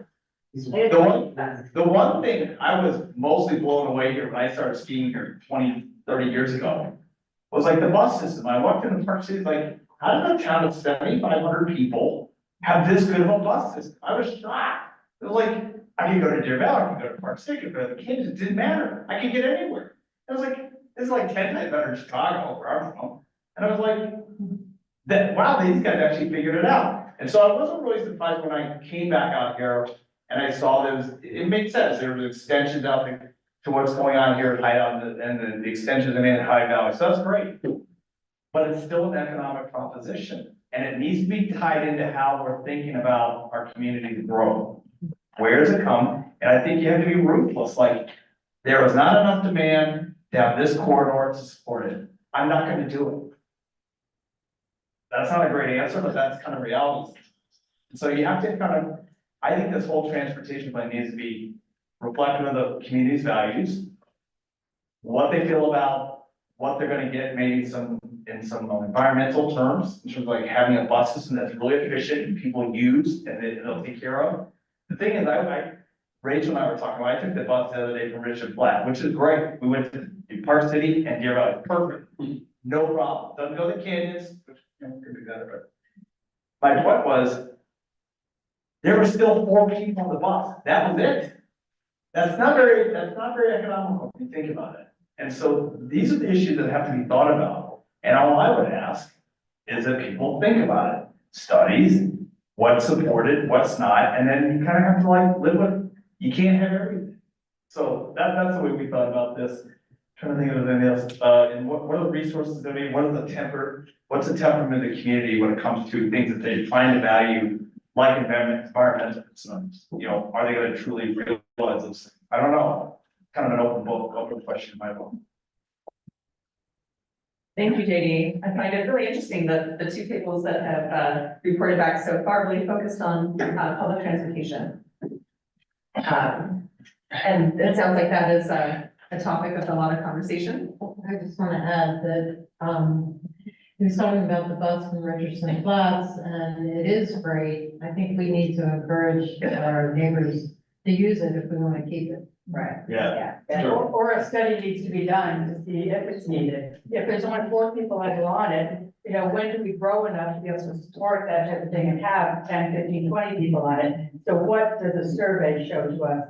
Some kind of ridership survey, Right. see if the density of the population.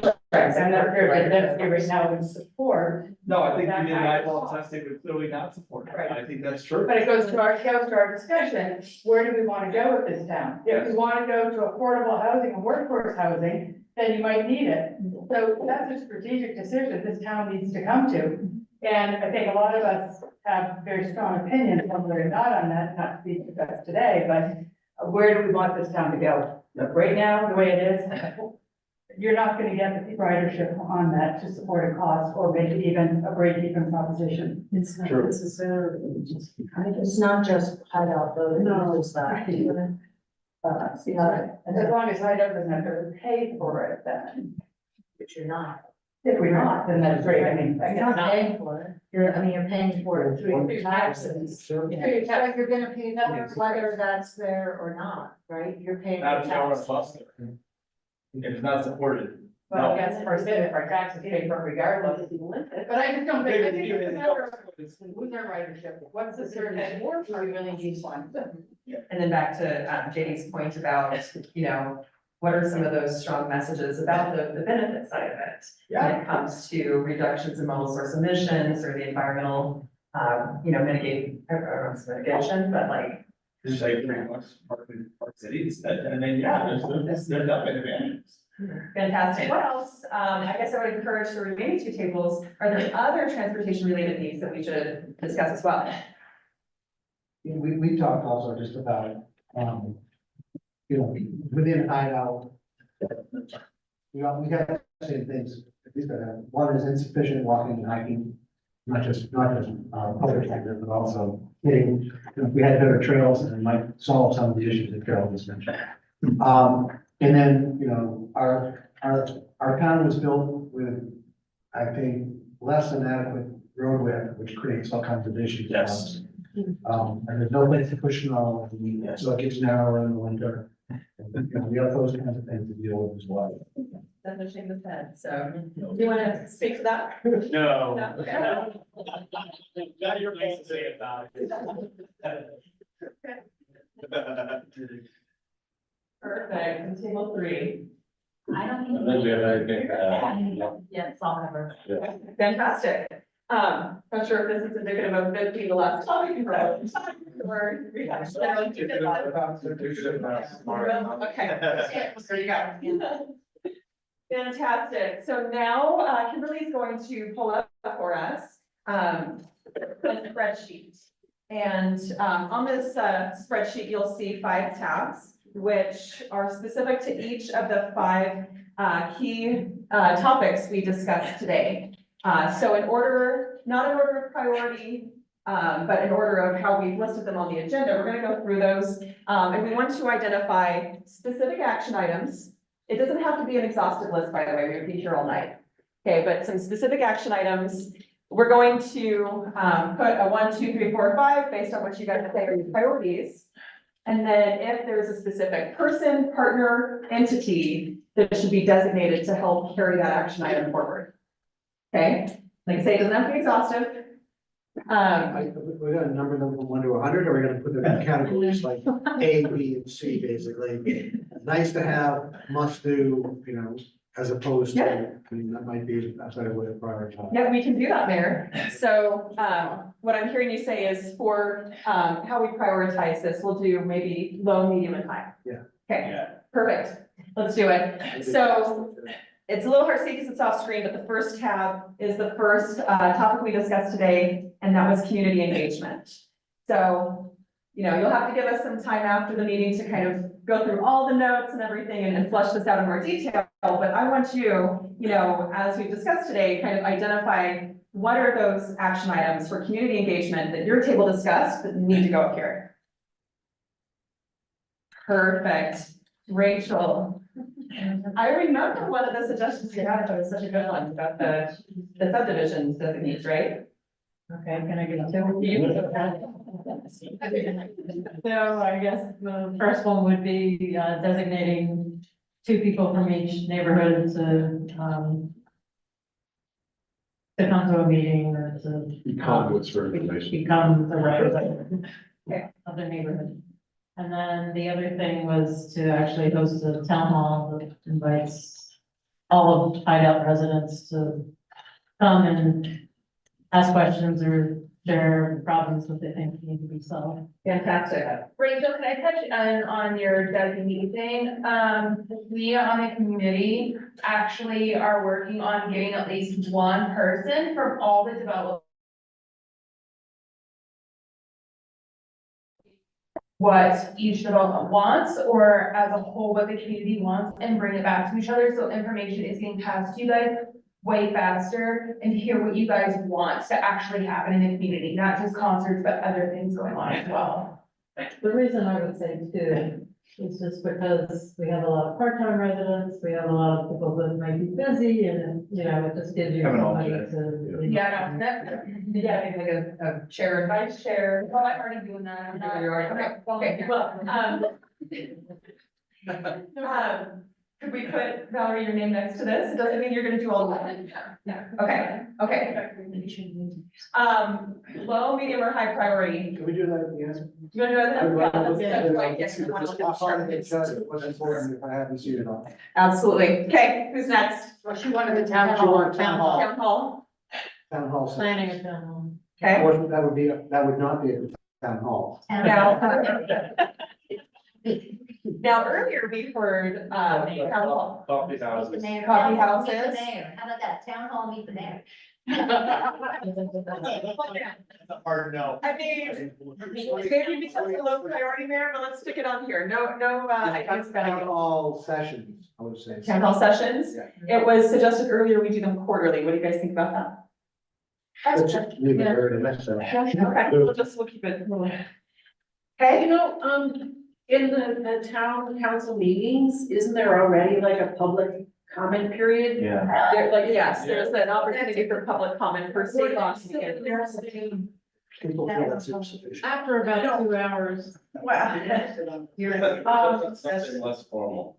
I don't know, I previous governments I've seen, will have like a 1 minute, you have a minute to say what you're gonna say.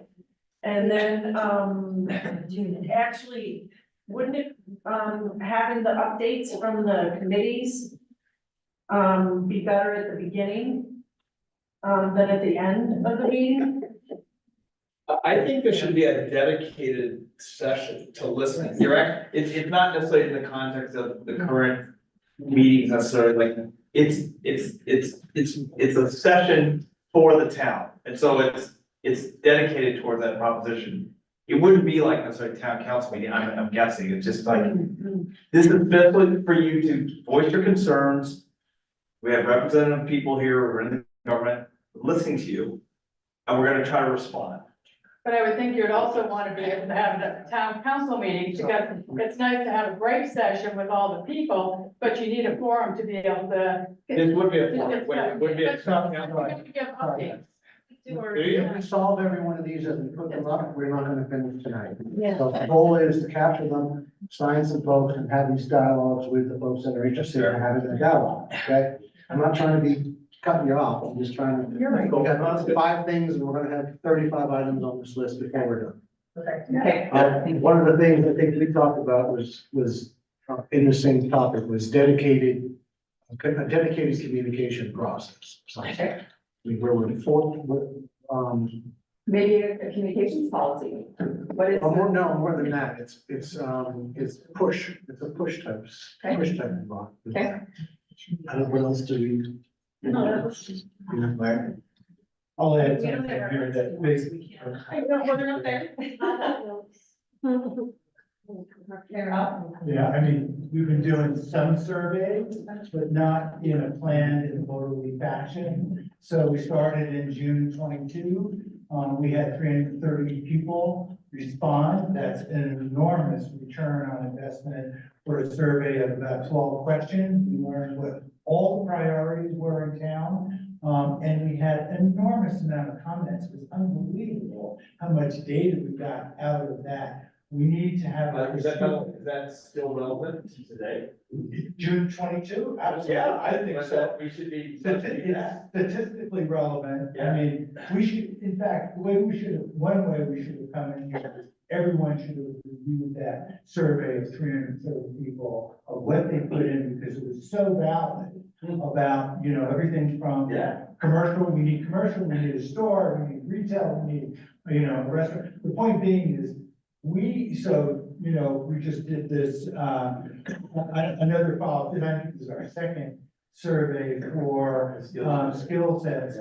We need to have a prescriptive program for surveys, because people comment negatively at town hall. When you turn that around and give these surveys, we've seen, the referendum matched survey. When people are in blind situations, they'll give you the real feedback. When you get into the town council meeting, we had, 5 callers who dominated the negative. But when we went to referendum and surveys, it was 2-1 for the annexation. So my point being is, surveys have become, you can't over-survey, but let's have a program. Twice a year, we do a survey.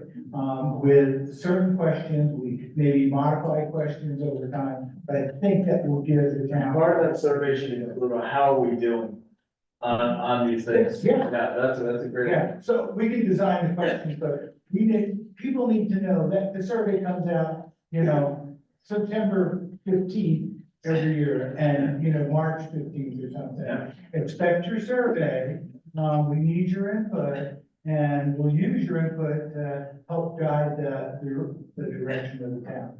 So. that's kind of- Fantastic. Ralph, do you mind if we, add your name next to the survey? Yeah, I mean, I started the first one, so. Okay, fantastic. And I'm signing Jonathan up. I have a question, Mayor, about your dedicated communication process. Is that an internal process? Is that a process with our residents?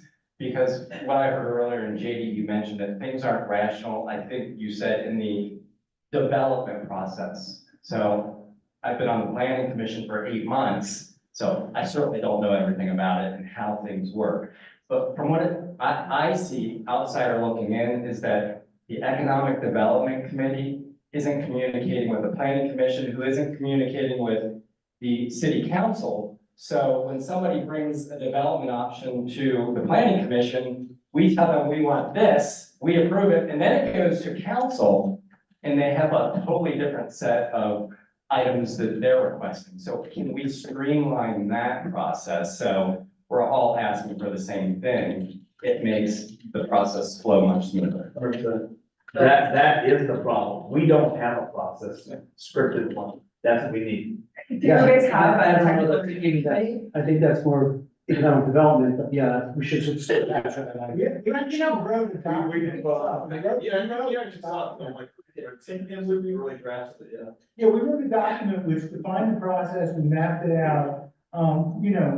Early days, we're not all. It's a bigger point. We all share it, but the point is, we need to follow a process, and we have to be diligent about, through this, it's on to the next committee, and the proper reviews and permissions or whatever's gonna happen from that point takes place. And not just, That's my frustration. We got you. Yeah. Planning commission is about planning. Planning commission is not anything to do with economics. But I'm that's only wrong. looking at how. That's wrong, that's wrong, there's everything to do with economics. Yeah. Yeah. We capture it as an item. Yeah. And And then we'll flesh figure it out more we'll do detail. it out in Yeah, that's some- fair enough. Okay, okay, so we drifted a little bit, we did note that one, comment for economic development, but coming back real quick before we button this up, Jonathan, do you have a comment about? Yeah, Community engagement? Another item. Okay, perfect. So I would like to see us use, for major projects, not little things, but for major projects, I'd like to see us apply or use the team approach a little more often. And by that, I mean, someone from the council, someone from the planning commission, someone from economic development at a minimum. And then if we can get community volunteers who are interested and motivated as well, because I think with the team approach, we're more likely to reach a successful point. Okay, perfect. So we've noted utilize the team approach. I'm wondering if we need to say community volunteers. Including Include, the council, the planning commission, economic development, and community volunteers to the extent we can get them. okay, perfect. Would you? Go ahead. Put your name in? Sure. Okay, fantastic. Okay, moving on to the next tab. So Jonathan. Yeah, you already got two. Lucky me, huh? You can add me to that too, because I'm thinking we need a tool for that, and the way most corporations do it, they do something like Asana or one of the project tools where everyone's communicating through the mechanism of a project tool, and usually they know exactly what they need to do and at what time and when the communication meetings are, and so just about every major corporation uses that. I don't see why we can't mimic what some of the industry uses, yeah. Or. Okay, perfect drop. We will add to that as well. Now moving on to strategic partnerships.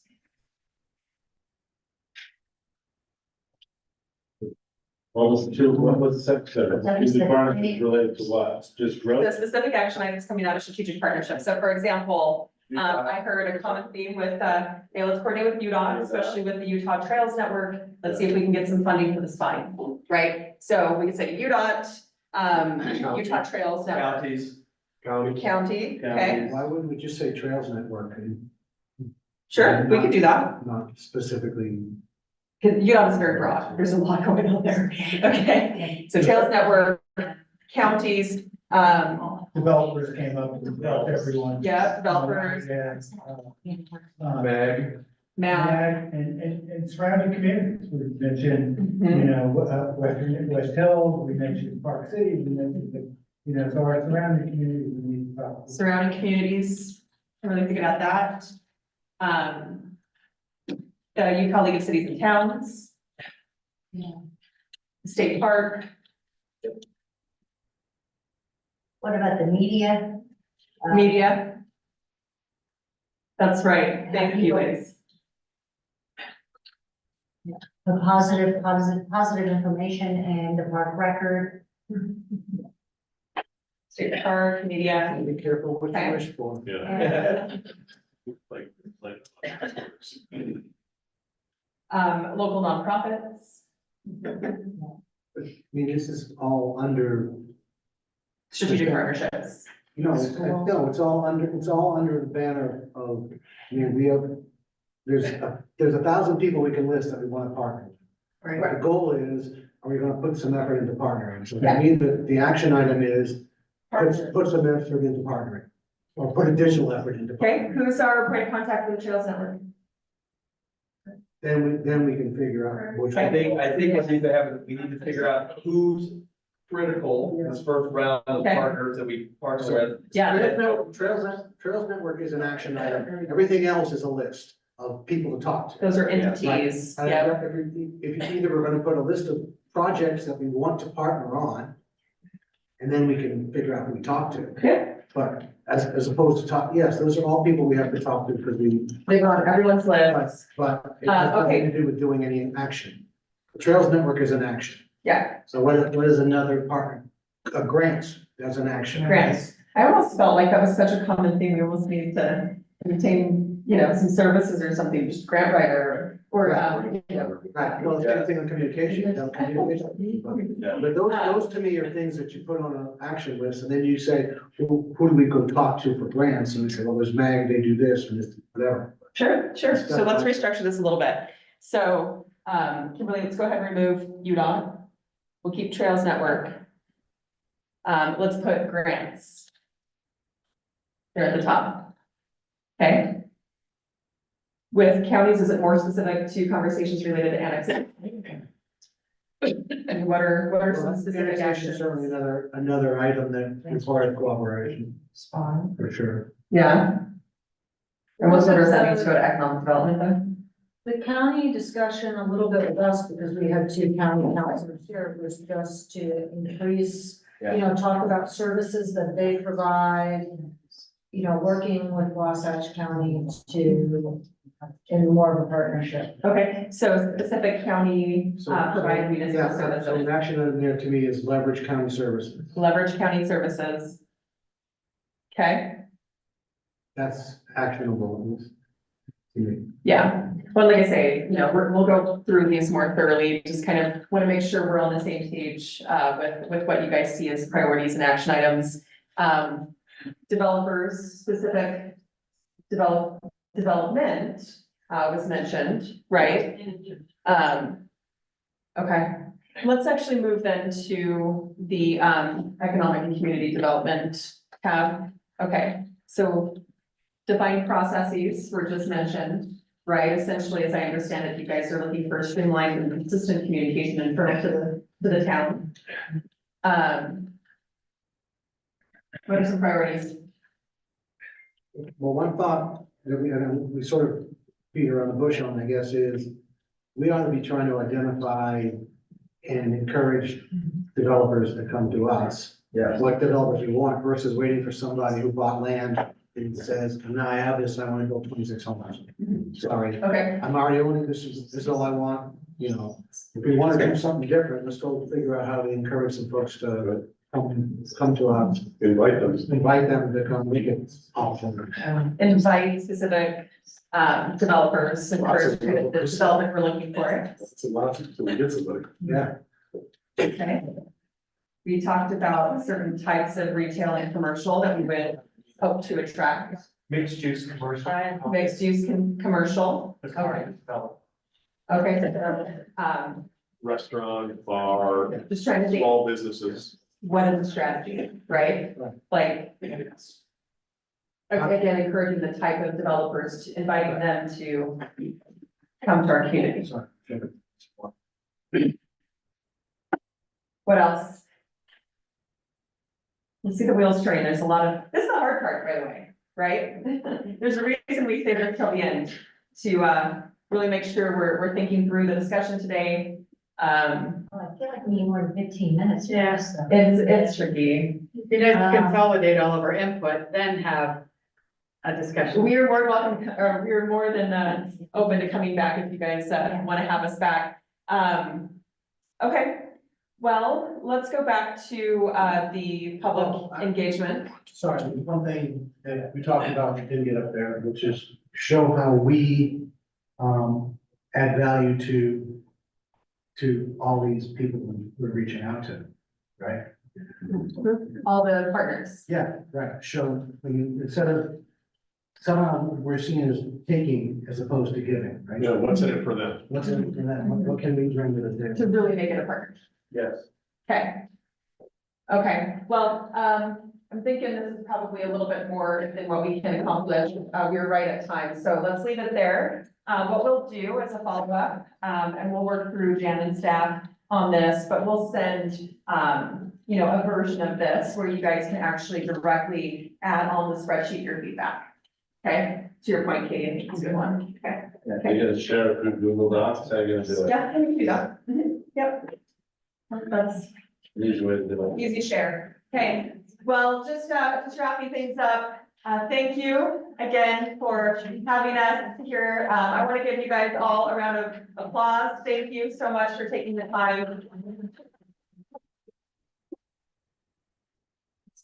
This is an easy task. I guess what I'd like to see is a volunteer group to take all this and convert that. Yeah, okay. Yeah, so the mayor was saying, you know, we'd love to see some volunteers that want to take and help consolidate this feedback that we heard today and make it actionable. Our team, like I say, will put together as part of our scoped deliverables, you know, a report with some recommendations.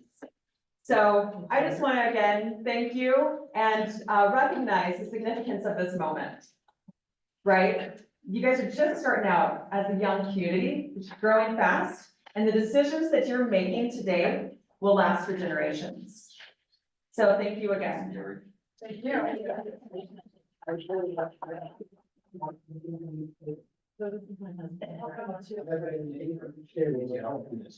Oh, wait, okay, okay.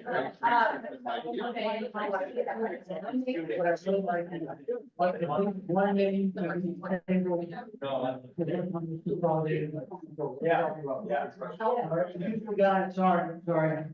What I really want is at least one volunteer from each table, take all this input and your team is gonna put together, and let's get it down to, you know, the 10 items that Yes. we think so. And I'm sure because you guys all heard the table conversation at your table, we all did. So it'd be great if I could get one person from each table to help. Well, I'm on here.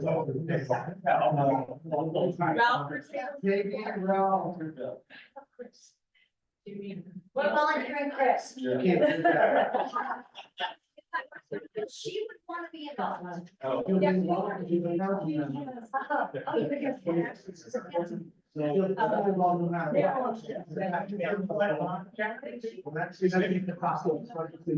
The fruition? Yeah. Can't volunteer from. No, I don't know. I'm sorry. No, thank you. Communicator. You can't volunteer from another